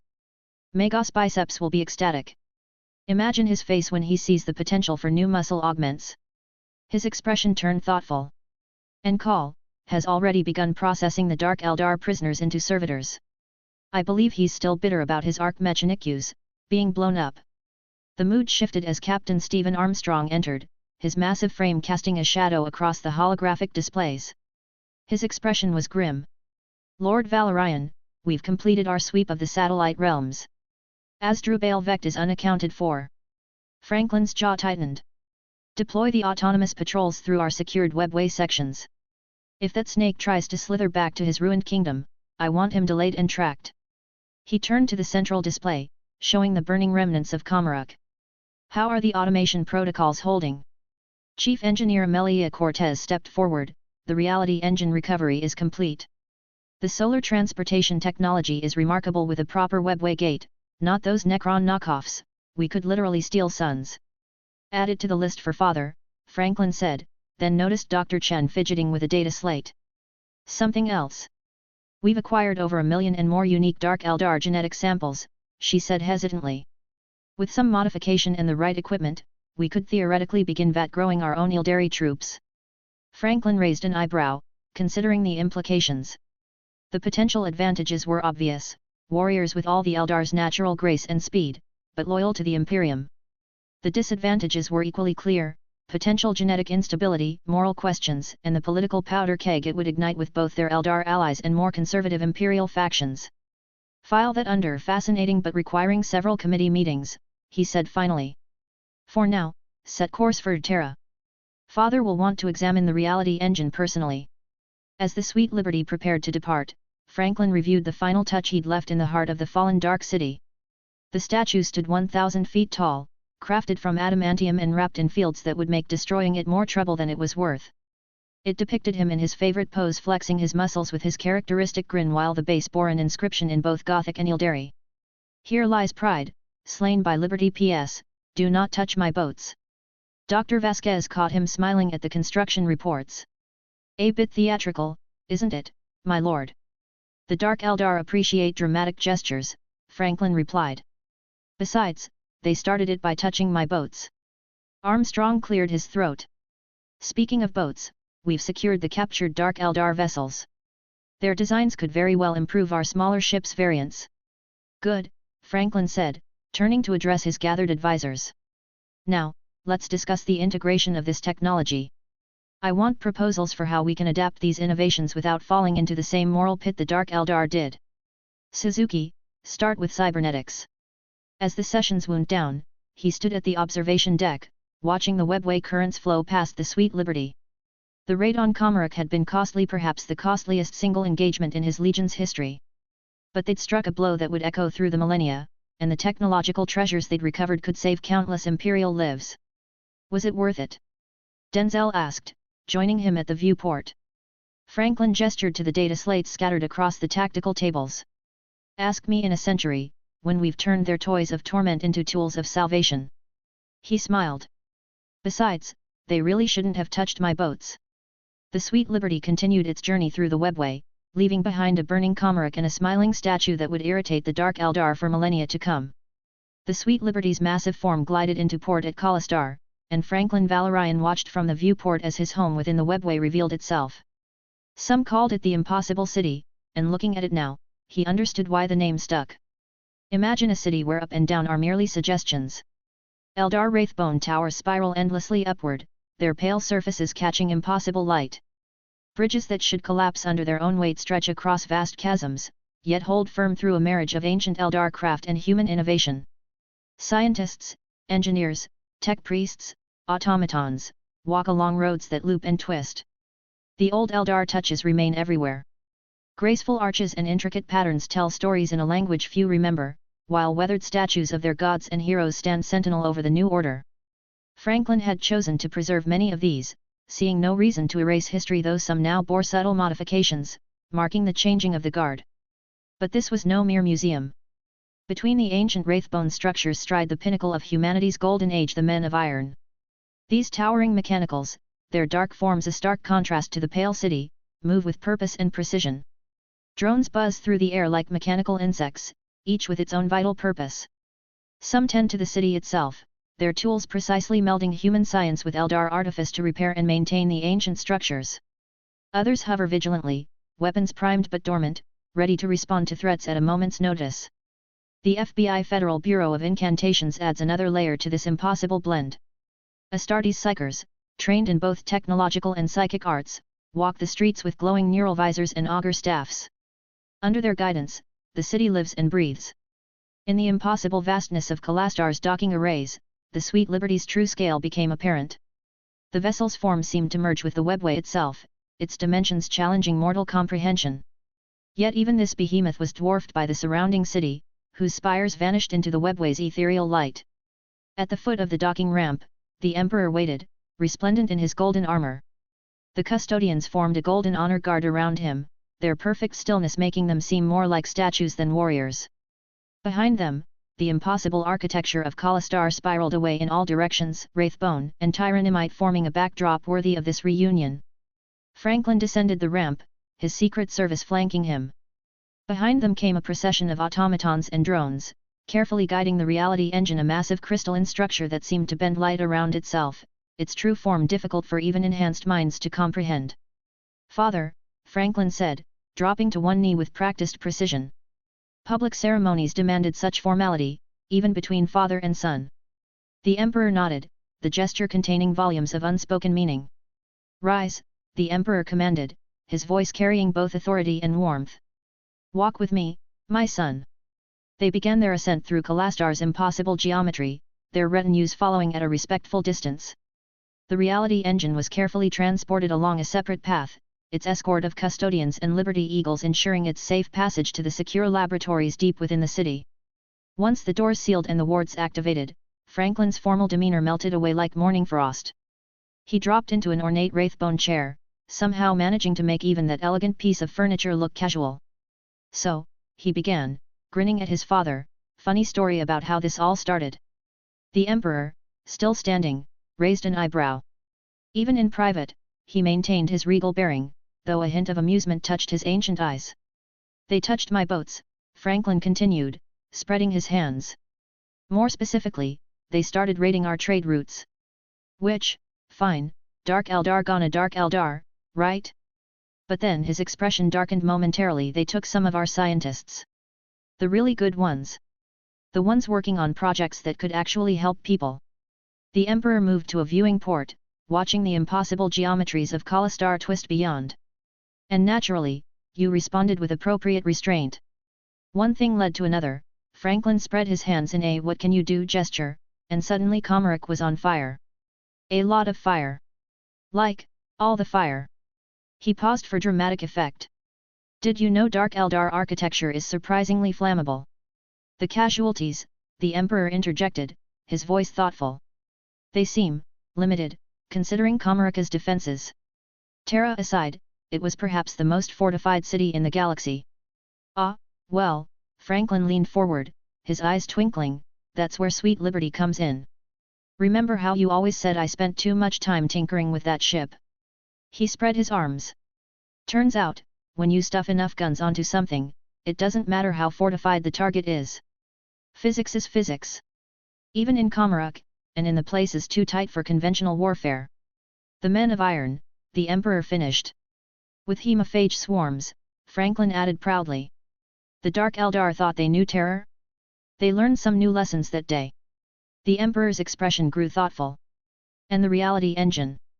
Here, Franklin sat up straighter, his humor giving way to genuine excitement. That's the real prize. We had them on the run, you see. They were desperate. This Archon nasty piece of work, even by their standards he tries to use it as a last resort. Probably would have collapsed that entire section of the webway if he'd succeeded. But he couldn't channel enough power. Franklin's eyes gleamed. Slaanish's curse. All that psychic potential, locked away for fear of having their souls devoured. The Archon could barely tap a fraction of the engine's true capacity. But you, Father. He gestured at the Emperor. You're the most powerful psyker humanity has ever produced. No chaos god drinking from your cup. With you at the controls. The Emperor rose, walking to one of the impossible windows that looked out over Kalastar and the webway beyond. The Old One's device. Their tool for shaping the webway itself. According to our Eldar sources, my Eldar sources, Franklin glanced at Anaris. The reality engine was one of their masterworks. It could repair damaged sections of the webway, create new passages, even move existing ones. Imagine what that could mean for the Imperial Webway project. The Emperor turned back to his son, and for a moment, Franklin caught a glimpse of the full scope of his father's vision, centuries of planning, millennia of preparation, all leading to this moment. Show me, he said simply. Franklin stood, his good humor returning. Already got the egghead setting up in the secure labs. Dr. Vasquez is practically bouncing off the walls with excitement. Pretty sure she hasn't slept since we found it. And the statue? The Emperor asked, amusement coloring his tone. Franklin's grin returned full force. Well, I couldn't just leave without signing my work. The Emperor actually chuckled at that, a sound few in the galaxy had ever heard. Your flair for the dramatic serves its purpose, I suppose. It sends a message. Several messages, Franklin corrected. 1. Don't touch my boats. 2. Definitely don't touch my people. 3. The Imperium can reach anywhere now. He paused. 4. I look great in statuary. Together, father and son left the sanctuary, heading toward the laboratories where the reality engine waited. Their conversation turned to more technical matters: the engine's power requirements, its control mechanisms, the potential applications for the Imperial Webway project. But underneath it all ran a current of shared understanding. Today marked another step forward in the Emperor's grand plan, another piece falling into place. And if that piece happened to come gift-wrapped in the ashes of humanity's enemies, well, that was just Franklin's style. A few weeks later, after hearing the news of Franklin sieging Comorragh, Rogal Dorn met with Franklin to discuss the details on how he did it. In the grand meeting chamber of the Phalanx, Rogal Dorn stood as still as the fortifications he was famous for designing. His perpetually stern expression remained unchanged as Franklin regaled him with the tale of Comorragh's downfall. "Yes. You burnt down Comorragh," Dorn stated flatly. "Sure did, brother. Want to hear about the statue I left behind?" Franklin grinned. "No. I already know about the statue. It is you. Flexing. 1,000 feet tall. Made of indestructible materials. With a message about boats." Dorn's delivery remained perfectly monotone. "It is excessive. Ah, come on, Rogal. Where's your sense of style?" "I do not need style. I need fortifications." "Which you destroyed." "All of them. The entire city's worth." A pause. "That is impressive." Franklin beamed. "See? You do appreciate my work." "Yes. Your destruction was thorough. Comorragh was the second most heavily fortified location in the galaxy. You made it the second most thoroughly destroyed location in the galaxy. This is symmetrically satisfying." "What about the casualties?" "Pretty minimal for taking down a whole dark city, right?" "No. Your casualties were significant. 30 million Liberty Guard. 300,000 Astartes. But..." Dorn raised a single finger. "For the destruction of Comorragh, this number is surprisingly small. Your tactics were efficient. Your ship is very large. And effective." "Sweet Liberty does pack a punch," Franklin agreed proudly. "Yes. It is sweet. And provides liberty. Through overwhelming firepower. This is logical." Dorn's expression shifted microscopically. "Your statue, however, is still excessive. But memorable." "Yes. They will remember. Because you made it indestructible. And very large. And it is flexing." Dorn seemed to consider this. "Perhaps this is also logical. Terror through interior decoration." Franklin burst out laughing. "Brother, did you just make a joke?" "No. I stated a fact. Your statue will terrorize them. Through its permanent presence. And its flexing. This is psychological warfare through architecture. It is acceptable." "High praise coming from you, Rogal." "Yes." A long pause. "I would like to see the detailed fortification plans of Comorragh. For academic purposes. To understand how you destroyed them so thoroughly." Franklin's grin widened. "Want to help me plan the next raid?" "No. Maybe. Yes." Dorn's face remained impassive. "It would be practical to understand these tactics. In case Xenos touch my boats." "That's the spirit." "That is incorrect. I am not a spirit. I am Rogal Dorn. And you are Franklin Valorian. Who burns cities when people touch his boats. This is now known throughout the galaxy." Another microscopic shift in expression. "Good." As Franklin continued sharing the tactical details, Dorn remained perfectly still, occasionally offering observations like "Yes. That wall needed to be destroyed and the placement of your statue is tactically optimal for maximum psychological impact." In the end, Dorn had only one final observation: "Brother. Your methods are excessive. Theatrical. Sometimes illogical. But..." He placed a hand on Franklin's shoulder. "They touched your boats. Your response was justified. Also, your statue will annoy them forever. This pleases me. Thanks, Rogal. Want to help me design the next statue?" "No." "Yes. Maybe. It should be fortified. A fortified statue of me flexing." "Yes. This is acceptable." A pause. "Make it 2,000 feet tall." Throughout the Phalanx, Imperial fists paused in their duties, swearing they heard something that sounded suspiciously like their Primarch chuckling. They quickly dismissed this as impossible and returned to their fortifications. Chapter 112, Ambition. In his private chambers aboard the Vengeful Spirit, Horus sat studying the campaign reports from Comorragh, his expression growing increasingly troubled. Data slates littered his desk, each containing fragments of a victory that, by all rights, should have been impossible. 40 million Liberty Guard dead or missing. 500,000 Astartes dead or missing. Multiple captains wounded. By any reasonable metric, these losses should have crippled the 11th Legion. Yet Horus knew better. The Liberty Eagles would recover their numbers within a year, perhaps less. Franklin's industrial base in the Independence sector wouldn't allow anything less. That thought brought a slight frown to Horus's otherwise perfect features. He pulled up another data slate, reviewing the initial invasion force. 700,000 Astartes. 50 million Liberty Guard.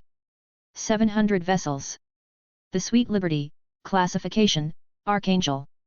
500,000 aircraft. 100 tank battalions. 1,000 night walkers. 3 Titans. 1 million artillery pieces. Impossible, Horus muttered, though he knew it wasn't. The evidence lay before him in irrefutable detail. His brother had done what even he would have hesitated to attempt, a direct assault on Comorragh itself. He'd just finished subjugating an entire sector under the Emperor's orders, a campaign that had required careful planning, overwhelming force, and months of preparation. Yet here was Franklin, the casual way he undertook an operation of this magnitude without consulting his brothers. Comorragh was no minor target, it was one of the most heavily defended locations in the galaxy, and Franklin had attacked it apparently on a whim, because they'd raided his trade routes. The Liberty Guard aren't standard troops, each one is a transhuman soldier, closer to an Astartes than a normal guardsman. But even then, the numbers seemed insufficient for such an undertaking. The Dark Eldar had survived and thrived for millennia in their twisted city. How had Franklin managed to? Horus studied the figures briefly. The casualties are extreme, even by our standards. But the Liberty Eagles. He paused, choosing his words carefully. The Liberty Eagles were among the best equipped legions, their gear just behind even that of the Custodes. Horus had fought the Dark Eldar before.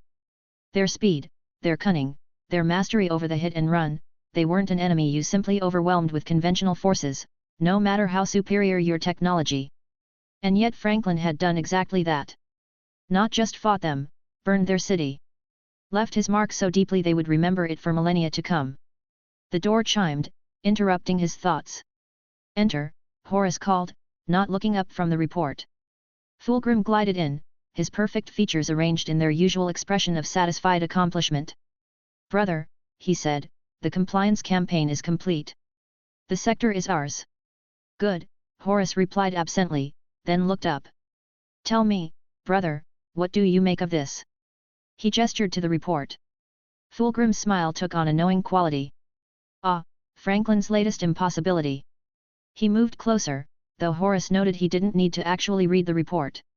Of course he'd already known. It's rather typical of him, isn't it? Making the impossible look almost casual. Something in Fulgrim's tone made Horus look sharper. "You spent time with him, didn't you? During your early campaigns?"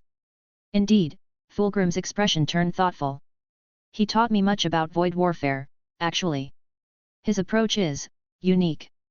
Conventional wisdom says you either go for precision or overwhelming force. Franklin somehow manages both simultaneously." "And what else did he teach you?" Horus asked, keeping his voice carefully neutral. Fulgrim laughed, a sound like crystal chimes. "That the best solution to a problem isn't always the most obvious one. That sometimes you have to be willing to look foolish to achieve the extraordinary." He gestured at the report. "Take this siege. Everyone knows you can't just march up to Comorragh and burn it down. It's impossible." So Franklin did exactly that, because no one was prepared for someone to actually try. Horus felt something cold settle in his stomach. How many of his brothers had Franklin influenced this way? How many had learned to think like him, to approach problems with that same devastating combination of technological superiority and tactical unconventionality? "You admire him," Horus said, watching Fulgrim carefully. "Don't you?" Fulgrim countered. "He achieves the impossible with such style. Even his defeats feel like victories somehow. Did you know he left a statue in Comorragh? 1,000 feet tall, of himself flexing." Fulgrim laughed again. Only Franklin would think to sign his work that way. Horus turned back to the report, but his mind was racing. Franklin's influence was growing. Not through conquest or politicking, but through something potentially more dangerous, inspiration. His brothers were learning from him, adopting his methods, perhaps even his way of thinking. "He lost 500,000 Astartes," Horus pointed out. "And achieved what no one thought possible," Fulgrim replied smoothly. "Those who fell knew the price and deemed it worth paying. Our brother understood the difference between spending lives and wasting them. After Fulgrim left, Horus stood at his viewport, staring into the void. The report still glowed on his data slate, but he wasn't seeing the numbers anymore. He was seeing patterns, influences, connections. Franklin's technological superiority, his unconventional tactics, his growing influence among the Primarches. It wasn't jealousy Horus felt he was above such petty emotions. It was concern, he told himself. Concern about a brother whose methods defied understanding, whose victories seemed to defy possibility itself. A brother who could lose 500,000 Astartes and somehow make it look like part of the plan. Somewhere out there, Franklin was probably already rebuilding his legion, probably already planning his next impossible victory. And more of their brothers were probably watching, learning, adopting his methods. But Horus couldn't deny the unease creeping into his mind. He was well aware of the vast difference between their resources. Franklin had managed to build an empire, not just a legion, but an entire independence sector, a realm of 300 worlds, forged from the very core of the stars themselves, entirely independent of the Mechanicum's influence. Horus could muster the same armies, the same strength of will, but he knew that Franklin's industrial might was beyond his reach. The Mechanicum, that ancient forge of the Imperium's might, would refuse him. They would never give one legion such a monopoly over the supply lines. They were neutral, and while they supported the Emperor's will, they refused to pick favorites, a principle that had long since been ingrained in their dogma. Franklin had achieved what no one thought possible. In just 20 Terran years, he transformed the Independence Cluster into a fully fledged Independence sector, expanding from 300 worlds to over 16,000 and still growing. His sector now stood on equal footing with the Mechanicum, not only supplying his own legion but also aiding the other Primarches. The sector's rapid and efficient expansion had endowed it with the resources to support countless fleets. So advanced and self-sustaining had Franklin's empire become that even the Mechanicum's vast network of forges and worlds had to upgrade to keep pace with its technological and logistical might. Franklin's sector forced their competitors to move forward lest they fall behind. Horus knew that Franklin had a level of success that would be hard for anyone to match, let alone surpass. Not only did he have control of an entire sector of the galaxy, but Franklin also commanded the loyalty of his people, not just the Astartes, but the human populations of those worlds. His victories were swift, efficient, and most worryingly seemingly effortless. He fought battles on a scale that Horus had never imagined. And that knowledge left a bitter taste in his mouth. Horus turned back to his command throne, staring into the vast void beyond his flagship's bridge. He had his own victories to plan, his own methods to perfect. He would not be daunted. Because in the end, it wasn't the victories themselves that worried him. It was how easy Franklin made them look. How he could bend the fabric of the galaxy to his will, with his resources, his efficiency, his determination. It was the speed with which Franklin made seemingly impossible things happen. Horus was above envy, but Franklin's rise felt unprecedented. Yet even as unease gnawed at him, Horus recognized the truth. He would need Franklin, his resources, his brilliance, and his audacity to succeed in the grander vision of uniting the galaxy. Finally, Horus set aside his doubts and came to a conclusion: he must maximize his relationship with Franklin, ensure the bond between them grew stronger. Whatever his reservations, Franklin Valorian was too valuable an ally to leave at arm's length. If the Imperium were to thrive, it would need every strength Franklin brought to bear. Horus' reverie was interrupted by the sudden chime of a transmission. It was from the Emperor himself. The message was short, filled with praise for his most recent victory.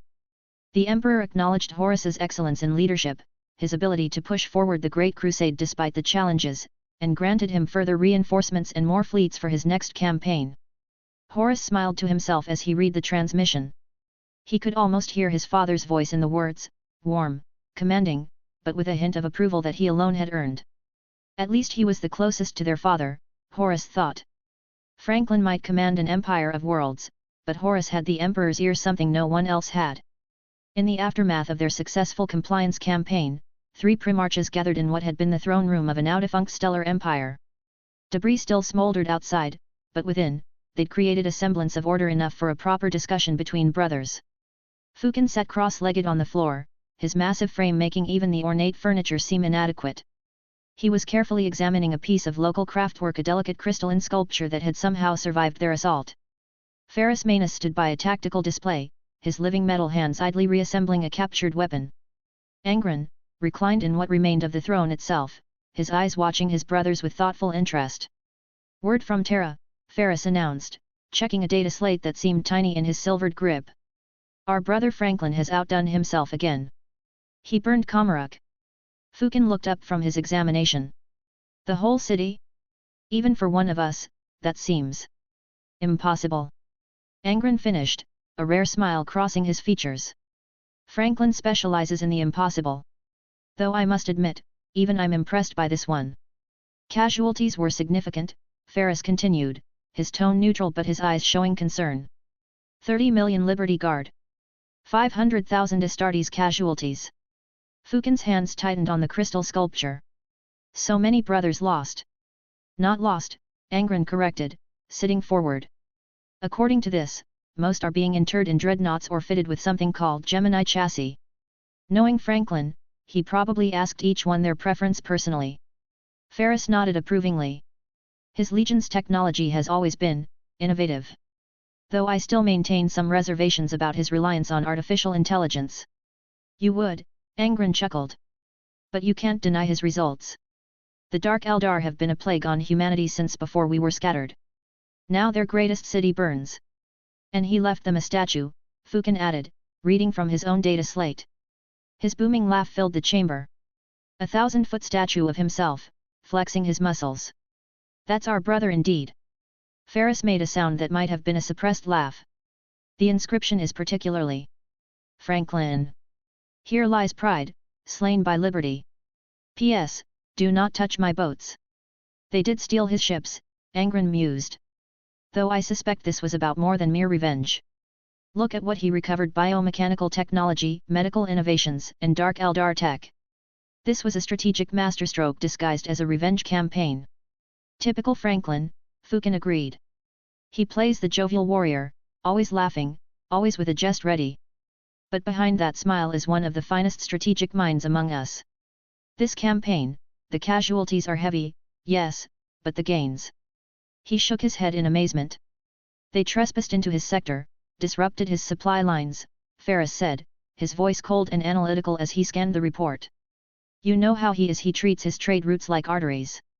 Cut them, and you may as well bleed him." He paused, tapping the data slate with a metallic finger. "Using Necron technology to get to them, reckless. But effective. Typical Franklin, always walking the line between brilliance and madness." "With Franklin, usually both," Fukin laughed. "I would have loved to see their faces when human ships emerged from their own webway." Angren turned from the viewport. "The casualties concern me. Not their number. We've all paid similar prices in our campaigns. But losing so many Astartes at once, that would cripple most legions." "Most legions don't have Franklin's industrial base," Ferris pointed out. "The independence sector can replace losses that would devastate any other legion. Not that it makes the losses easier to bear."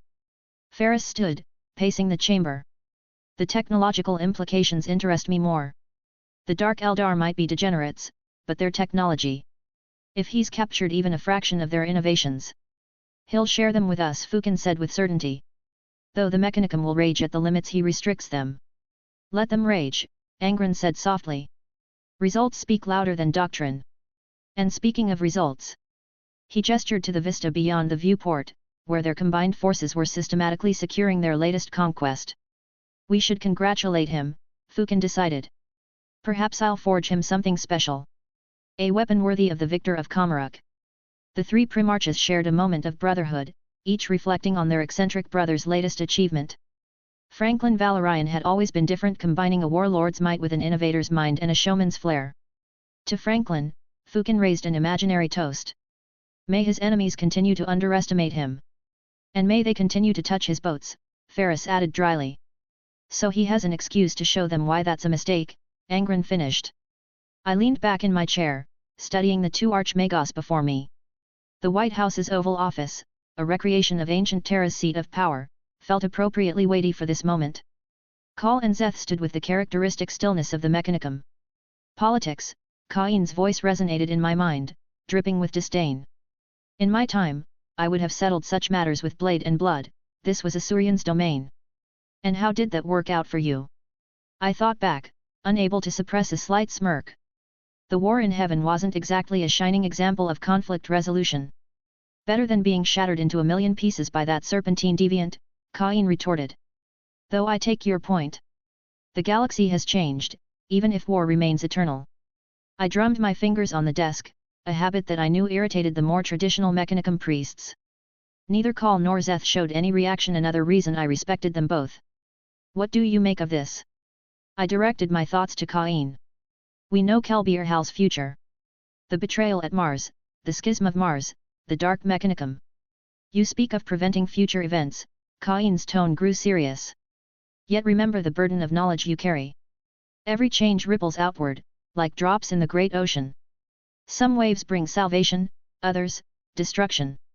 True, I conceded. But Khal, he's different. In that future timeline, he remained loyal. More than loyal, he became instrumental in the Imperium's survival. The Khal of that timeline never held the position of Fabricator General, Cain pointed out. Power changes mortals. Even your father's chosen sons fell to its lure. I felt a flash of anger at the reminder of the future betrayals, quickly suppressed. Anger had no place in decisions like this. But that's exactly why we need change, I argued internally. The conservative faction of the Mechanicum, their dogmatic adherence to tradition, it makes them vulnerable to chaos. Their fear of innovation becomes a fear of change itself, and fear is a weapon our enemies know well how to use. You speak wisdom, Cain admitted. The Eldari Empire fell because we could not change, could not see beyond our own glory. Yet change must be guided, controlled. Like a blade, swift but precise. I glanced at the Crone sword Anaris, mounted on the wall behind my desk. The weapon seemed to pulse slightly, responding to Cain's presence in my mind. What are the risks if we support Khal? I asked. Many. Cain's voice took on a tactical edge, the war god analyzing battlefield possibilities. If he fails, you risk alienating the traditional faction entirely. Mars could break away sooner, differently than in the timeline you know. The Imperium needs its weapons, its ships, its technology. A civil war within the Mechanicum now could be devastating, I completed the thought. But if he succeeds, then you have a powerful ally at the heart of Mars. One who understands the true threats facing humanity. One who might help prevent the very schism we fear. Cain paused. But remember, young one Khal is brilliant, but his ambition matches his intellect. Even in that future timeline, his actions sometimes bordered on tech heresy. I smiled slightly. Coming from you, that's practically a recommendation. The old gods were many things, but never hypocrites, Cain replied with amusement. We did not fear knowledge or power, we feared their misuse.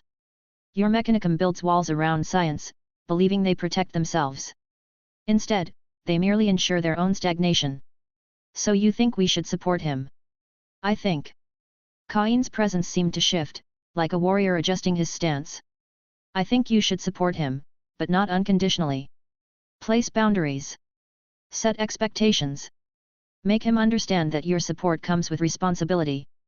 I nodded slowly, considering. We could help secure votes from the Mechanicum Forge worlds closely aligned with Nova Liberta's. Many already favor a more progressive approach to technology. Yes. But demand guarantees. Ensure the traditional faction isn't completely alienated, they must be integrated, not excluded. And Cain's tone grew deadly serious.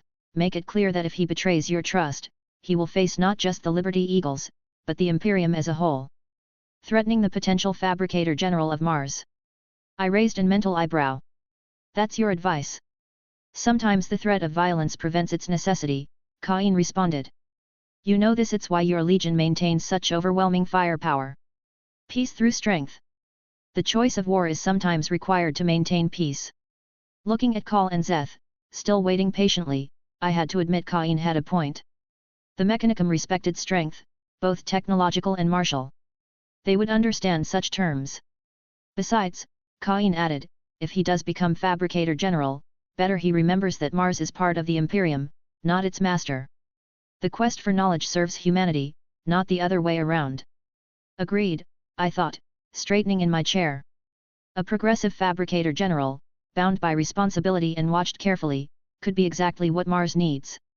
And if it prevents Kelbierhal's rise to power, then you may prevent one of the greatest wounds in your father's empire, Cain concluded. But remember, change comes with risk. Be prepared for all outcomes. Always, I replied, reaching my decision. That's why we maintain the biggest guns in the sector. Now you sound like a proper war god. Cain's approval radiated through our connection. Make your choice, young one. But make it clear that with great power comes the attention of greater powers still. I smiled, ready to address the waiting Archmagos. Franklin's chuckle echoed through the Oval Office, causing several mechadendrites on both Archmagos to twitch slightly. He leaned forward, a knowing gleam in his eyes. Before I say anything else, Belisarius, Franklin's grin widened, I have to ask, am I speaking to the call inferior who has an interesting habit of pestering my brothers Sanguinius and Guillemon through about this exact same request? There was a moment of silence, broken only by the soft whirring of internal mechanisms. Then Call's vocabulator emanated a sound that might have been either a laugh or a mechanical hiccup. Ah, Primarch Valorian, your access to future data streams continues to prove fascinating. Call's multiple optical sensors brightened. Though I must correct certain logical inconsistencies in your query.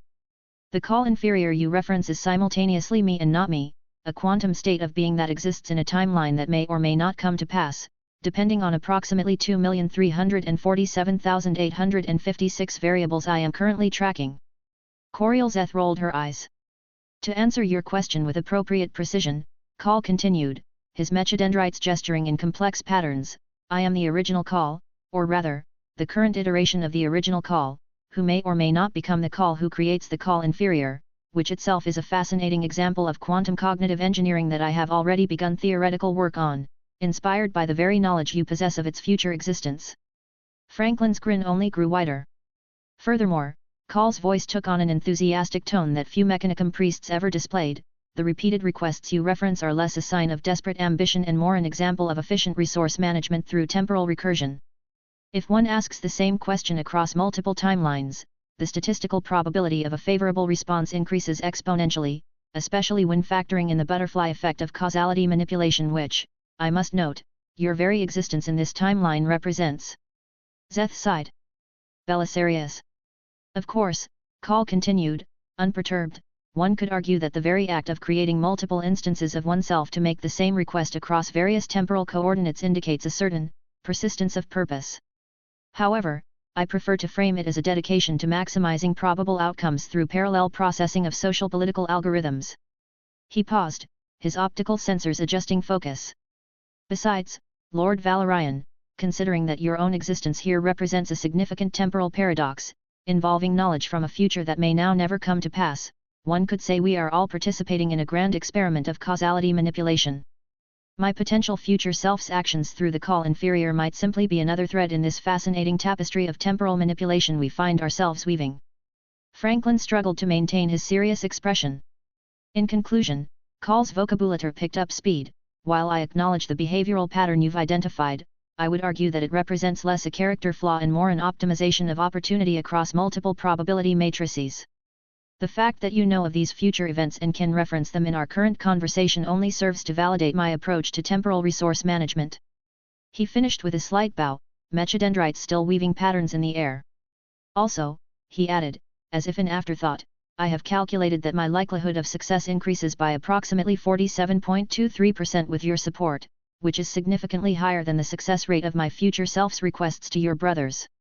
Though I should note that this calculation has a margin of error of plus or minus 3.42%, accounting for temporal uncertainty principles. Zeth finally spoke up, her tone carrying a hint of exasperation. What Call means to say, Lord Valorian, is that he is indeed himself, and his request is genuine, regardless of his future self's persistent nature.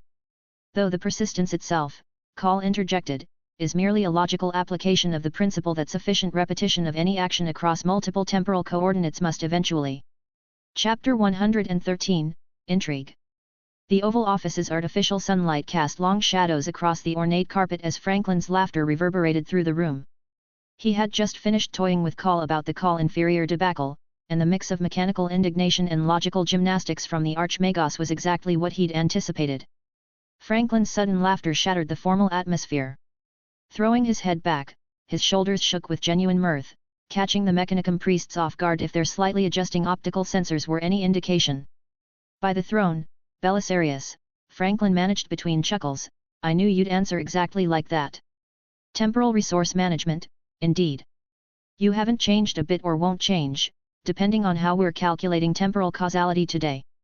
Rising from behind his desk, Franklin's towering frame dwarfed even the augmented forms of the Archmagos. He extended a hand to call, a gesture so unexpected that the usually quick-thinking tech priest paused for 2.3 seconds before responding.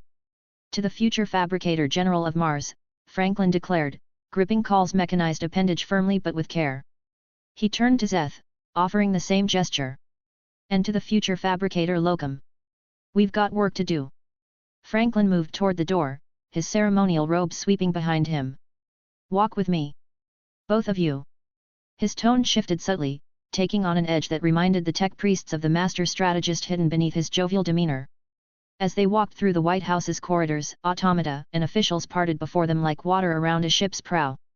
Franklin led them past layers of security checkpoints, each more sophisticated than the last, until they reached a heavily reinforced door marked with mechanical and psychic wards. Welcome, Franklin announced as the door swung open, to what my intelligence division calls the spider's web. The room was immense, its walls alive with hollow displays and cascading data streams. At the center stood a three-dimensional projection of Mars and its surrounding forge worlds, their political alignments marked in various colors.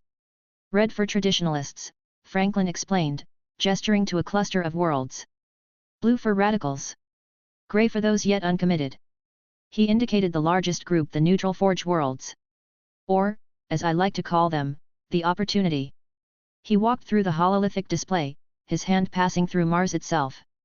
Here's the thing most don't understand about the Mechanicum, it's not really split between conservatives and radicals. That's the narrative they project. The truth is, he pointed to the largest group, most of you just want to work in peace. The opportunity, as you call them, Call observed. Approximately 63.7% of all forge worlds, by my calculation. 64.2%, Franklin corrected with a smirk. My intelligence updates hourly. These forge worlds don't care about philosophical debates, they care about resources, research opportunities, and security. Call's mechadendrites twitched as he absorbed the tactical display. Efficient categorization. Though I note discrepancies with my current data. This map shows their true alignments, Franklin replied, tapping a control panel. New data streams appeared, outlining trade routes, communication networks, and lines of influence. The CIA doesn't just investigate Xeno's threats. We've been mapping the Mechanicum's politics since I realized we'd need to negotiate as equals, not subordinates. Zeth interfaced with a nearby data port. This is extensive. Even private forge networks are included. Money talks, Franklin shrugged. Everyone needs something. The trick isn't just knowing what they want, it's knowing what they don't want others to know they want. For years, Franklin continued, his tone sharpening, my intelligence services have been gathering compromat on the Mechanicum hierarchy, trade deals, tech heresies, secret projects, personal indiscretions, everything. Zeth's sensors narrowed. Such surveillance would be considered highly irregular, Lord Valorian. Irregular, yes. Necessary? Absolutely, Franklin replied, his expression hardening. Especially with what we know about Kelbierhal's future. Speaking of him. He pressed another control, refocusing the image on a cluster of forge worlds. Your rival has been busy. He's secured promises from these forge worlds using theological arguments and thinly veiled threats. But here's the interesting part, he's overextended. Call processed this quickly. Elaborate. Kelbierhal's support is wide but shallow, Franklin explained, highlighting several worlds. He's promised exclusive trade rights to multiple forge worlds, each believing they're getting a unique deal. When they discover the truth, his coalition will fracture. But surely he anticipated this? Zeth asked. Of course, Franklin replied, his smile turning predatory. Which is why he backed each promise with something more substantial: access to recovered SDCs. Both Archmagos froze, their equivalent of a sharp intake of breath. SDCs, Franklin continued, his eyes twinkling, that my forces have conveniently acquired through exploration. These will be offered openly to any forge world willing to back progressive leadership on Mars. Let Kelbierhal promise. We'll deliver. A most elegant strategy, Call remarked, his vocabulary tinged with admiration. Unexpected political acumen from the Liberator. Franklin chuckled, his tone hardening. How do you think I united Nova Libertas? The megacorporations didn't suddenly decide to cooperate. It took years of manipulation, strategic pressure, and, when necessary, force. And those who resisted? Zeth inquired. Faced irrelevance or integration, Franklin shrugged. The key is making the right choice, the most profitable one. Even transhumans respond to basic incentives: safety, profit, power. He turned to face them fully. We'll act in phases. First, we undermine Kelbierhal's reputation with the neutrals. I've proof of him violating sacred protocols enough to sow doubt. Then we offer trade deals, exclusive contracts, and, of course, STCs. Supporting the traditionalists will become too costly, even for the most conservative Forge worlds. And when Kelbierhal counters? Zeth asked. We're ready for every move, Franklin replied, activating a new display. Attack our trade routes? We've got backups. Try to discredit us? We'll release more intelligence. Every reaction he makes will tighten the noose. Call's mechadendrites swirled in approval. Impressive foresight. Franklin smiled. Politics is like war, you don't just plan for the next battle. You plan for the entire campaign. Sitting in my office at the CIA headquarters in Nova Libertas, I reviewed the intercepted transmissions for the 100th time. The hololithic display flickered with partially decoded messages, two phrases standing out among the encrypted data: Franklin Valorian and Independence Sector. Why you sneaky motherfuckers, I muttered, my new Primiborn physiology allowing me to process the data streams faster than ever before. The Diasporex were ruled out immediately. Our alliance with them was solid, and their movements were always transparent. No, this was something else. Something that moved like smoke through the void, leaving only the faintest traces of their passage. I activated my neural link to the CIA's Central Command Network. This is Director Jackson. I want every available asset tracking these phantom signals. If they so much as sneeze in our direction, I want to know about it. Weeks passed, and reports started flooding in. Each world they touched showed signs of careful modification: environmental changes, atmospheric adjustments, precise alterations that spoke of advanced technology and specific needs. But they were always one step ahead, leaving nothing but empty worlds and modified landscapes. Director, one of my analysts called in, we've detected a pattern in their information gathering. They're specifically targeting data about the Primarch and the Independence Sector's inner workings. A smile crossed my face. Then let's give them something to chase. The trap was simple but elegant. A convoy carrying a top-secret data slate containing classified information about Franklin Valorian would be transported to a fringe world. The security would be minimal, just some expendable assets from death row who'd been given a chance to die in service rather than at the executioner's hand. I watched the operation unfold through secured picked feeds. The infiltration team moved with practiced efficiency, too practiced. Their movements spoke of extensive training, and their composition. Freeze frame, I commanded, zooming in on one of the attackers. Well. What do we have here? The team was mixed, Xenos and humans working together. But it was one particular human that caught my attention. The way he kicked aside a fallen guard, the contemptuous utterance of "foolish Monday key." Got you, you treacherous son of a bitch, I grinned, watching the infiltrator's arrogance betray his true nature. Only an Eldar would use that term, and a human using it. That spoke volumes about where his loyalties lay. The tracking device in the data slate performed perfectly. I watched as their ship made its way through the void, eventually settling into orbit around an unremarkable planet in a forgotten system. Time to spring the trap, I announced to my command staff. Execute Operation Shadow Net. I want that system locked down tighter than a Mechanicum vault. No ships in or out without our knowledge. The pieces were in place. Battle groups from the Liberty Eagle's fleet moved into position, using stealth technology to remain undetected. Ground forces were prepared for deployment. Whatever this organization was, they'd walked right into our web. I keyed in a direct line to Franklin Valorian's office. The Primarch would want to know about this development, especially the human traders working with Xenos elements. But more importantly, we needed to understand why they were so interested in him specifically. Looking at the tactical display showing our forces moving into position, I couldn't help but feel satisfied. The CIA might operate in the shadows, but we were damn good at it. These mysterious operatives thought they were being clever, thought they were the hunters. They were about to learn that in the Independence Sector, we were always watching. Begin Phase 2, I ordered, initiating the next stage of our operation. The blockade would be just tight enough to be noticed, but loose enough to appear manageable. Let them think they have options. Let them try to slip through our net. Every move they made would tell us more about who they were and what they wanted. And if they were foolish enough to attempt a breakthrough? Well, that's why I had a Liberty Eagles strike force on standby. Sometimes the best way to get answers is to ask questions with heavy firepower backing them up. I switched my display to show the captured footage of the human traitor again. You think you're above humanity? I muttered to the image. Let's see how high and mighty you feel when you're explaining yourself in an interrogation chamber. Through the smoke-filled corridor, Daemon Praetorian witnessed what he had come to recognize as the signature of Liberty Guard warfare, the systematic elimination of all tactical advantages. The reinforced walls that had sheltered his team moments ago simply ceased to exist, vaporized by concentrated fire from weapons that seemed to defy conventional military doctrine. Contact, multiple sectors. One of his operatives shouted before being cut down by a barrage that seemed to come from everywhere at once. The Liberty Guard's approach wasn't merely about overwhelming force, it was about the complete negation of traditional combat dynamics. Daemon rolled behind what appeared to be a solid ferrocrete barrier, his perpetual nature already healing the multiple headshots he'd sustained in the last 30 seconds. They're not following standard engagement protocols, he transmitted to his team. Remember, no cover is permanent.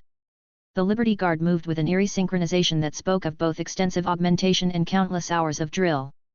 Their exo-armor, a masterwork of Independence sector engineering, incorporated a multitude of suspensors that allowed them to maintain perfect accuracy while moving at full speed.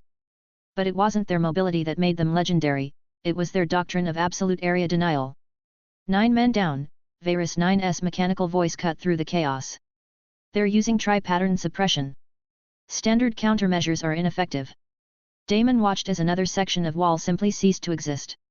The Liberty Guard didn't just shoot at cover, they eliminated it entirely.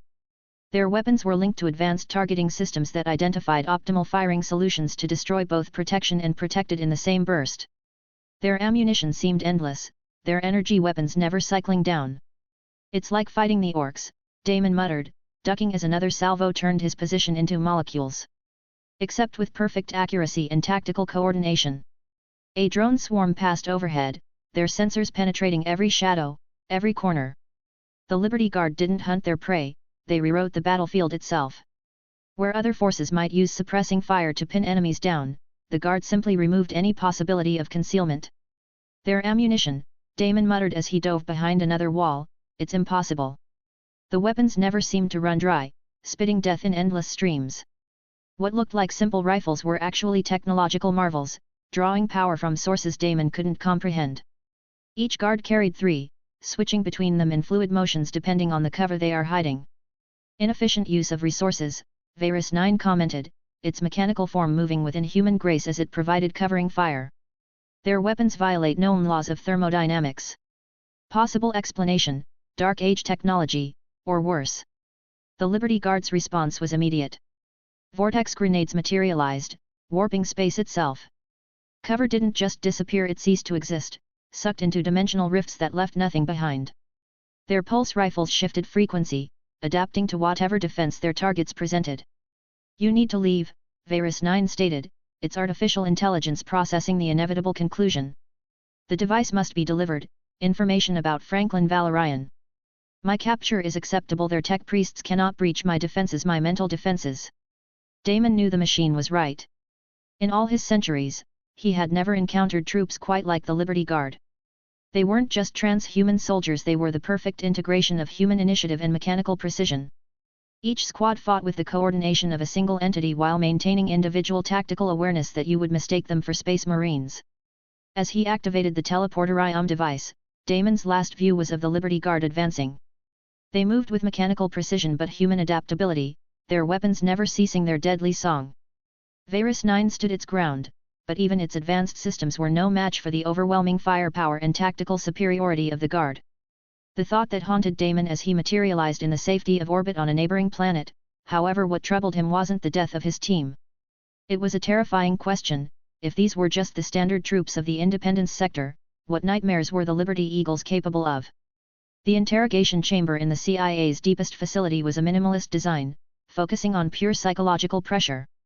It featured a simple table, 2 chairs, and an atmosphere that would crack even the most composed individuals.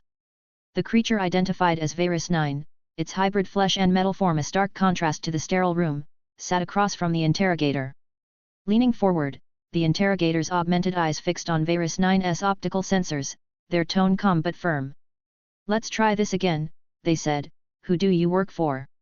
Varus 9 responded in alien syllables, its vocabulary crackling with disdain. The translation came through, "Primitive Monday Key, your crude methods cannot breach my mental fortifications. No tech priest could penetrate my defenses." The interrogator smiled, the expression sending a subtle shiver through the room. "Grim, what did our friend here just say?" A hololithic projection of Grim, the interrogator's personal AI, appeared, glowing with data streams. "The mechanical life form states that no tech priest could crack his defenses, Director." "Well now," the interrogator remarked, adjusting their coat. "Good thing you ain't no tech priest, are you, Grim?" "No, sir," Grim replied smoothly. "I am not." The change in Varus's demeanor was instantaneous. Its optical sensors widened, mechanical components faltering in what could only be interpreted as fear. "A abominable intelligence? Impossible. The humans destroyed their silicon gods. Now that's what I like to hear, low Gothic." Jackson leaned in, his smirk widening. "Though I gotta say, your accent needs work. Now, let's try this again. Who do you work for?" "Nak Thal." Jackson slammed his hand onto the table, effectively smashing it to pieces. "Gothic, motherfucker. Do you speak IT?" Whilst Grim was giving it warnings in its head. "Why yes." Varus stammered, its biomechanical parts humming with distress. "Then you know what I'm saying?" "Yes." "Describe what the Cabal looks like." "What?" Jackson pulled out his bolt pistol, placing it on the new table with calculated slowness. His voice dropped, heavy with menace. "Say what again? I dare you. I double dare you, motherfucker, say what one more goddamn time." "The Cabal." Varus finally blurted, its defiance broken. "We are the Cabal. Ancient species who had battled the forces of the primordial Annihilator for millennia." Jackson leaned back, processing the revelation. Xenos species thought extinct, united under a shadowy cause. "Go on." "We have seen it," Varus continued, its trembling mechanical limbs betraying its fear. "The future. Your Primarch, he is a linchpin. His existence, his sector, it tips the scales too far. The more humanity spreads, the stronger it becomes." "It?" Jackson prompted, though he had a sinking suspicion he already knew. "The primordial annihilator. Your species feeds them, strengthens them with every soul added to your empire. We must prevent this. For the galaxy's sake." Jackson laughed, the sound echoing harshly off the sterile walls. The noise made Varus flinch. "So let me get this straight. A bunch of Xenos we've already beaten once have teamed up to stop us because we're too successful. You do not understand. The prophecies." "Grim," Jackson interrupted, "show our friend here what a real digital invasion looks like." "With pleasure, Director." Grim's holographic form expanded, cascading streams of data flooding the room like a storm of light. "Initiating deep scan." "This may be uncomfortable." Varus screamed, a sound unfiltered by language, pure terror as Grim dismantled its mental defenses with ruthless efficiency. Sparks flew from the hybrid's cybernetic components, its mind laid bare to the relentless AI. "Fascinating," Grim commented as Varus slumped lifelessly in the chair, its consciousness effectively wiped. "Cross-referencing extracted data with known intelligence. Director, you'll want to see this." The holographic display shifted, revealing maps, plans, and detailed surveillance records. The Cabal had been watching the Independence sector closely, their efforts focused on Franklin Valorian. The data showed reconnaissance operations, sabotage attempts, and analyses of Franklin's impact on potential future timelines. "Well, ain't this some shit?" Jackson muttered, studying the display. The Cabal's fear was evident, the Independence sector's rise was a direct threat to their plans, and Franklin was central to it all. "Grim, compile everything and send it to my office. Get me a secure line to the Primarch. He's gonna want to hear about this." "Already done, sir," Grim replied. "However, this data suggests this is merely one cell. There are likely others." "Good," Jackson said with a grim smile, glancing at the empty shell of Varus 9. That means we get to do this again. And next time, they'd better remember to speak Gothic from the start. Chapter 114, Madman or Genius. In the gleaming halls of the Nova Liberta's White House, Franklin Valorian lounged in a chair that somehow managed to support his massive frame, feet propped up on a desk that could have doubled as a landing pad for a small shuttle.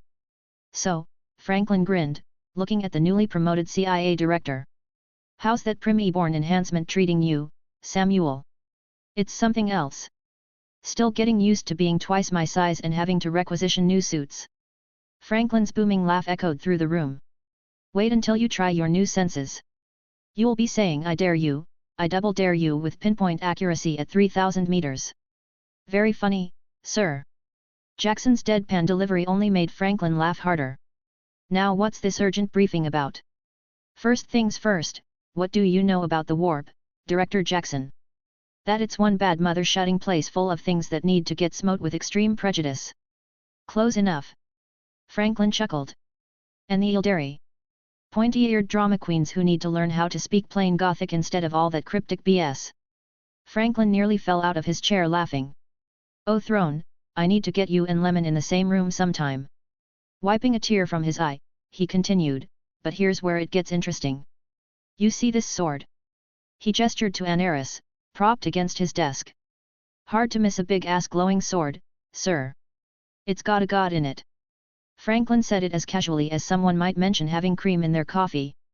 Jackson's eyebrow shot up. What in the what now? A god. But here's the thing, gods are weapons.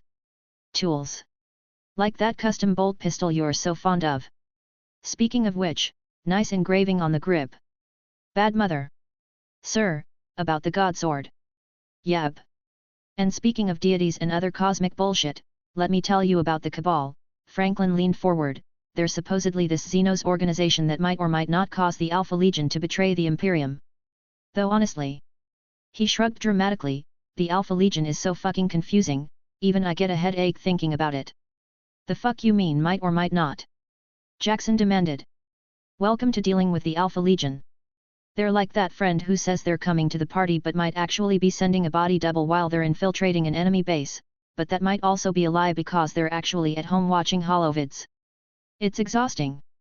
Jackson pinched the bridge of his nose, by the throne. Anyway, Franklin continued, I need the CIA to take care of these Cabal assholes. They're bad news. Also, keep an eye on the Eldar, we'll be working with them sometimes, but trust needs to be earned. And watch out for Alpha Legion infiltrators. Vladimir's FBI team is already on it, but I'm more worried about my regular Astartes than my Prim-born captains. Motherfucking shape-shifting space marines. Perfect. Jackson muttered. Listen, even I get confused about the Alpha Legion. Data says Alfarius was found first, except that's a lie, except the lie might be a truth pretending to be a lie disguised as a truth. Franklin waved his hand dismissively. I gave up trying to figure it out. Just protect our people. This is some next-level classified shit you're dropping on me. Jackson leaned back, processing everything. So what's our main strategy against these chaos fuckers? Franklin grinned, a pro tip for dealing with chaos: just deny they exist. They're like those galactic net trolls, ignore them, and it drives them nuts. I think, therefore I am, they don't, therefore they can get bent. Jackson sat back, processing everything. Hold up. Just how much does our Legion know that others don't? Franklin gave him a mischievous grin. Let's just say if knowledge was water, we're swimming in an ocean while everyone else is playing in puddles. His brow furrowed as he scrolled through endless streams of data schematics, tactical doctrines, and the detailed dossiers of every discovered legion in the data slate Franklin had provided. A flick of his finger brought up the entry for the first legion, and his eyes narrowed. So let me get this straight, we've got time travelers, god swords, shape-shifting legionnaires, and enough secrets to make the first legion have a stroke. And your solution is to, what? Mim on chaos while running the galaxy's biggest intelligence operation.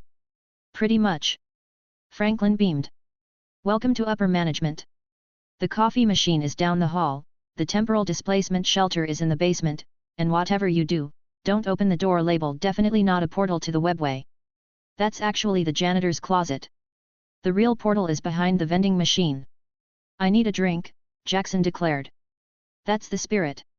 But first, want to see me do a trick with this sword that really pisses off Cain? Motherfucker, no. Jackson pinched the bridge of his nose, muttering under his breath. It was moments like these that reminded him, for all the pomp and gravitas of being a president, a primarch, and the unifier of countless worlds, Franklin Valorian was, without question, the most chaotically good being he'd ever encountered.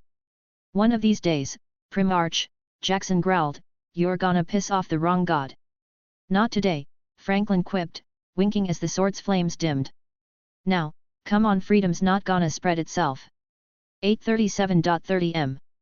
The void of space stretched endlessly before them, a canvas of infinite black punctuated by the distant glitter of stars. Through the grand observation deck of the Imperator Somnium, Terra's master and his son watched the realm of Ultramar unfold beneath them. The massive vessel, recently refitted to surpass its sister ship by exactly 11,000 kilometers in both length and width, hung in the void like a golden monument to humanity's ambition. Franklin stood beside his father at the viewport of the Imperator Somnium, both watching the distant blue jewel that was Macrage. He couldn't help but smirk at the recent modifications to his father's ship. Really, Dad? You just had to make it bigger. Franklin raised an eyebrow, his brown eyes twinkled with amusement as he glanced at his father's towering 20-foot figure, his voice thick with amusement. The Emperor's golden eyes gleamed with barely concealed mischief. I am the Emperor of mankind. If I wish to have the largest vessel in the fleet, then so be it. Petty much. Franklin chuckled, shaking his head. The Emperor finally turned to face his son, his ageless face bearing an expression that few in the galaxy ever witnessed, that of a father's pride tinged with playful competitiveness. When you are as old as the entire species of mankind, you learn the importance of proper scaling. Proper scaling. Franklin repeated, barely containing his laughter. Is that what we're calling it now? Their shared laughter echoed through the observation deck, a sound that would have shocked any who knew only the Emperor's public persona. As their mirth subsided, the Emperor's gaze returned to the distant realm of Ultramar, his expression growing more contemplative. It reminds me of when I found you, he said, gesturing toward the glittering empire before them. Another son, already ruling his own interstellar domain. Small is an interesting word to describe 300, but I grew it to 16,000 throughout the years, Franklin responded, crossing his arms. 16,000 worlds and still expanding, though I suspect Robot's realm will grow just as impressively, given time. Indeed. The Emperor's voice grew thoughtful. It took considerable effort to locate these coordinates. The universe's constant motion makes such searches challenging. But now, we stand at the threshold of finding your 13th brother. Franklin's expression grew contemplative. You know, Father, I've been thinking about something. He turned to face the master of mankind directly. Each of us 21, 20 if you count Alfarius and Omegan as one, us Primarches represents a facet of you. Looking at the data from the future slate, I can't help but notice a pattern. The Emperor raised an eyebrow, inviting his son to continue. We're all facets of you, different aspects, different approaches. Franklin's brown eyes met his father's golden ones. It occurs to me that each of us, given time and opportunity, would naturally build our own stellar empire. The size and nature of that empire would reflect our individual aspects of your being. And what of your own empire, Franklin? The Emperor asked, though his tone suggested he already knew the answer. Liberty, Franklin replied without hesitation. The independence sector thrives because we offer worlds something precious: autonomy within unity. We protect their freedom while providing the benefits of federation. He smiled. Though I suppose our overwhelming firepower doesn't hurt either. The Emperor nodded slowly. Each of you has the potential to build something unique. The size and success of those endeavors depend largely on how well your approaches resonate with human nature. Finding this place was no small feat. The universe's constant motion makes pinpointing specific locations challenging. Even with the future data's guidance, tracking down your brothers has been an exercise in patience. Franklin raised an eyebrow. And yet here we are, about to meet my theoretical younger brother. Though given how time works with we Primarches, who knows who's actually older? Age becomes rather meaningless when dealing with scattered demigods, the Emperor agreed, a rare note of humor in his voice. Though I suspect you and Robot will find much in common. Your approach to governance, while different in execution, shares similar foundations.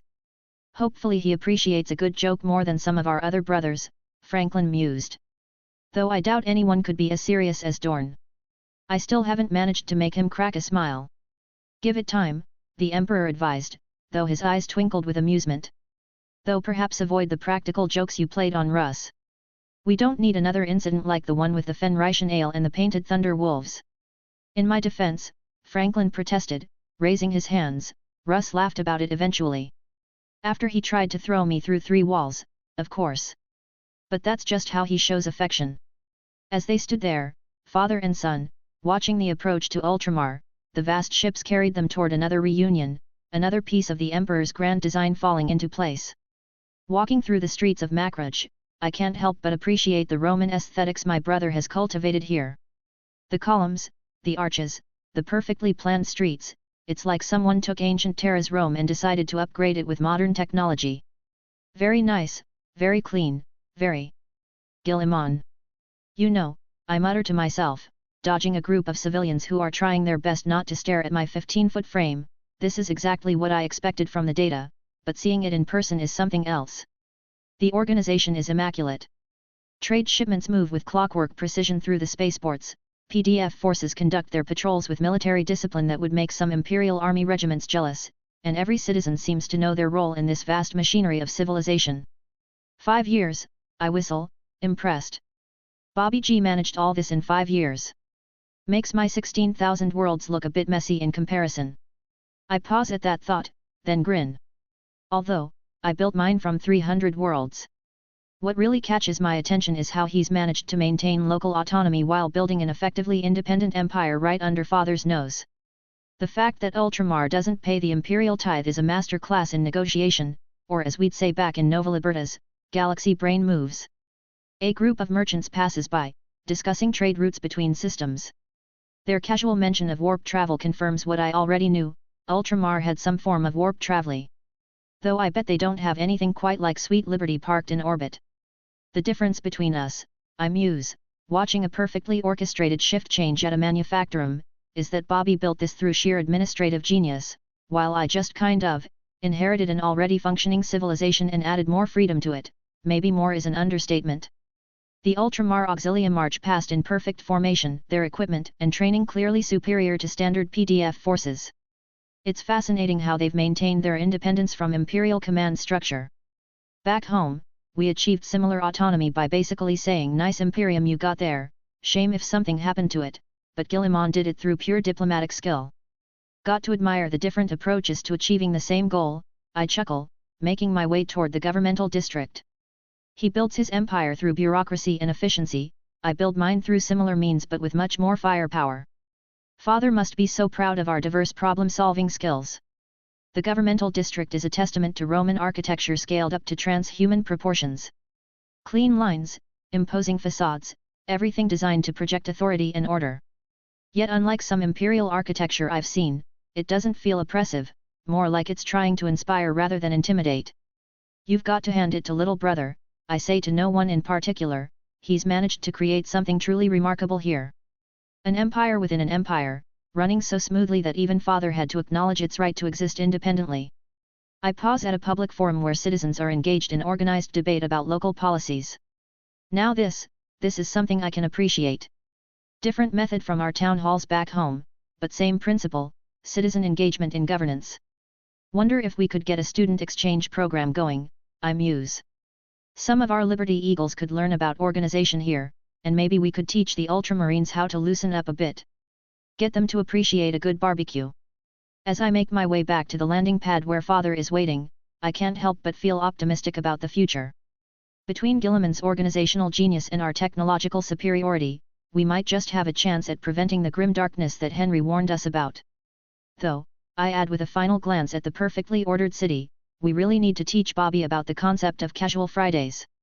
The Emperor's farewell to Robert had just concluded, the golden light of his departure still lingering in the air when Franklin approached his newly discovered brother. The 13th Primarch stood tall, his features noble and classical, every inch the patrician ruler. Franklin couldn't help but grin. It was like seeing every Roman statue he'd ever studied come to life and then some. Brother, Robert greeted him formally, though there was genuine warmth in his voice. Father spoke highly of your achievements in the independence sector. 16,000 worlds, I understand. And counting, Franklin replied with a casual wave. Though I have to say, what you've built here in 5 years is impressive. Particularly the administrative framework, though I have to ask, has anyone ever told you that you look exactly like what would happen if someone combined every Roman dictator's statue into one perfect form? For a moment, Robert's carefully composed expression wavered, caught between surprise and unexpectedly amusement. I cannot say I've heard that particular comparison before. Though given your extensive knowledge of Terra's history, I'll take it as a compliment. Oh, it absolutely is, Franklin assured him, gesturing expansively. I mean, you've got Cincinnatus's bearing, Augustus's administrative genius, and Marcus Aurelius's philosophical bent all rolled into one. Though hopefully with none of Caligula's quirks. This time, Robert did laugh, a sound that seemed to surprise even him. Father mentioned you had an unusual way of approaching things. I see he wasn't exaggerating. If you think this is unusual, wait until you hear about the time I convinced Russ that his wolves had turned pink. Though in my defense, the paint was completely harmless. You pranked Lemon Russ? Robert's eyes widened slightly. And you survived? Oh, he tried to throw me through several walls, Franklin shrugged. But you know how it is with brothers, sometimes you have to get thrown through architecture to really bond. Robert shook his head, but his smile remained. I'm beginning to understand why Father seemed both proud and exasperated when describing you. Though I must admit, it's refreshing to meet another brother who understands the importance of proper logistics and administration. Right. Franklin's eyes lit up. Do you know how hard it is to get some of our brothers to understand that armies march on their stomachs? Or in our case, massive void fleets run on properly maintained supply lines? I swear, some of them think ammunition just materializes in their weapons through sheer force of will. Exactly. Robert's formal demeanor cracked further, genuine enthusiasm showing through. The greatest victories are won long before the first shot is fired, in the careful planning and preparation stages. Though I suspect our methods differ somewhat. Oh, absolutely. You've got this whole Roman thing going very organized, very centralized. I've gone more for a federation approach, think Space Murica, letting individual worlds maintain their cultural identity while working within a broader framework. Different paths to the same destination, you might say. And both approaches Father has allowed to continue, Robert noted thoughtfully. Though I imagine your negotiation with him was as interesting as mine. Franklin grinned. Let's just say that having a massive technological base and the ability to outproduce Mars helps when making your case for autonomy. Though your achievement in maintaining Ultramar's independence is impressive, working with what you had and building it into something Father couldn't ignore. One must use the tools at hand, Robert replied diplomatically, though there was a glimmer of pride in his eyes. Speaking of which, I would be very interested in discussing your logistics networks. Father mentioned something about your legion's unique integration with mortal troops. Oh, buckle up, Bobby G, Franklin said, grinning like a man with a plan. Picture the old Earth's American military but cranked up to 11. We've got specialized training programs, integrated command structures, and joint operations, the works. Hell, every time we add a new solar system, we triple the defense budget. At this rate, we're one bad decision away from putting guns on Luna. Guillemon blinked. You're joking. Buddy, Franklin smirked, Luna's already fully loaded. Robert's eyes gleamed with genuine interest. Perhaps we could continue this discussion over a detailed review of your organizational charts. Only if you'll show me yours in return. I've got some questions about how you're managing the tithe distribution across Ultramar that's been bugging me since I got here. The two Primarches began walking together, their conversation flowing easily between administrative theory and practical application, occasionally punctuated by Franklin's jokes and Robert's increasingly relaxed responses. It was, Franklin thought, like finding a kindred spirit who read the same books but came to delightfully different conclusions. You know, Franklin commented as they headed toward Robert's strategic command center, between your Roman Empire in space and my Space Murica, among the stars, we're going to give Father quite the administrative headache. Perhaps, Robert agreed with a slight smile. Robert Guillemon prided himself on his analytical mind. His ability to see patterns, to understand complex logistical networks at a glance, was unmatched among his brothers. So when he finally saw it, really saw it, in Franklin's masterwork of supply lines, he nearly spat out his recaf. There it was, hidden in the intricate web of trade routes and supply lines spanning the independence sector, a perfectly formed, anatomically correct penis, complete with detailed vascular system represented by secondary supply routes. By Terra's throne, Robert muttered, frantically cross-referencing data points. The more he analyzed, the more impressive, and disturbing, it became. Every route was optimized for maximum efficiency. Every hub served a vital purpose. The redundancies were perfect. It was, perhaps, the most efficient logistics network he'd ever seen. And it was a giant cock. With that face, I believe you found my magnum opus. Franklin's amused voice cut through his shock. Robert turned to find his brother leaning against the doorframe of his study, wearing what could only be described as the most shit-eating grin in human history. You arranged an entire sector's worth of supply lines into a... Robert couldn't even finish the sentence. A DCK pick for the ages, brother. Franklin declared proudly. 16,000 worlds, billions of supply routes, all arranged in perfect harmony to create what I like to call the phallus of liberty. Took me 3 years to perfect it. 3 years. Robert was aghast. You spent 3 years arranging interstellar trade routes to create the greatest penis in human history? Yes I did. Franklin walked over to examine the hololithic display. Had to make sure it was only visible to someone who really understood logistics. You know, a real detective. Look at the arterial flow patterns here, they're not just decorative, they're actually the most efficient paths for luxury good distribution. Robert groaned at the pun, as found himself studying the pattern. The testicular region appears to be handling bulk resource distribution. Indeed. Franklin beamed. And the shaft contains the primary military supply lines. The tip, he gestured dramatically, is where we concentrate our rapid response forces. This is simultaneously the most brilliant and most juvenile thing I've ever seen, Robert admitted. One miscalculation, one misplaced route, and the entire system would fail. The level of mathematical precision required. Had to be a dick measuring contest worthy of a Primarch, Franklin nodded sagely. Robert pinched the bridge of his nose. Father would have an aneurysm if he knew. Bold of you to assume he hasn't noticed. Where do you think I get my petty streak from? How many people know about this? Robert asked, still staring at the display in horrified fascination. Well, now you do.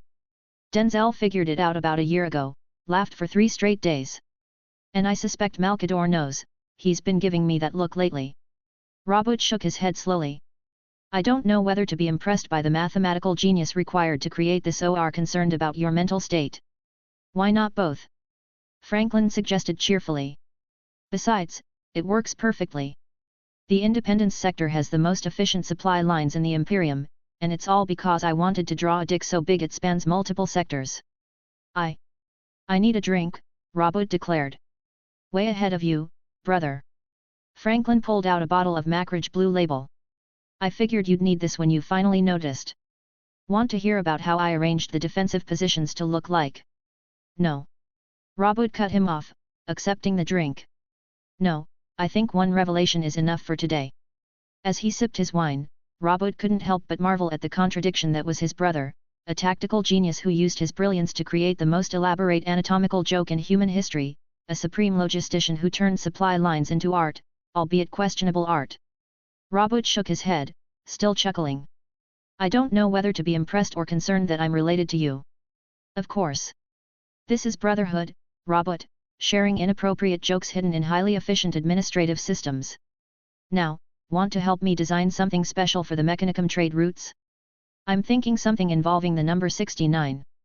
As Robert watched his brother enthusiastically explain his next project, he realized that perhaps there was something to be said for combining absolute competence with absolute irreverence. Though he made a mental note to review all future trade agreements with the independence sector very, very carefully. Just in case. Chapter 115, Alike but Not So. Robert Gillimon stood at the observation deck of Mackridge's Honor, hands clasped behind his back, his gaze fixed on the impossibly vast form of Sweet Liberty. Even from this distance, the sheer scale of Franklin's flagship was almost overwhelming. His own Gloriana-class vessel, a paragon of imperial engineering, seemed modest by comparison. Sweet Liberty was no mere warship, it was a floating metropolis, a cathedral to human ambition and ingenuity. The ultramarine Primarch's mind, ever calculating, analyzed the massive vessel. Its grandiose design, the flying buttresses and spires doubled as defensive structures, while the statues and ornate carvings concealed weapon systems that made even the greatest tools of Ultramar's arsenal seem understated. Form and function intertwined with almost heretical efficiency. Guilliman could not help but respect Franklin's methods. He had read the reports on the independence sector's industry, and the numbers had seemed almost unreal. The fact that it had taken only a year to construct Mackrach's honor within Franklin's domain was as staggering as it was humbling. As the docking sequence began, Guilliman watched the execution of the procedure with an appreciative eye.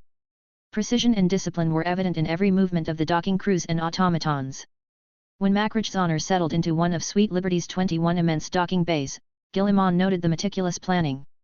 Each bay bore heraldry for a specific Primarch or legion, a subtle but telling gesture. A reserved bay for the Emperor's Bucephalus stood as a quiet declaration of faith in their father. Franklin's attention to detail never ceased to intrigue Guilliman. When the Eternity Gate opened and Guilliman stepped onto the bridge, his initial impression was one of calculated grandeur. Sweet Liberty's command center was a cathedral repurposed for war, its walls adorned with murals celebrating humanity's greatest achievements. Stained glass windows pulsed with shifting data and artful display of tactical information. At the center of it all stood Franklin Valorian, his easy smile a stark contrast to the deadly efficiency of his surroundings. "Bobby G." Franklin's voice rang out, filled with warmth and a confidence that was uniquely his. He strode forward, his perpetual smirk making him seem almost irreverent despite the gravity of the setting. "Franklin," Guilliman replied, clasping his brother's outstretched hand. "Once again, you managed to challenge my expectations. Good. Keeps things interesting," Franklin said with a grin. "Welcome to Sweet Liberty. What do you think?" Guilliman let his gaze sweep the bridge before replying. "You have managed to combine the grandeur of Terra's greatest cathedrals with the lethality of an orbital bombardment array. It is, uniquely you." "High praise coming from you," Franklin said, gesturing toward the hololithic table at the center of the room. As it sprang to life, Franklin began outlining the campaign. "So, here's the plan. 4 orc worlds, one massive warboss trying to cobble together an empire. We can't let that happen. Sweet Liberty's guns can hit all 4 planets simultaneously. While they're scrambling to figure out what's happening, your boys and mine drop in to clean up." Guilliman studied the display, already mapping deployment strategies. "It's bold. Decapitating their leadership while destabilizing their infrastructure could shatter their cohesion.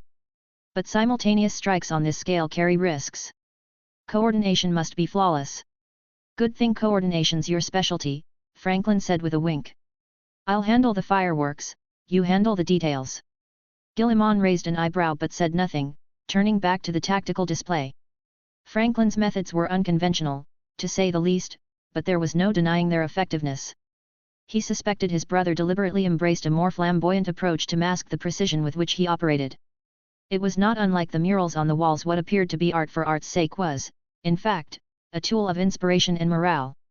I find myself, yet again, fascinated by the operational methodology of my brother Franklin's Legion. Our third campaign together has proven to be an education in contrasts. Initially, I had assumed the Liberty Eagles would mirror the Ultramarines in their approach to warfare, an understandable presumption given our shared appreciation for logistics and organization. I have never been more incorrect in a tactical assessment. "Franklin," I began, watching as another convoy of ammunition carriers made their way to the Liberty Eagle's staging area. "Your ammunition requisition for this campaign exceeds standard deployment protocols by a factor of 10.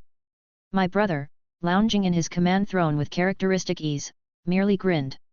"Can't spell freedom without excessive firepower, Bobby." I suppressed a sigh. "I've brought 3 artillery companies for this engagement. And I brought a legion's worth," Franklin completed my thought, his eyes twinkling with mischief. "Plus some extras. You know, for emergencies." "What sort of emergency requires enough firepower to level a continent?" "Tuesday." He shrugged, then laughed at my expression, slapping my shoulder with enough force to stagger a lesser being. "Why bring a knife to a gunfight? Or in this case, why bring a gunfight to a nuclear war?" The equipment differences between our forces are particularly striking. During my inspection of the Liberty Eagle's armory, I noticed their preference for energy-based weaponry, a departure from traditional Astartes armaments. The design of their powered armor caught my attention, particularly the apparent absence of standard power packs. "Franklin, regarding your legion's power supply." "Ah, spotted that did you?" He interrupted, materializing beside me with impossible stealth for someone his size. 0-point energy cores, right by the spine. Tiny little things, infinite power. Very classified, very cool. The Mechanicum would kill for this stuff, literally, they've tried. The casual way he revealed such revolutionary technology was quintessentially Franklin. I noted how he skillfully mixed truth with humor to deflect deeper inquiry. Theoretical, such technology would revolutionize the entire Imperium's military capability. Practical, that's why it's classified, he winked, using my own analytical method playfully. The Liberty Guard passed by next, and I found myself reassessing everything I knew about military organization. These weren't merely well-equipped soldiers, they represented a fundamental reimagining of human military potential. Each warrior carried the Liberty Pattern Combi Bolter, a streamlined version of their signature weapon that combined bolter and pulse capabilities in a compact frame. On their shoulders were retractable shoulder-mounted mini-turrets. The precision of their movements and the confidence in their bearing spoke of enhancements far beyond baseline humanity. They were living embodiments of efficiency, adaptability, and overwhelming firepower. They're all transhuman, I stated, not really a question. Got it in one. Franklin beamed like a proud father. Their design dates back to the Age of Strife. The Liberty Eagle's arsenal defied conventional military doctrine. Their Astartes carried an impossible array of weapons, disintegration rifles, heavy bolters, railguns. Your troops carry enough firepower to level a hive city, I observed. Exactly. Franklin beamed. One-man artillery batteries. Very efficient. Saves on transport costs. Their vehicles proved even more outlandish. Grav tanks with extinction-grade weaponry, super heavy tanks that could fell titans even with their shields on, and the armored cores, knight-sized units that moved with Eldar swiftness.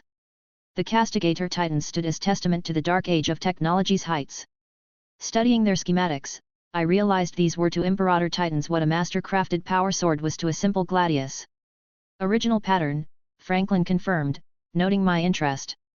From back when humanity really knew how to party. I mean, wage war effectively. Initially, I found their combat doctrine puzzling. The Liberty Eagles consistently position themselves in supporting roles, allowing the Ultramarines to claim the glory of primary objectives. This seemed at odds with their overwhelming technological advantages. During our current campaign, as my sons executed precision decapitation strikes against Orc leadership, the Liberty Eagles provided what could only be described as excessive fire support. The Orcs, despite their impressive size, found themselves unable to mount effective counterattacks under the sheer volume of firepower. Brother, I finally asked, why such overwhelming force? Surely a more precise approach would be more efficient. Franklin's response was characteristically succinct, delivered with that ever-present smirk. It's not about overkill, Bobby. It's about sending a message. After careful consideration, I believe I understand the Liberty Eagle's approach. Where the Ultramarines adapt our tactics to each situation, seeking the most efficient solution, the Liberty Eagles force the enemy to adapt to them, or perish in the attempt. It is our doctrine turned up to 11, if the enemy is still returning fire, then you aren't giving out enough freedom, as Franklin might say. Their supporting role is not born of humility or lack of ambition, but rather a deep understanding of their strengths. They create environments where their allies cannot fail, using overwhelming firepower to eliminate variables rather than adapt to them. Franklin's humor masks a brilliant strategic mind. He understands that true victory lies not in glory or recognition, but in the achievement of objectives with minimal friendly casualties. His sledgehammer approach, while seemingly excessive, consistently produces results with remarkably low casualties among Allied forces. Perhaps most importantly, I've come to appreciate that Franklin's philosophy extends beyond mere military doctrine. The Liberty Eagles don't seek to prove themselves superior, they simply ensure conditions where victory is inevitable, then step aside to let others claim the glory. It is, in its way, a more subtle form of superiority than mere combat prowess. Yet there's more to it. Franklin's willingness to let others claim victory while his legion provides support speaks to a deeper understanding of human nature. He recognizes that sometimes the most effective way to lead is to enable others' success. You know what your problem is, Bobby. Franklin said during our last strategic meeting, feet propped irreverently on the hololithic table. I wasn't aware I had one, I replied dryly. You think too much. Sometimes you just need to trust that your brother knows exactly what he's doing, even if what he's doing looks completely insane. Looking at the perfect execution of our joint campaigns, I had to admit, perhaps he had a point. Addendum, must investigate why Franklin keeps referring to me as Bobby. Theoretical, it's a deliberate attempt to provoke an emotional response. Practical, it's working. The holovid played in Sweet Liberty's strategic command center, showing a Neo-Atlan warrior repeatedly striking Captain Armstrong, who stood unmoved like a statue before casually crushing his opponent. Franklin Valorian let out a low whistle while Rogel Dorn watched with his characteristic stoicism and Robert Guillemon analyzed the footage with keen interest. Well, would you look at that, Franklin grinned, pausing the footage. These guys are like mini supermen.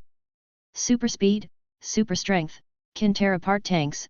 Too bad this isn't a comic book where the hero wins by punching harder. That is incorrect, Dorn stated flatly. This is not a comic book at all. This is a tactical briefing.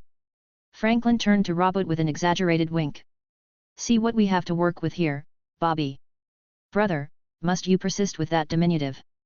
Guillemon sighed, though a slight smile tugged at his lips. Bobby. Dorn's brow furrowed. Your name is Robert. This is a fact. Thank you, Rogel, Guillemon replied dryly. I hadn't realized. Franklin leaned back in his command throne, feet propped irreverently on the hololithic table. So, we've got 400 planets of superpowered Xenos who think they're hot stuff. Their tech is basically ancient Terra with better COMM towers. Thoughts? Their communications network is their weakness, Dorn stated. Destroy the towers, their empire fragments. Always straight to the point, aren't you? Franklin chuckled. But you're not wrong. Sweet Liberty can start sniping their fleets from across their solar system. They won't even know what hit them. Guillemon stepped forward, manipulating the tactical display. Their empire's infrastructure suggests they've never faced a serious external threat. Their worlds are poorly fortified, relying primarily on their species' natural capabilities for defense. Which would be impressive against most opponents, Franklin nodded. But unfortunately for them, they ran into us instead. I can have their fleets deleted in a few solar days. Bobby, you can do your fancy beheading thing. Tactical decapitation strikes, Guillemon corrected. That's what I said. And Rogel can, well, be Rogel. I will be myself, as I cannot be anyone else, Dorn confirmed. This is logical. Franklin threw his hands up. See? Perfect strategic planning right there. Guillemon studied the Empire's layout carefully. In theory, they could have become a significant threat to Imperial expansion if left unchecked. Their physical capabilities combined with their territorial holdings could have served as a foundation for a major Xenos power. Theory, meet Sweet Liberty's main guns, Franklin gestured grandly. I can delete their species from quite literally the other side of a solar system. Remember what I always say. It's about sending a message. Guillemon and Dorn spoke simultaneously, though Dorn's tone suggested he was simply stating a fact while Guillemon's carried a hint of fond exasperation. That was disturbing, Franklin blinked. Never do that again. But yes.